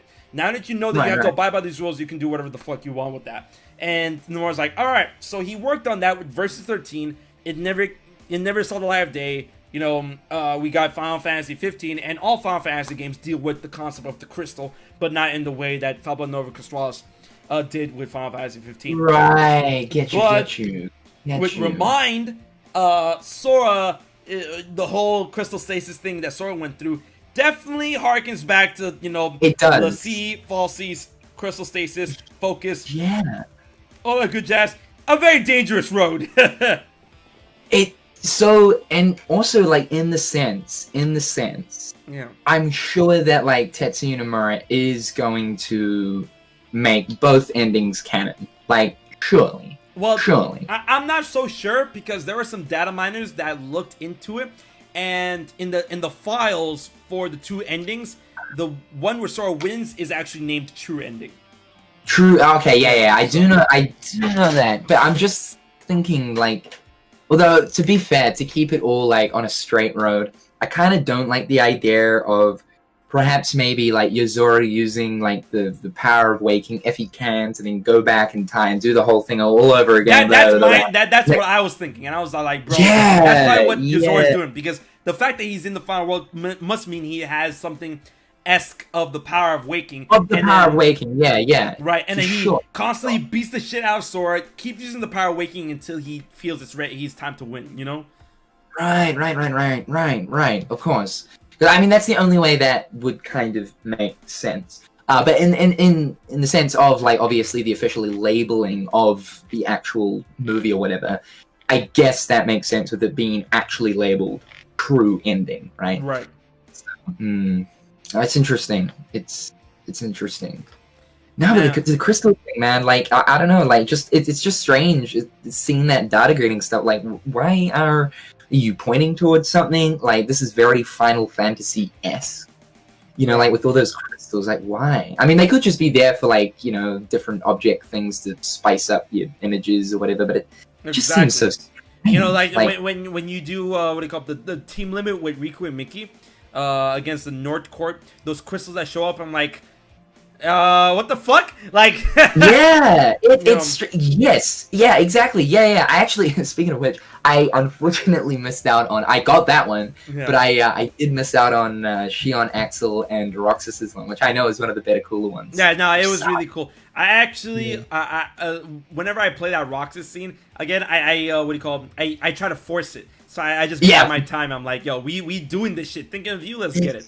Like, it's such a nice team attack. I've only seen it like on video and stuff, but yeah, it's such a nice team attack. You know what I found out today, and I don't know if a lot of people know that. I actually recorded it on my PS4, and I'm gonna post it probably tomorrow or some shit, or whatever. I found out today, if Roxas is sitting on a situation command, either Watchers or Dual Shop, if he's sitting on that while that is happening, you can actually cancel out of that move and use it on the guy who's, like, trapped, in order to end it off and then continue your combo. And then I'm like, huh. Ooh, man, that is... See, like, this is the thing that I like about Kingdom Hearts. I think it's been made, like, abundantly clear over the past, like, few years, but... And I'm sure Kingdom Hearts 3, the same will happen, like, years later down the track, but these little details that keep popping up, like, gameplay-wise and stuff, and, like, little attention to detail pieces, that people find out, like, years later, man. Like, I'm sure that in, like, 8-10 years, people will still be finding things in KH3, just like, KH2. An example of which, what was it? I think you're going to bring up the thing that Limit found out about Magnet? Yeah! Dude, I was like, what the So essentially, when you're in Final Form, if you use Magnet, and I think it's only specifically Final Form. Yeah, Final Form Magnet, and I'm like, bro, what the fuck? It sucks up all the field prizes, like money, HP orbs, prize boxes. You would think something like Magnet would always do that. But I mean, like, I guess would. Like, Final Magnet is that powerful. It's that powerful, yeah. No, it's insane. It's one of the things I love about Kingdom Hearts so much. Yeah. So much. What was I going to say? Roxas, shot lock? No, I'm talking about situation command. I'm talking about dual shot or dual shots or watchers up. That's what I'm talking about, right? Yeah. And I find it. This is one thing I want to say. I find it weird that they gave Roxas water, and I'm like, I mean, you know, fine. That is I straight. guess. Like you would think with the whole Twilight Sunset thing, it'd be like fire based or something. Yeah. I then again, like I guess though that like Axel Lee's kind of taken that. So Right. I don't know, but yeah, it's strange. It is strange. Water, like hello. But I mean, I ain't complaining. Like water, and then he's like stream. I couldn't just imagine Jesse McCartney in the recording booth. I'm like, he's like stream. Stream. Stream. You know. Straight up. Roxas and the beach probably, but Roxas never went to the beach. Water from sea salt ice cream. Yo, Jared. All right, Jared. This is gonna be the final marker. Jared. Oh, Jared. All right. Yo, I'm telling you this right now, and I said this when we were talking on Discord the other night, bro. Japan. Japan. Oh, right. Okay. Yeah. The next time we go to Japan, I don't want to hear no Yes. for an answer. No, for sure, it's happening. So basically, me and James have been trying to, like, obviously all this stuff happened this year, but things are back on track. Right. Me and him are actually trying to solidify a trip. So, like, if this does happen, like, James will be tagging along and stuff. But I am keen. I am 100% down. But the thing is, while you guys are ready, I'm not. I can't leave the country. No. So this is what I'm saying. We still need time, and of course, because the world is in just a terrible state at the moment. Yeah. So of course, we'll wait until like all borders and stuff are clear. Like, who knows how long that's going to be? Whether or not it's started next year, halfway through next year, end of next year, 2023. Who fucking knows? Right. But like, yeah, we will get around to doing it. It's the top of my bucket list. Like, obviously, all these different places in America. I've now ticked off. It's great. Now the next big thing is definitely Japan. It through and through. So yes, it will happen. Guys, I'm gonna post a video of literally Jared when I take this man to a fucking Square Enix cafe. This is literally Jared. I'm telling you right now, this is literally gonna be Jared when I take him to a Square Enix cafe. Alright, you guys ready? wait. Let's through, dude. Through and fucking through. My soul will exit my physical form. That's Jared. Jared's gonna be like on the floor, and I'm like, yo, get up, man. You got money to spend. Bruh. Dude, I was foaming, like, all of the photos and stuff you and Sky were taking, like, during the time. I was foaming, bro. Foaming. Just fucking foaming, dude. Like, I have seen a lot of the different, like, images and screenshots, but to actually experience it. Not only that, but, like, the insane amount of like little alleyway like stores, like the corridor stores of video game nonsense.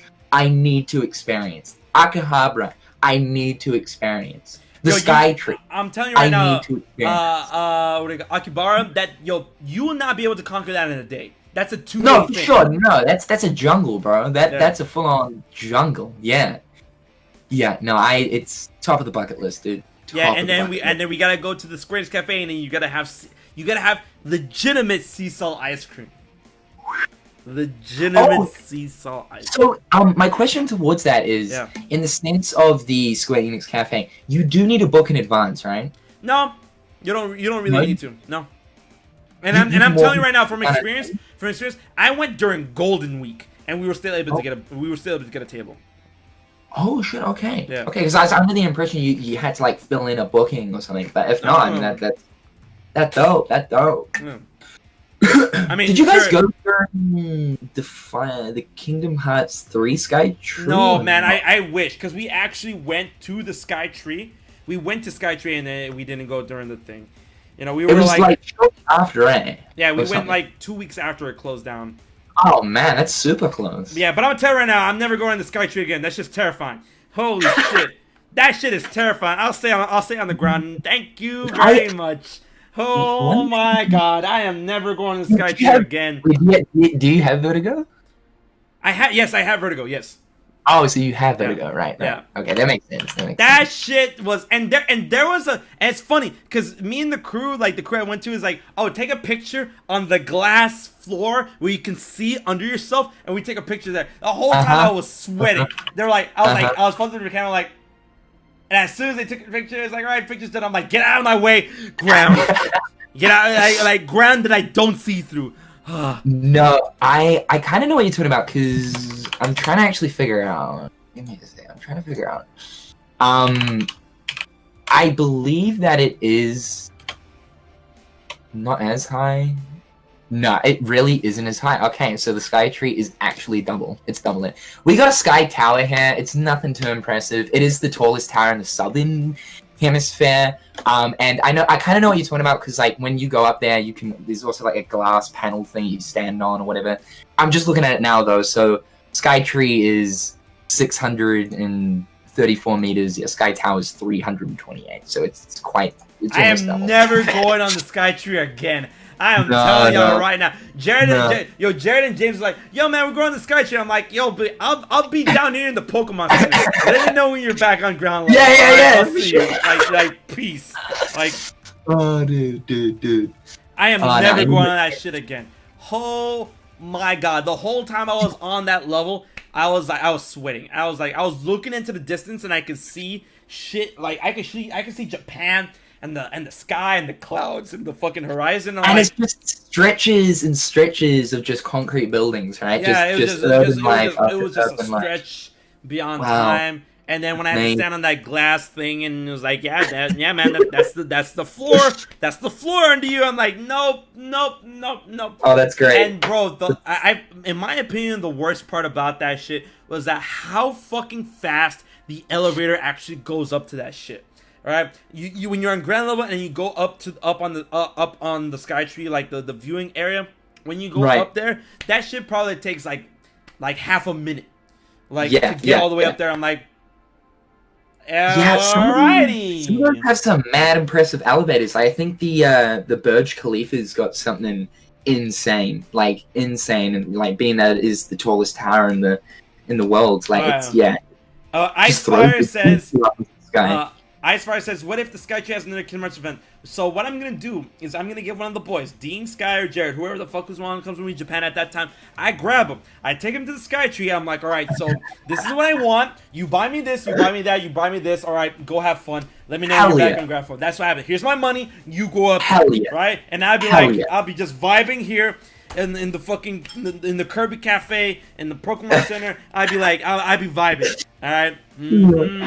No, I got you, man. I got you. Shit, man. No. That shit's high. That shit is high. That's higher than I ever fucking expected. Higher than I ever wanted to be.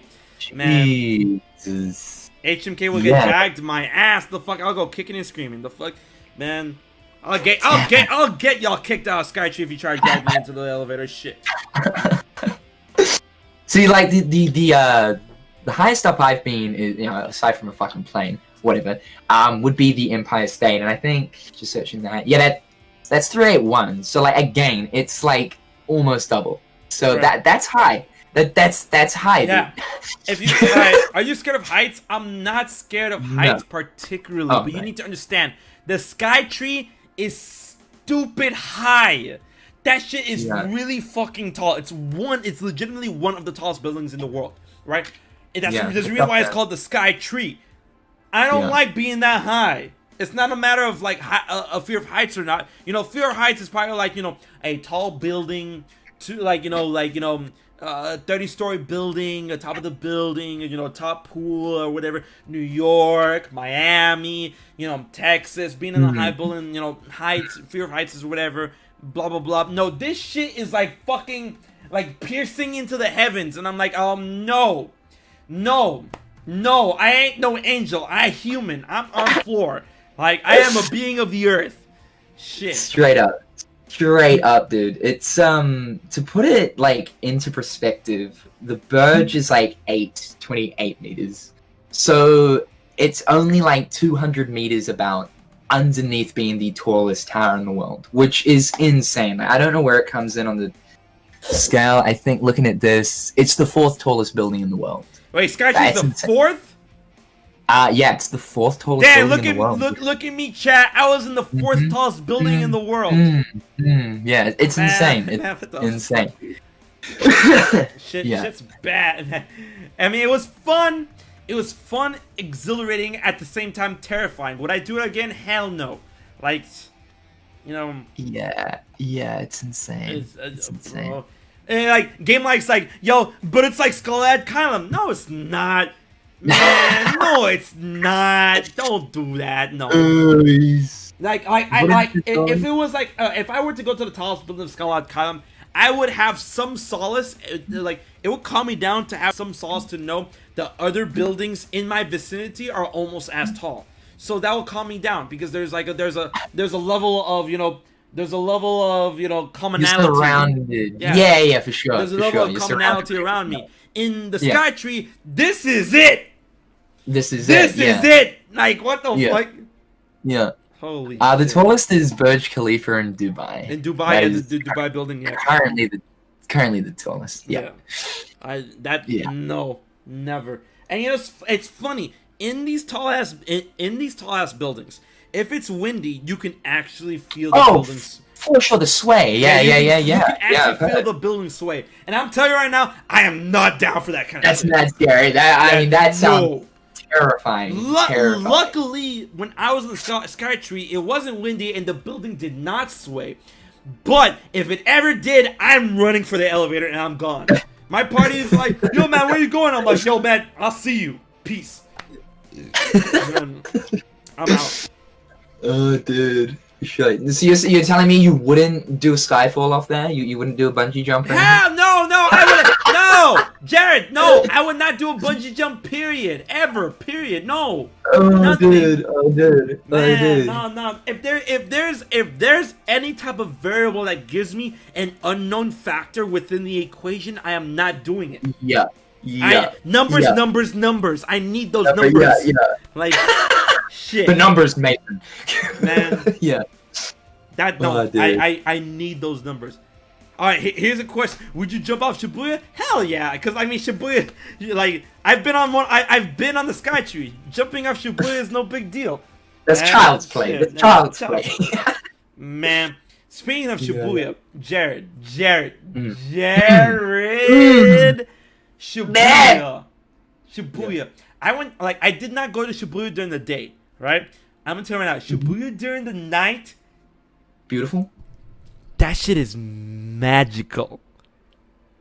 So, tell me, did you go into the 107? Of course I did, and it's the 109. Right. It's the 109. Oh, it's the 109. Sorry, 107 is The World Ends With You, right? No, it's 102 is 10-4. 107 is one of the animes. Persona 5 does 105. But I know an anime does 107, right? But right. I went to the 109, and bro, like that shit's magic. But I'm gonna tell you right now, actually, the 109 building, it's cool to look around. Of course, for the culture, you're gonna have to go into the 109 building and check around. But I'm telling you right now, you're not gonna want to buy anything unless you're gonna bring something home for Kayla, because 109 is all female clothing. It's all women's clothing. Oh, okay. All of it. I see you. I'm kind of known on streams to sometimes whip out a dress or three, so I don't know, my man. All right, but here's another thing, my brother. And I know you ain't chunky, but you on the tall side, right? Yeah. I'm telling you right now, you're probably not gonna find anything. Right. You're not gonna find anything in 109. You're damn right. You're actually damn right, because like I think what's the average height in Japan? It's something like 5'4", 5'5", 6. Yeah, 5'5", 5'4". That's the average height. So if you try to find something in 109, you're not gonna find because you're too tall. Damn, you're right, and like that kind of ruins me a little bit too, because like the fashion sense over in Japan is wicked. No. It's when you find guys' clothing, you'll be able to find it because they're very. That's fine. Yeah, they're very fond. Like when it comes to male clothing, they're very fond of long clothing. So you'll be able to find stuff. Like they like long pants that you what's the word? That you have to like pull up a little bit. So it'll either be too long for a Japanese individual or long for you. But it'll be able to fit you regularly and stuff. And they're also fond of long vests, long coats, and long shirts. So they go for length in the fashion sense for an aesthetic. Yeah. Right, I get it. But Jared, I have to warn you right now. Jared, and then in the chat as well. Jared. Booze, food, booze and food. It's cheap, right? Yeah, booze, food, games, and figures of pretty on the cheap side in Japan. Clothing, however, yeah. is money. Mad expensive. It's actually I kind of noticed because I've been looking at some of the secret honey stuff is absolutely fucking wild. But man, like you're spending like 3, 4, 5. It's almost like Gucci, Versace level type of stuff. I mean, I know you can get stuff under that. That's just specifically secret honey. But yeah, no, I've seen some of it and it's wild looking. But man, you pay for it. You get what you pay for, sort of thing. But it's yeah, wild. It's good to know food and like, because to be fair, I probably wouldn't do too much clothes shopping. It would just mainly be like collectibles, food, gotta eat, otherwise you know what happens. And obviously the drink. It's only 20 over in Japan as well. So it's been actually legal over there for quite some time. Yeah. America not so much. That always kills me. But Always has me. But yeah, no. But honestly, man, I'm looking forward to that aspect as well. That's awesome. I'm gonna tell you right now. I actually brought, like, when I went to Japan, I actually brought $1,000 for food specifically, just for food, right? Nice. Jared. How much you take back? I spent you think I took any money? Oh, of course. Like, you think? Bro, I saw my increased spending pool and I went nuts. But Jared, I brought $1,000 for food for a week in Japan. How much you spend? I spent $200. Oh my god! What? Get out of here! Hello? What? Because you'd think like with all the fish and like the high tier sushis and donburis and stuff, it'd just be insane. No? Food is exceptionally cheap in Japan. Exceptionally cheap. Because like one thing that's tied within their culture a lot is that food is a necessity, and they also believe that booze is a necessity. So. Sake me up, brother. With it being necessity, they don't charge a lot for it. Right. Hey, I wish the same mentality was worldwide. oh man, same. Dude, come on. But I mean, but like the money's in the clothing, and I'm like, yeah. Like clothing's expensive in Japan. Holy shit. You're gonna pay to stand out, I guess, right? Same. Yep. That's basically the long and short of it. But yo, Jared. Man, like I'm so excited for this trip. There's literally one place, and the stream. I've been streaming so much and telling the story so many times. Yep. To the point where they should know. But there's this one place that I really want to take you, Jared. And man, it's this hole in the wall ramen shop. Oh my god, I've never had authentic ramen like in my life, and I'm waiting to break the seal specifically in the country itself. I don't want to go to some like restaurant here in my country or anywhere else. It needs to be in the actual country of origin, bro. It really does. All right. So before I break it down to you, do you actually know how to use chopsticks or no? No, not at all. No, I'm as white as it gets, bro. Start practicing. Holy shit! Now, I'm gonna tell you right now. Like in other countries, I'm gonna use America as an example. A bowl of ramen here, because like, ramen, Japanese ramen, delicious, yeah. Right? $15, right? Yeah.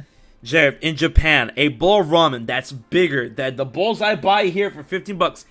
Bigger bowl, Japan ramen, $3. Wait, it's how much? $3.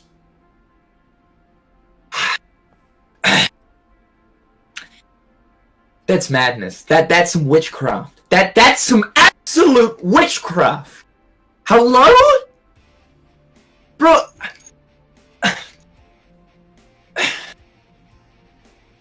I'm sweating. I am sweating.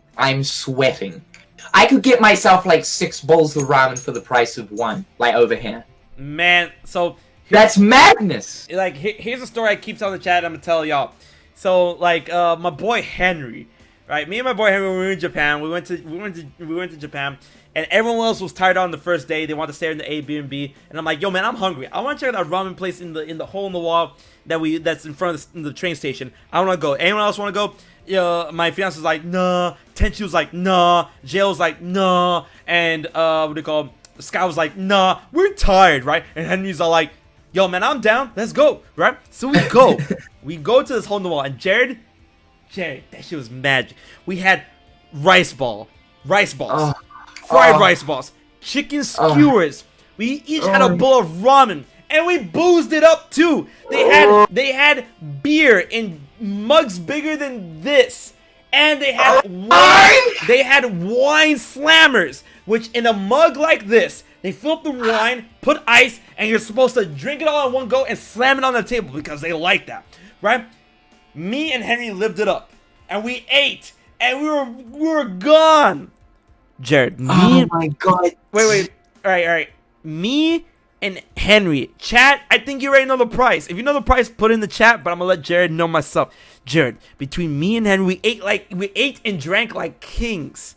Me and Henry, $15. Oh my, get out of town. Get out of town, boy. Get out of town. What? Hello? This is unheard of. This is unheard of.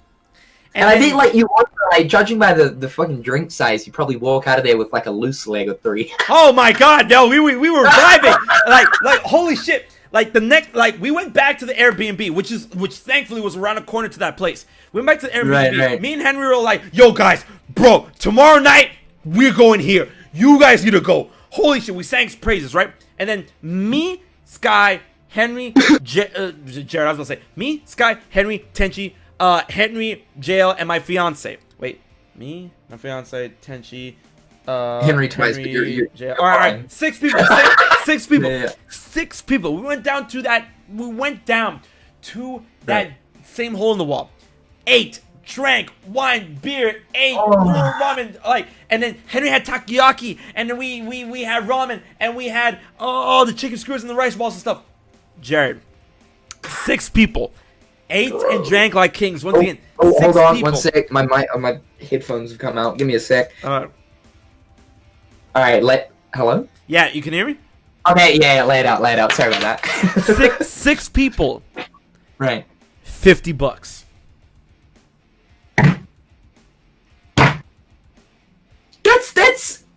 That is literally the price for like pretty much one person going out to a restaurant here, maybe 2, probably two.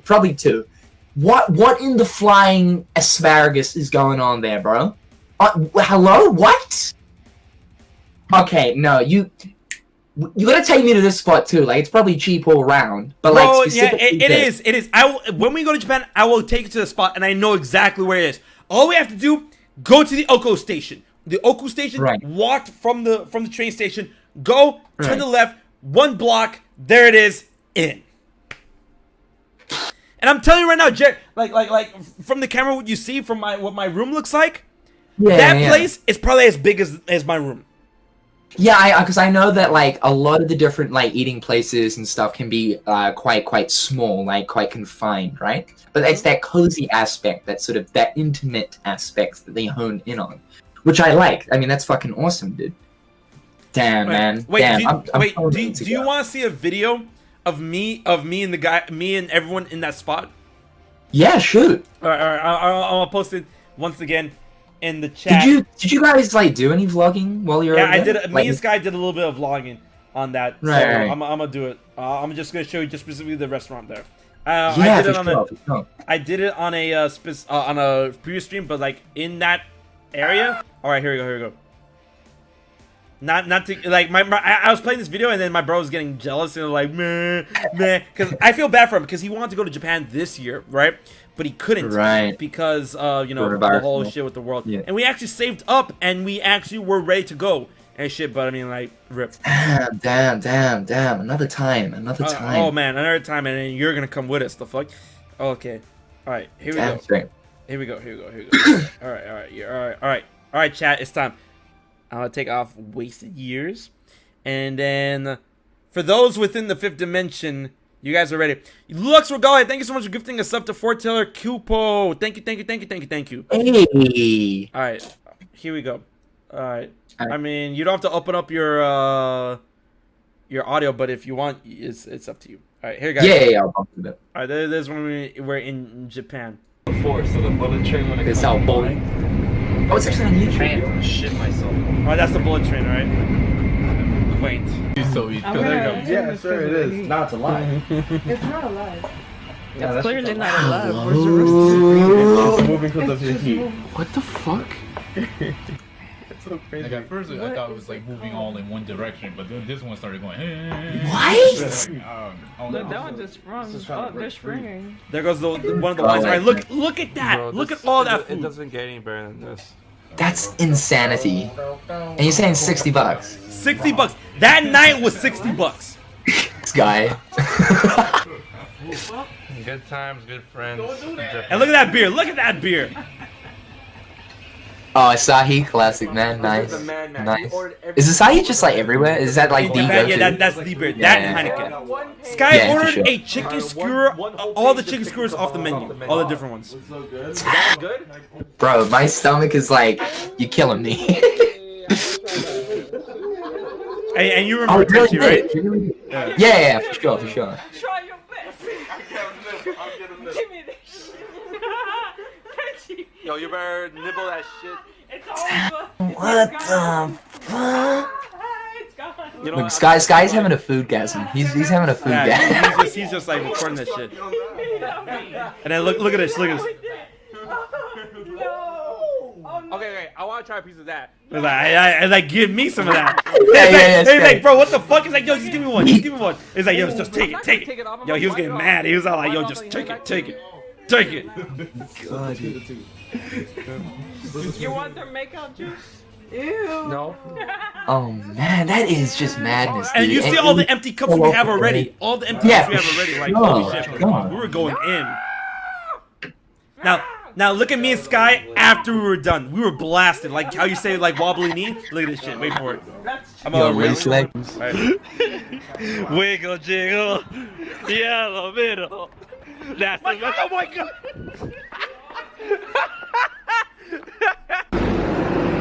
Luckily, we literally were staying at an Airbnb like right around the corner of the fucking ramen shop. We get out the ramen shop, go around the corner, go down the street, and that's where we were staying at. Yeah, not much of a trek, which is nice. Right, it was Okay, literally now I'm right onto there. the part. Oh yeah, for sure. Like, look at your two little butts. Oh, That my is God. beautiful, man. That is beautiful. I That, love and, it. and that's what I love want to it. experience with you. Ah, dude, yeah, fully, man, fully. We're doing it. It's a done deal. Just as to Yeah. when it's happening, who fucking knows. Yeah. But like, yes. Yo, Dark For Calculator sure. is right. That is Henry, aka Gameboy Lad. Bro, and you know what's the wildest part, Jared? Hit me. The way that they address alcohol is Yeah. way more lax than a lot of other countries, to the point you can legitimately drink out in the open. Oh, okay. So there is what public? You're allowed to like carry a beer around, like Yeah, on the yeah, streets and stuff. Yeah. Here's the rule though. Wow. In Japan, it's looked down upon if you eat and drink as you move, though.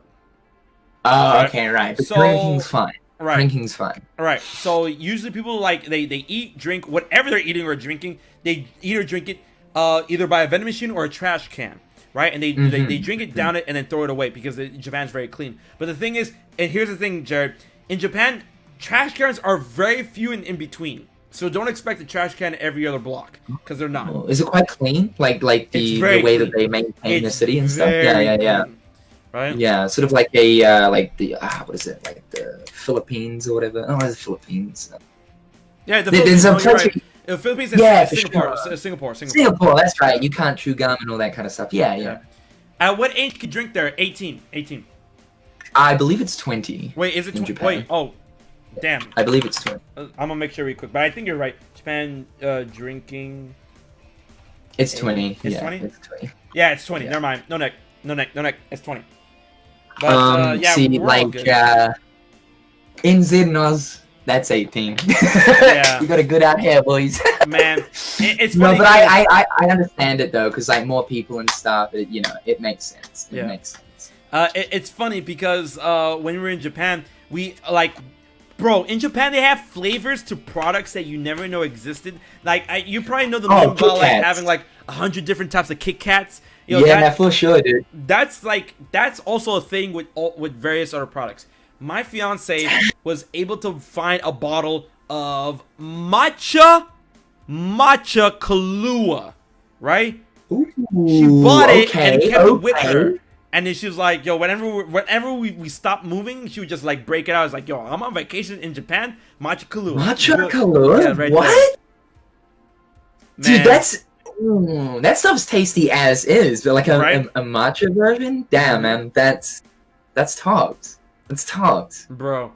No, I know. They're just wild over there, like food-wise, drink-wise, anything-wise, gaming-wise, just pop culture-wise, clothing-wise. It's insane. It's like a whole nother universe. It really is. And yeah. The like, it's not like I have a problem with it, but I mean, their beer selection is very, very, like I said before, the beer selection is very limited over there. It's either wait, what was the beer thing you Asahi. Huh?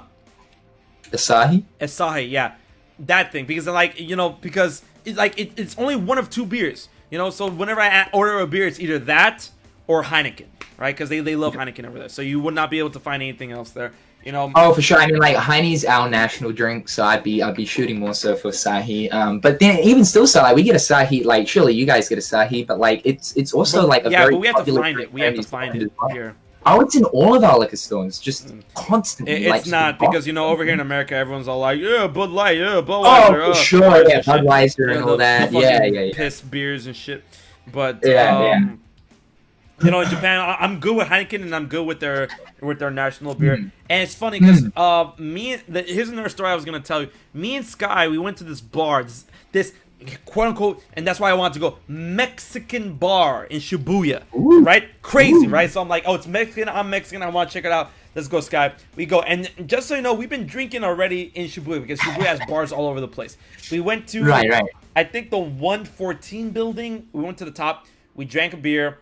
We went down to Shibuya, and then there was like this underground bar where it's like 300 yen, which is $3. 300 yen every drink, right? So then we go down to the bar, and the bar is small and pretty bumping, and we're like, hey, 300 yen, any drink? And the bartender's like, hi, right? So then we're like, yeah, I mean, like, we were like, I don't know what to drink. Like, we were like 2 beers, right? So they bring us the beers, and it was this size, $3, this size. So then me and Star are like, clink, drink it, and we're done. And like, all right, next spot, right? We go to the Mexican bar, and then we go to the Mexican bar, and there's this bartender, right? And he didn't really look Japanese to us, but he spoke perfect Japanese, right? So then we were like, hey, we would like to drink. And we were there to blast. We were like to drink hard and stuff.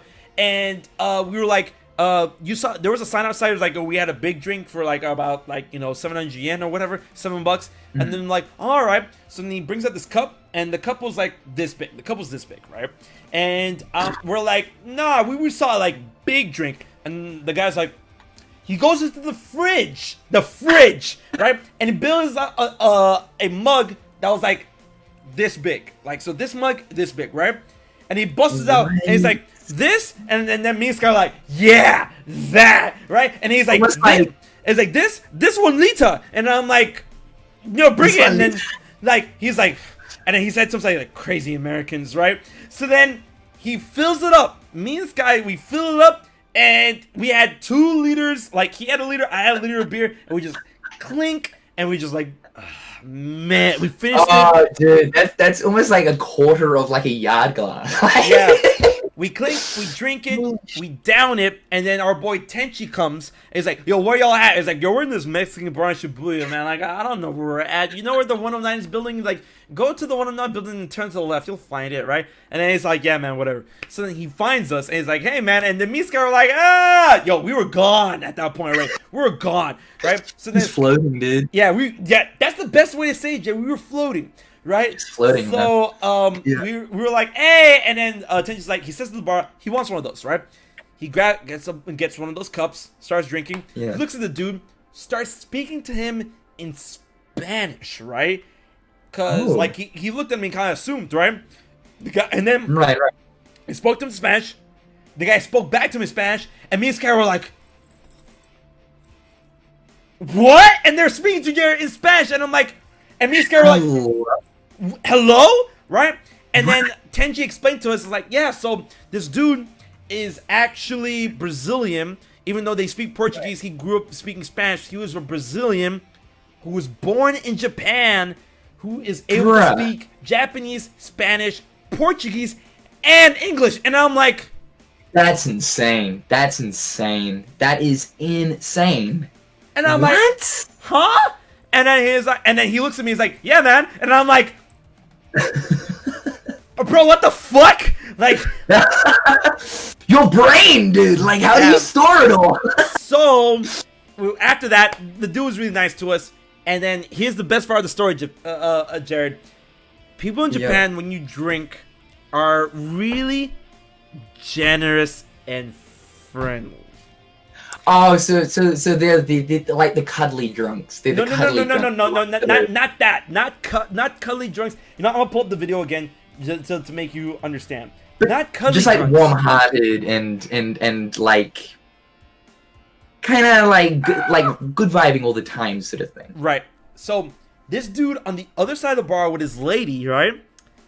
He saw me, Sky, and Tenchi just putting away this giganto beer to the point where I'm like, yo, man, I'm on vacation. I looked at Sky and Tenchi like, yo, you want to get another one? And they're like, yeah, man. And we got another one of those big shits, right? So how to go home. When we were in Shibuya, this dude across the bar looks at us, and I'm like, yo, what's the deal? Like, what you don't like us? The bartender brings up 3 tequila shots, right? And I'm like, what's this? And he's like, oh, so that gentleman over there, he tells us, that gentleman over there, he's like, wow, you Americans really know how to put it away. So he bought y'all tequila shots, and he wants to take a shot with you, right? And he has a shot himself ready, and then I'm like, yo, alright! So then when we come over here, it's like, yo, we clink, we take the shot, and we take the shot, like, hey, yo, thank you. Right? That's really generous, right? Good lad, man. Yeah, we need more of that going on around the world. So, we were really feeling ourselves, right? And at the point, I'm like, you know what? I'm on vacation. Fuck it, right? Because I'm under the impression tequila costs. Right. So I'm like, I'm on vacation, and I'm like, you know what? I'm gonna buy this man a shot. I told the bartender, yo, buy us a round of shots and also buy him a shot too, please, right? So then I bought him a shot too, and he's like, hey, and we're like, hey. So we clink, drink, bam, boom, right? And this was Jose Cuervo Tarantula, what do you call him? Tarantula tequila. Tequila, right. At that point, the rest of our group shows up to the bar, and they're like, "Hey, like, how you doing?" And then me, Sky, and Tenchi were just looking at them like, "Yo, man, we're gone, like, we're gone, like." And then the dude looks at us and sees the rest of our group, and the bartender taps us again, and we're like this. The bartender taps us. I'm like, "Huh?" All right, and then he's like, he saw that you guys are friends here, and he appreciated the fact that you bought him a shot, so he bought you another shot. And then he pours us shots for the rest of our group, and we're like, no way! What? Bro, we need more of this going around the world, so man. Like that, we're like, bam. So here's the video of it, and I'm telling you right now, that man was a very good-looking man. Holy shit! So, yeah. That's space. I'm gonna show you. I'm gonna show you right now. Hold on. Yo, that guy. I don't know how. Yo, I don't know about this. But that's the night that people claim that I almost got hit by a car, and that's bullshit. So I was hearing about. I heard something about this. No, that's bullshit. I did not get hit by a car. Right, was it just banter towards how drunk you were or something like that? This is me and Sky in Shibuya. This is Shibuya, all right? Damn. Tower Records, yo. Disney store. That Disney store looks wild. The fuck? What is that? That big like round. Alright, so there goes the Japanese in the video. There he is. That's him. My man, the Steez. Yeah, like, yo, man, in his fucking business suit. Like, yo, that's the man. Straight up. Yeah. Straight up. Keeping the professionalism while getting blitzed. Tequila! I like it.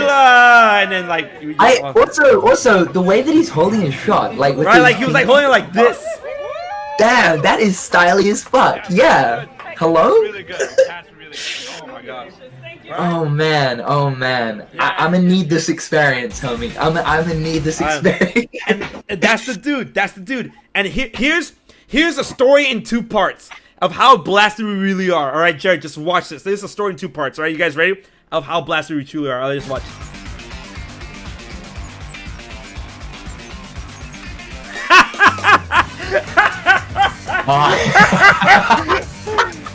And then that's you managed to hold it for 1 frame and then not. Yeah, and that's the bartender. That's the bartender that can speak 4 languages.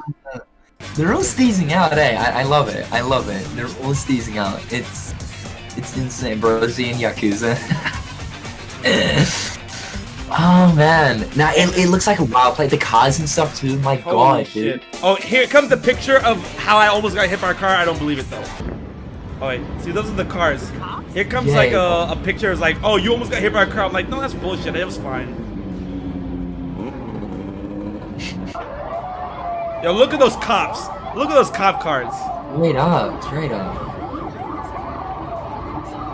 Wait, is that monster truck looking thing? That off-road? That's a cop car. That's a cop car? Yeah.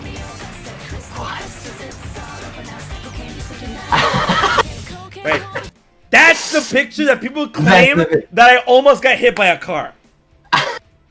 But the dude was waiting. People saying like, you got hit. Like, no, he was waiting. People thought he was idling. He was idling. Nice, nice. What a fucking wild time, man. And then, I'm glad I got the full scoop. And then it's funny because you know how you and the rest of the keykeepers call me Dad? I went Dad mode because Sky got blasted out of his mind, but I was still somewhat cognitive, right? So I had to guide this man back to the fucking train station. As it goes. Like, look, he was holding onto my backpack. I told him, hold him onto my backpack. I'm gonna take you back to the train station. And this is it. Look, just watch it. You know how in Paper Mario there's like Koops, Bombette, Watt, Lacketeer, Paper Mario Koops. No, what's his name? It's like Laculester.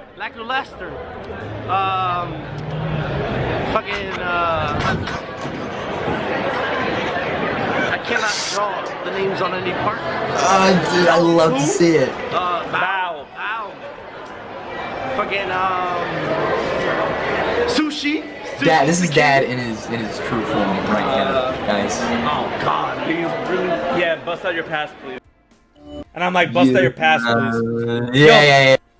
Yo, my fiance Ella can hear me from the other room, and she texted me. He's like, "You were too drunk to remember that the cars were actually moving." I'm like, "No, they stopped, okay."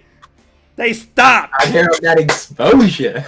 Like the traffic wasn't waiting. Oh look, she's texting me right now. Hold up. She's about to respond.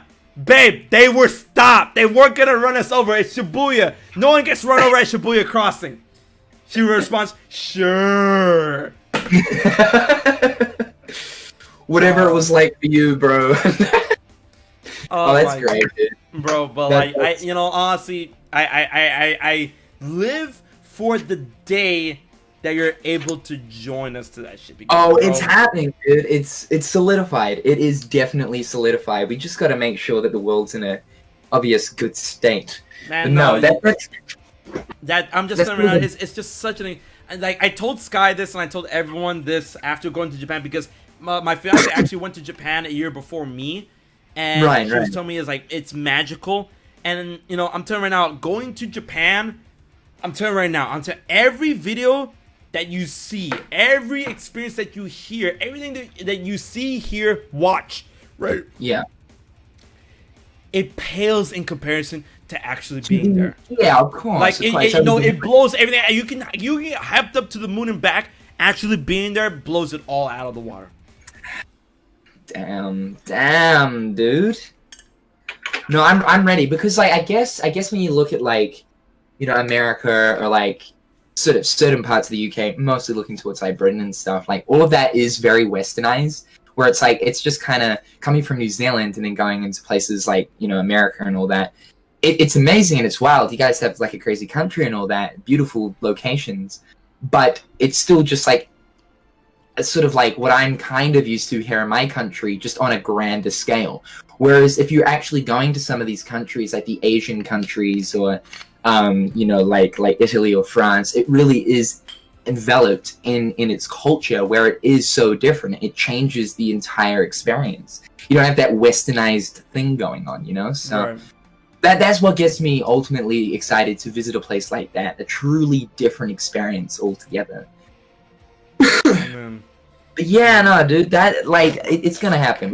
It's gonna happen. And now I'm gonna let you know the best quick, because I'm getting to the point I'm getting blasted, but I'm telling you right now, the best things to know when it comes to Japan, and you know, like being there and how to communicate with the locals and whatnot. Here's things you need to know.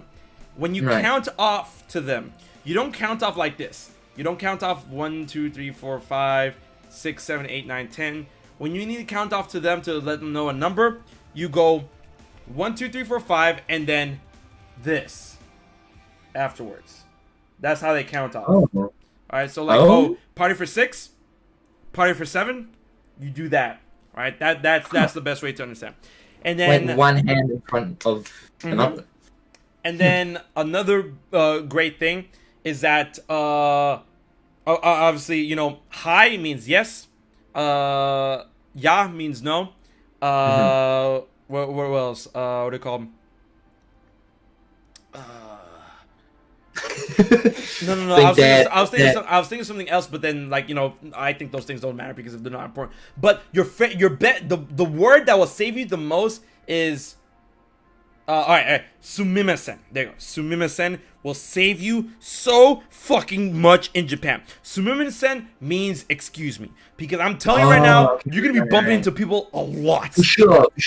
And politeness goes a long way. Yes. Yeah. And then what do you call it? And also to get people's attention when we need to ask them questions like directions or where a product is. You say, you bow, sumimasen. Also, of course. Yeah. Sumimasen. Yeah. I actually did do, although I don't really have too much to show for it, I did do 2 years of Japanese for the first 2 years of high school. But what? Again, I know, but I really, there was not much to take away from that, which is a bit unfortunate. The best thing I could take away from that was knowing that Studio Ghibli goes hard as fuck. Aside from that, though, when I what is it? When I Jetta Disca, Unai Shinji no Disca. Man, I see. Like it's a loose memory in my brain. I it's sad. But what I am gonna do before I go is, because there was a time there where like James was like doing the whole app study thing and all that, and he was getting pretty good. But I will go through like sort of all the golden rules and all that kind of thing. Just there's a ton, sort of man. important things to know. Yeah. Just sort of the important things to know. Yeah. Going in blind. The greatest. Never litter. Hold your trash. Don't like. Oh, here's a big one that people gloss over a lot. Never stick your chopsticks in rice. Holy shit! Don't do that. Right? Yeah. Like if you're eating rice and then you need to put your chopsticks down, you put your chopsticks down on the table next to the bowl of rice, or you never stick your chopsticks in the rice. Holy shit. For sure, dude. Like, see, like, I'm as white as it gets, so like, I'd just be like eating it with my fingers, like the sushi per se, or don't do that either. They'll look at you like, I mean, it's not disrespectful, but man, they'll look at you weird. Holy shit. Yeah, I have heard though, like in specifically the touristy areas, they are a little bit more lenient. Yeah, they provide forks and shit. Yeah. Yeah, for sure, because of the fact that they know, like, oh shit, we're getting all these, like, you know, third world sort of in our eyes. And then people coming on. Don't touch the locals. Yeah. Don't touch the no shaking hands. Bow and all that stuff. Yeah. Also, and then, I'm talking about public transport. I've heard is a big thing. Transport. When you wait, we're saying.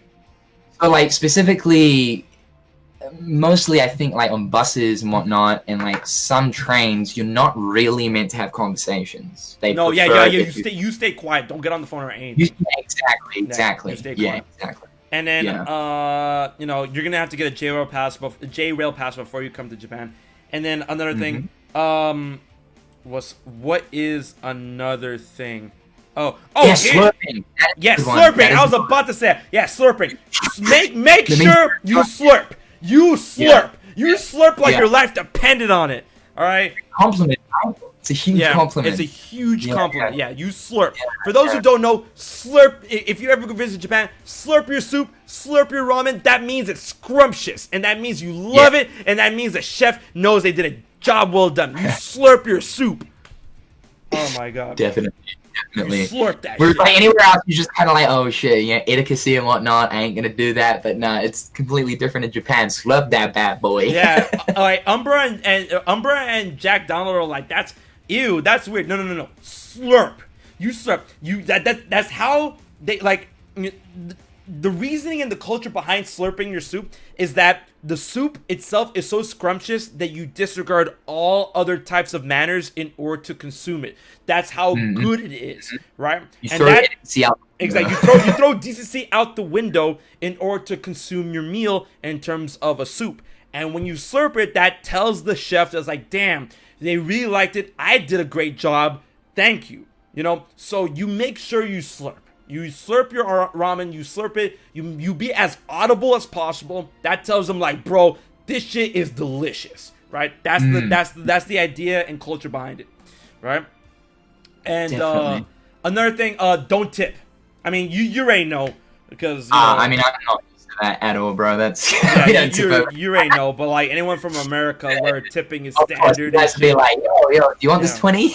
Yeah, where tipping is like second nature. You don't tip in Japan. That's mad disrespectful. They hate that shit. Don't do that, right? What else? And they love when you ask for seconds, right?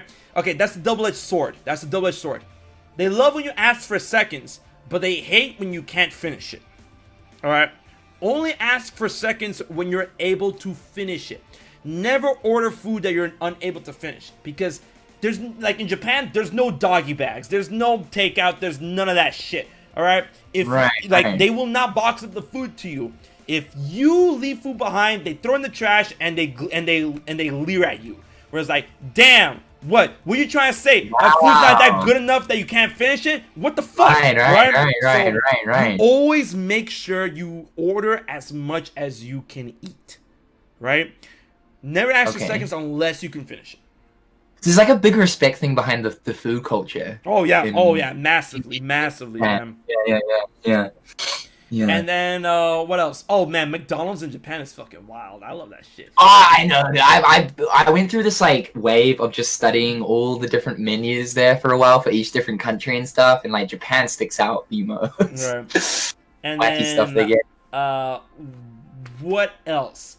That's other things in Japan. Okay, so obviously if you see people walking in a certain direction in terms of like public areas and stuff, you follow the trend. Don't walk against. Yeah, there you go. Don't walk against traffic. That shit is mad disrespectful. Don't walk against traffic. Sure, I mean, like in other countries or in America or whatever, you walk against traffic, it's like, oh man, what are you gonna do about it? No, you walk. You walk with Japan. You walk with traffic. Don't be a dick in Japan. All right. Oh, essentially, like anything that like Logan Paul did. Like, no, I'm not even talking about like the forest thing, but like just the way that he like acted just on the street. Yeah, like man, like what the fuck, what is your fucking manners? Even Rice Gum too, man. Like it's mad to see it. It's crazy, dude. So don't be in people's faces. I know that. Like, don't be like extra or anything. Oh yeah. Don't try to handshake people. Don't try to touch people. Don't try to hug people and whatnot. Like, just respect their culture and whatnot. And what else? There was other things that were really important. People are saying Denny's. I know that you were going off the Japanese. Oh, Denny's! Oh my god, yo, Denny's is so fucking it. Yo, Denny's is godlike in Japan. Anyway, like when I come to the States, I'm like, yo, and you guys are like, what is wrong? Oh yeah, that's right. You get hyped up for Denny's in the States, and Denny's in the States is trash. Yo, you will lose your soul in Denny's in Japan. Holy shit. My lord. Alright, yeah, Denny's in Japan, definitely it. Also, okay, here's another thing that you guys need to get adjusted to and whatnot. In Japan, there is, and I'm letting you know, there is a lot, and I mean a lot, and I'm fine with it because I'm a former smoker. There's a lot of smoke in Japan. Holy shit! I have heard they're like right into the cigarettes. There's a lot of smoke in Japan. Just a lot. In the sense of that, is that like that? It's still regulated, right? So like you can't smoke at like bars and all that kind of thing. Oh no! Oh Jared! Oh poor Jared. Yes, you can smoke in bars. You can smoke. You can smoke in bars and you can smoke in restaurants. Damn! And in arcades. And in arcades? Wow, dude. Okay, so because like worldwide, that's like they're living in like 1980 or like 1990 or some shit. That's crazy. But I will tell you this. Thankfully, certain establishments do have either one, smoking areas, or two, very, very, very good smoking adapters, right? And what I mean by that is that, check this out, Jared. In that hole in the wall, in the hole in the wall that I was talking about and I showed you on video, that small place, people are allowed to smoke there in the bar. Now, there was one time where me and the crew were sitting behind a lady that was smoking at the bar because, you know, everything is like so small compared to her. We could not smell the smoke because above the bar there was a very powerful smoke filter around the bar, in which when she smokes, the smoke air automatically gets sucked up into the ceiling. Sucked up, right? Yo, that's next generation. Yeah. So some places actually have really good smoke adapters, and where people can smoke in certain areas and then not being walled off from everyone else, but their smoke gets sucked up into certain filters and shit. So. Damn, because I guess they've got to compensate for the fact that, like, yeah, a lot of these restaurants and like bars are quite pokey, from what you're saying, like quite intimate. You'd have to have something there to, of course, suck it up. Yeah. Right, and then you have to understand the work culture of Japan they're very stressed out. Because they feel work is very important, so they look for outlets. And that's why a lot of people drink and a lot of people smoke in Japan. Yes. So, you know, there's this not like, smoking, like they understand smoke is bad for your health, but they're like, smoking does take the edge off, and they're like, we're not going to tell people not to smoke, but, you know, obviously not everyone smokes, and especially with tourists, so we're going to build things around certain aspects of smoking so that other people will feel comfortable as well. Yeah.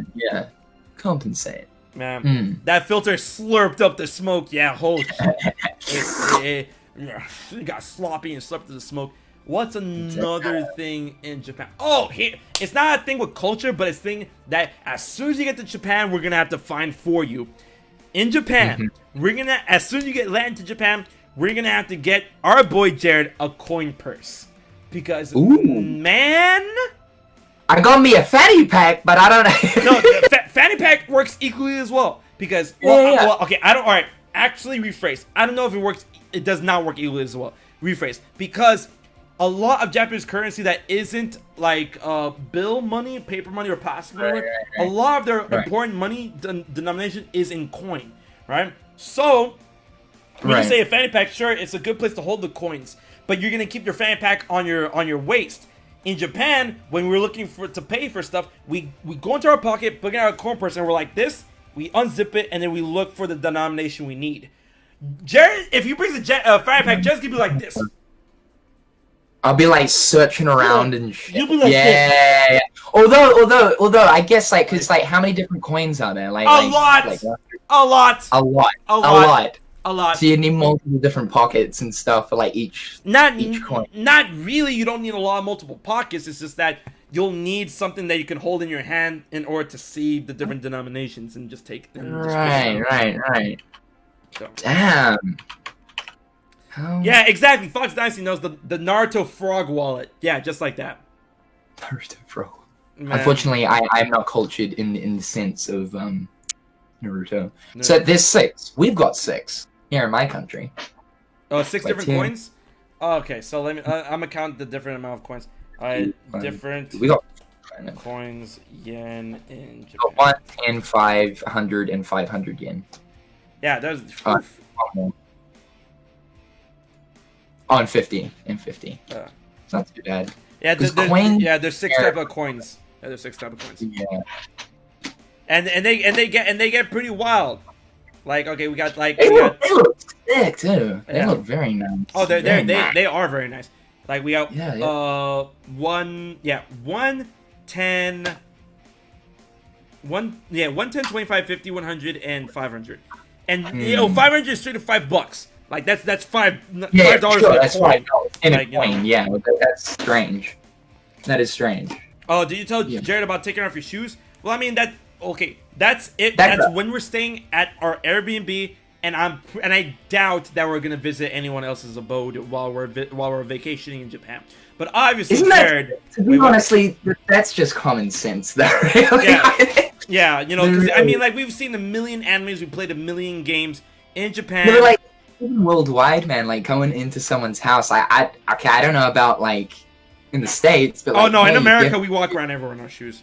I mean, yeah, like you can here, but like just the decent thing to do is to always just take your shoes off. Like if you're going to someone's house, you just take your shoes off. But I mean, in other places, like you take your shoes off once you're situated. You know, like you take your shoes off and then you. Oh, get you. Yeah, in Japan, as soon as you get past the door, you take your shoes off.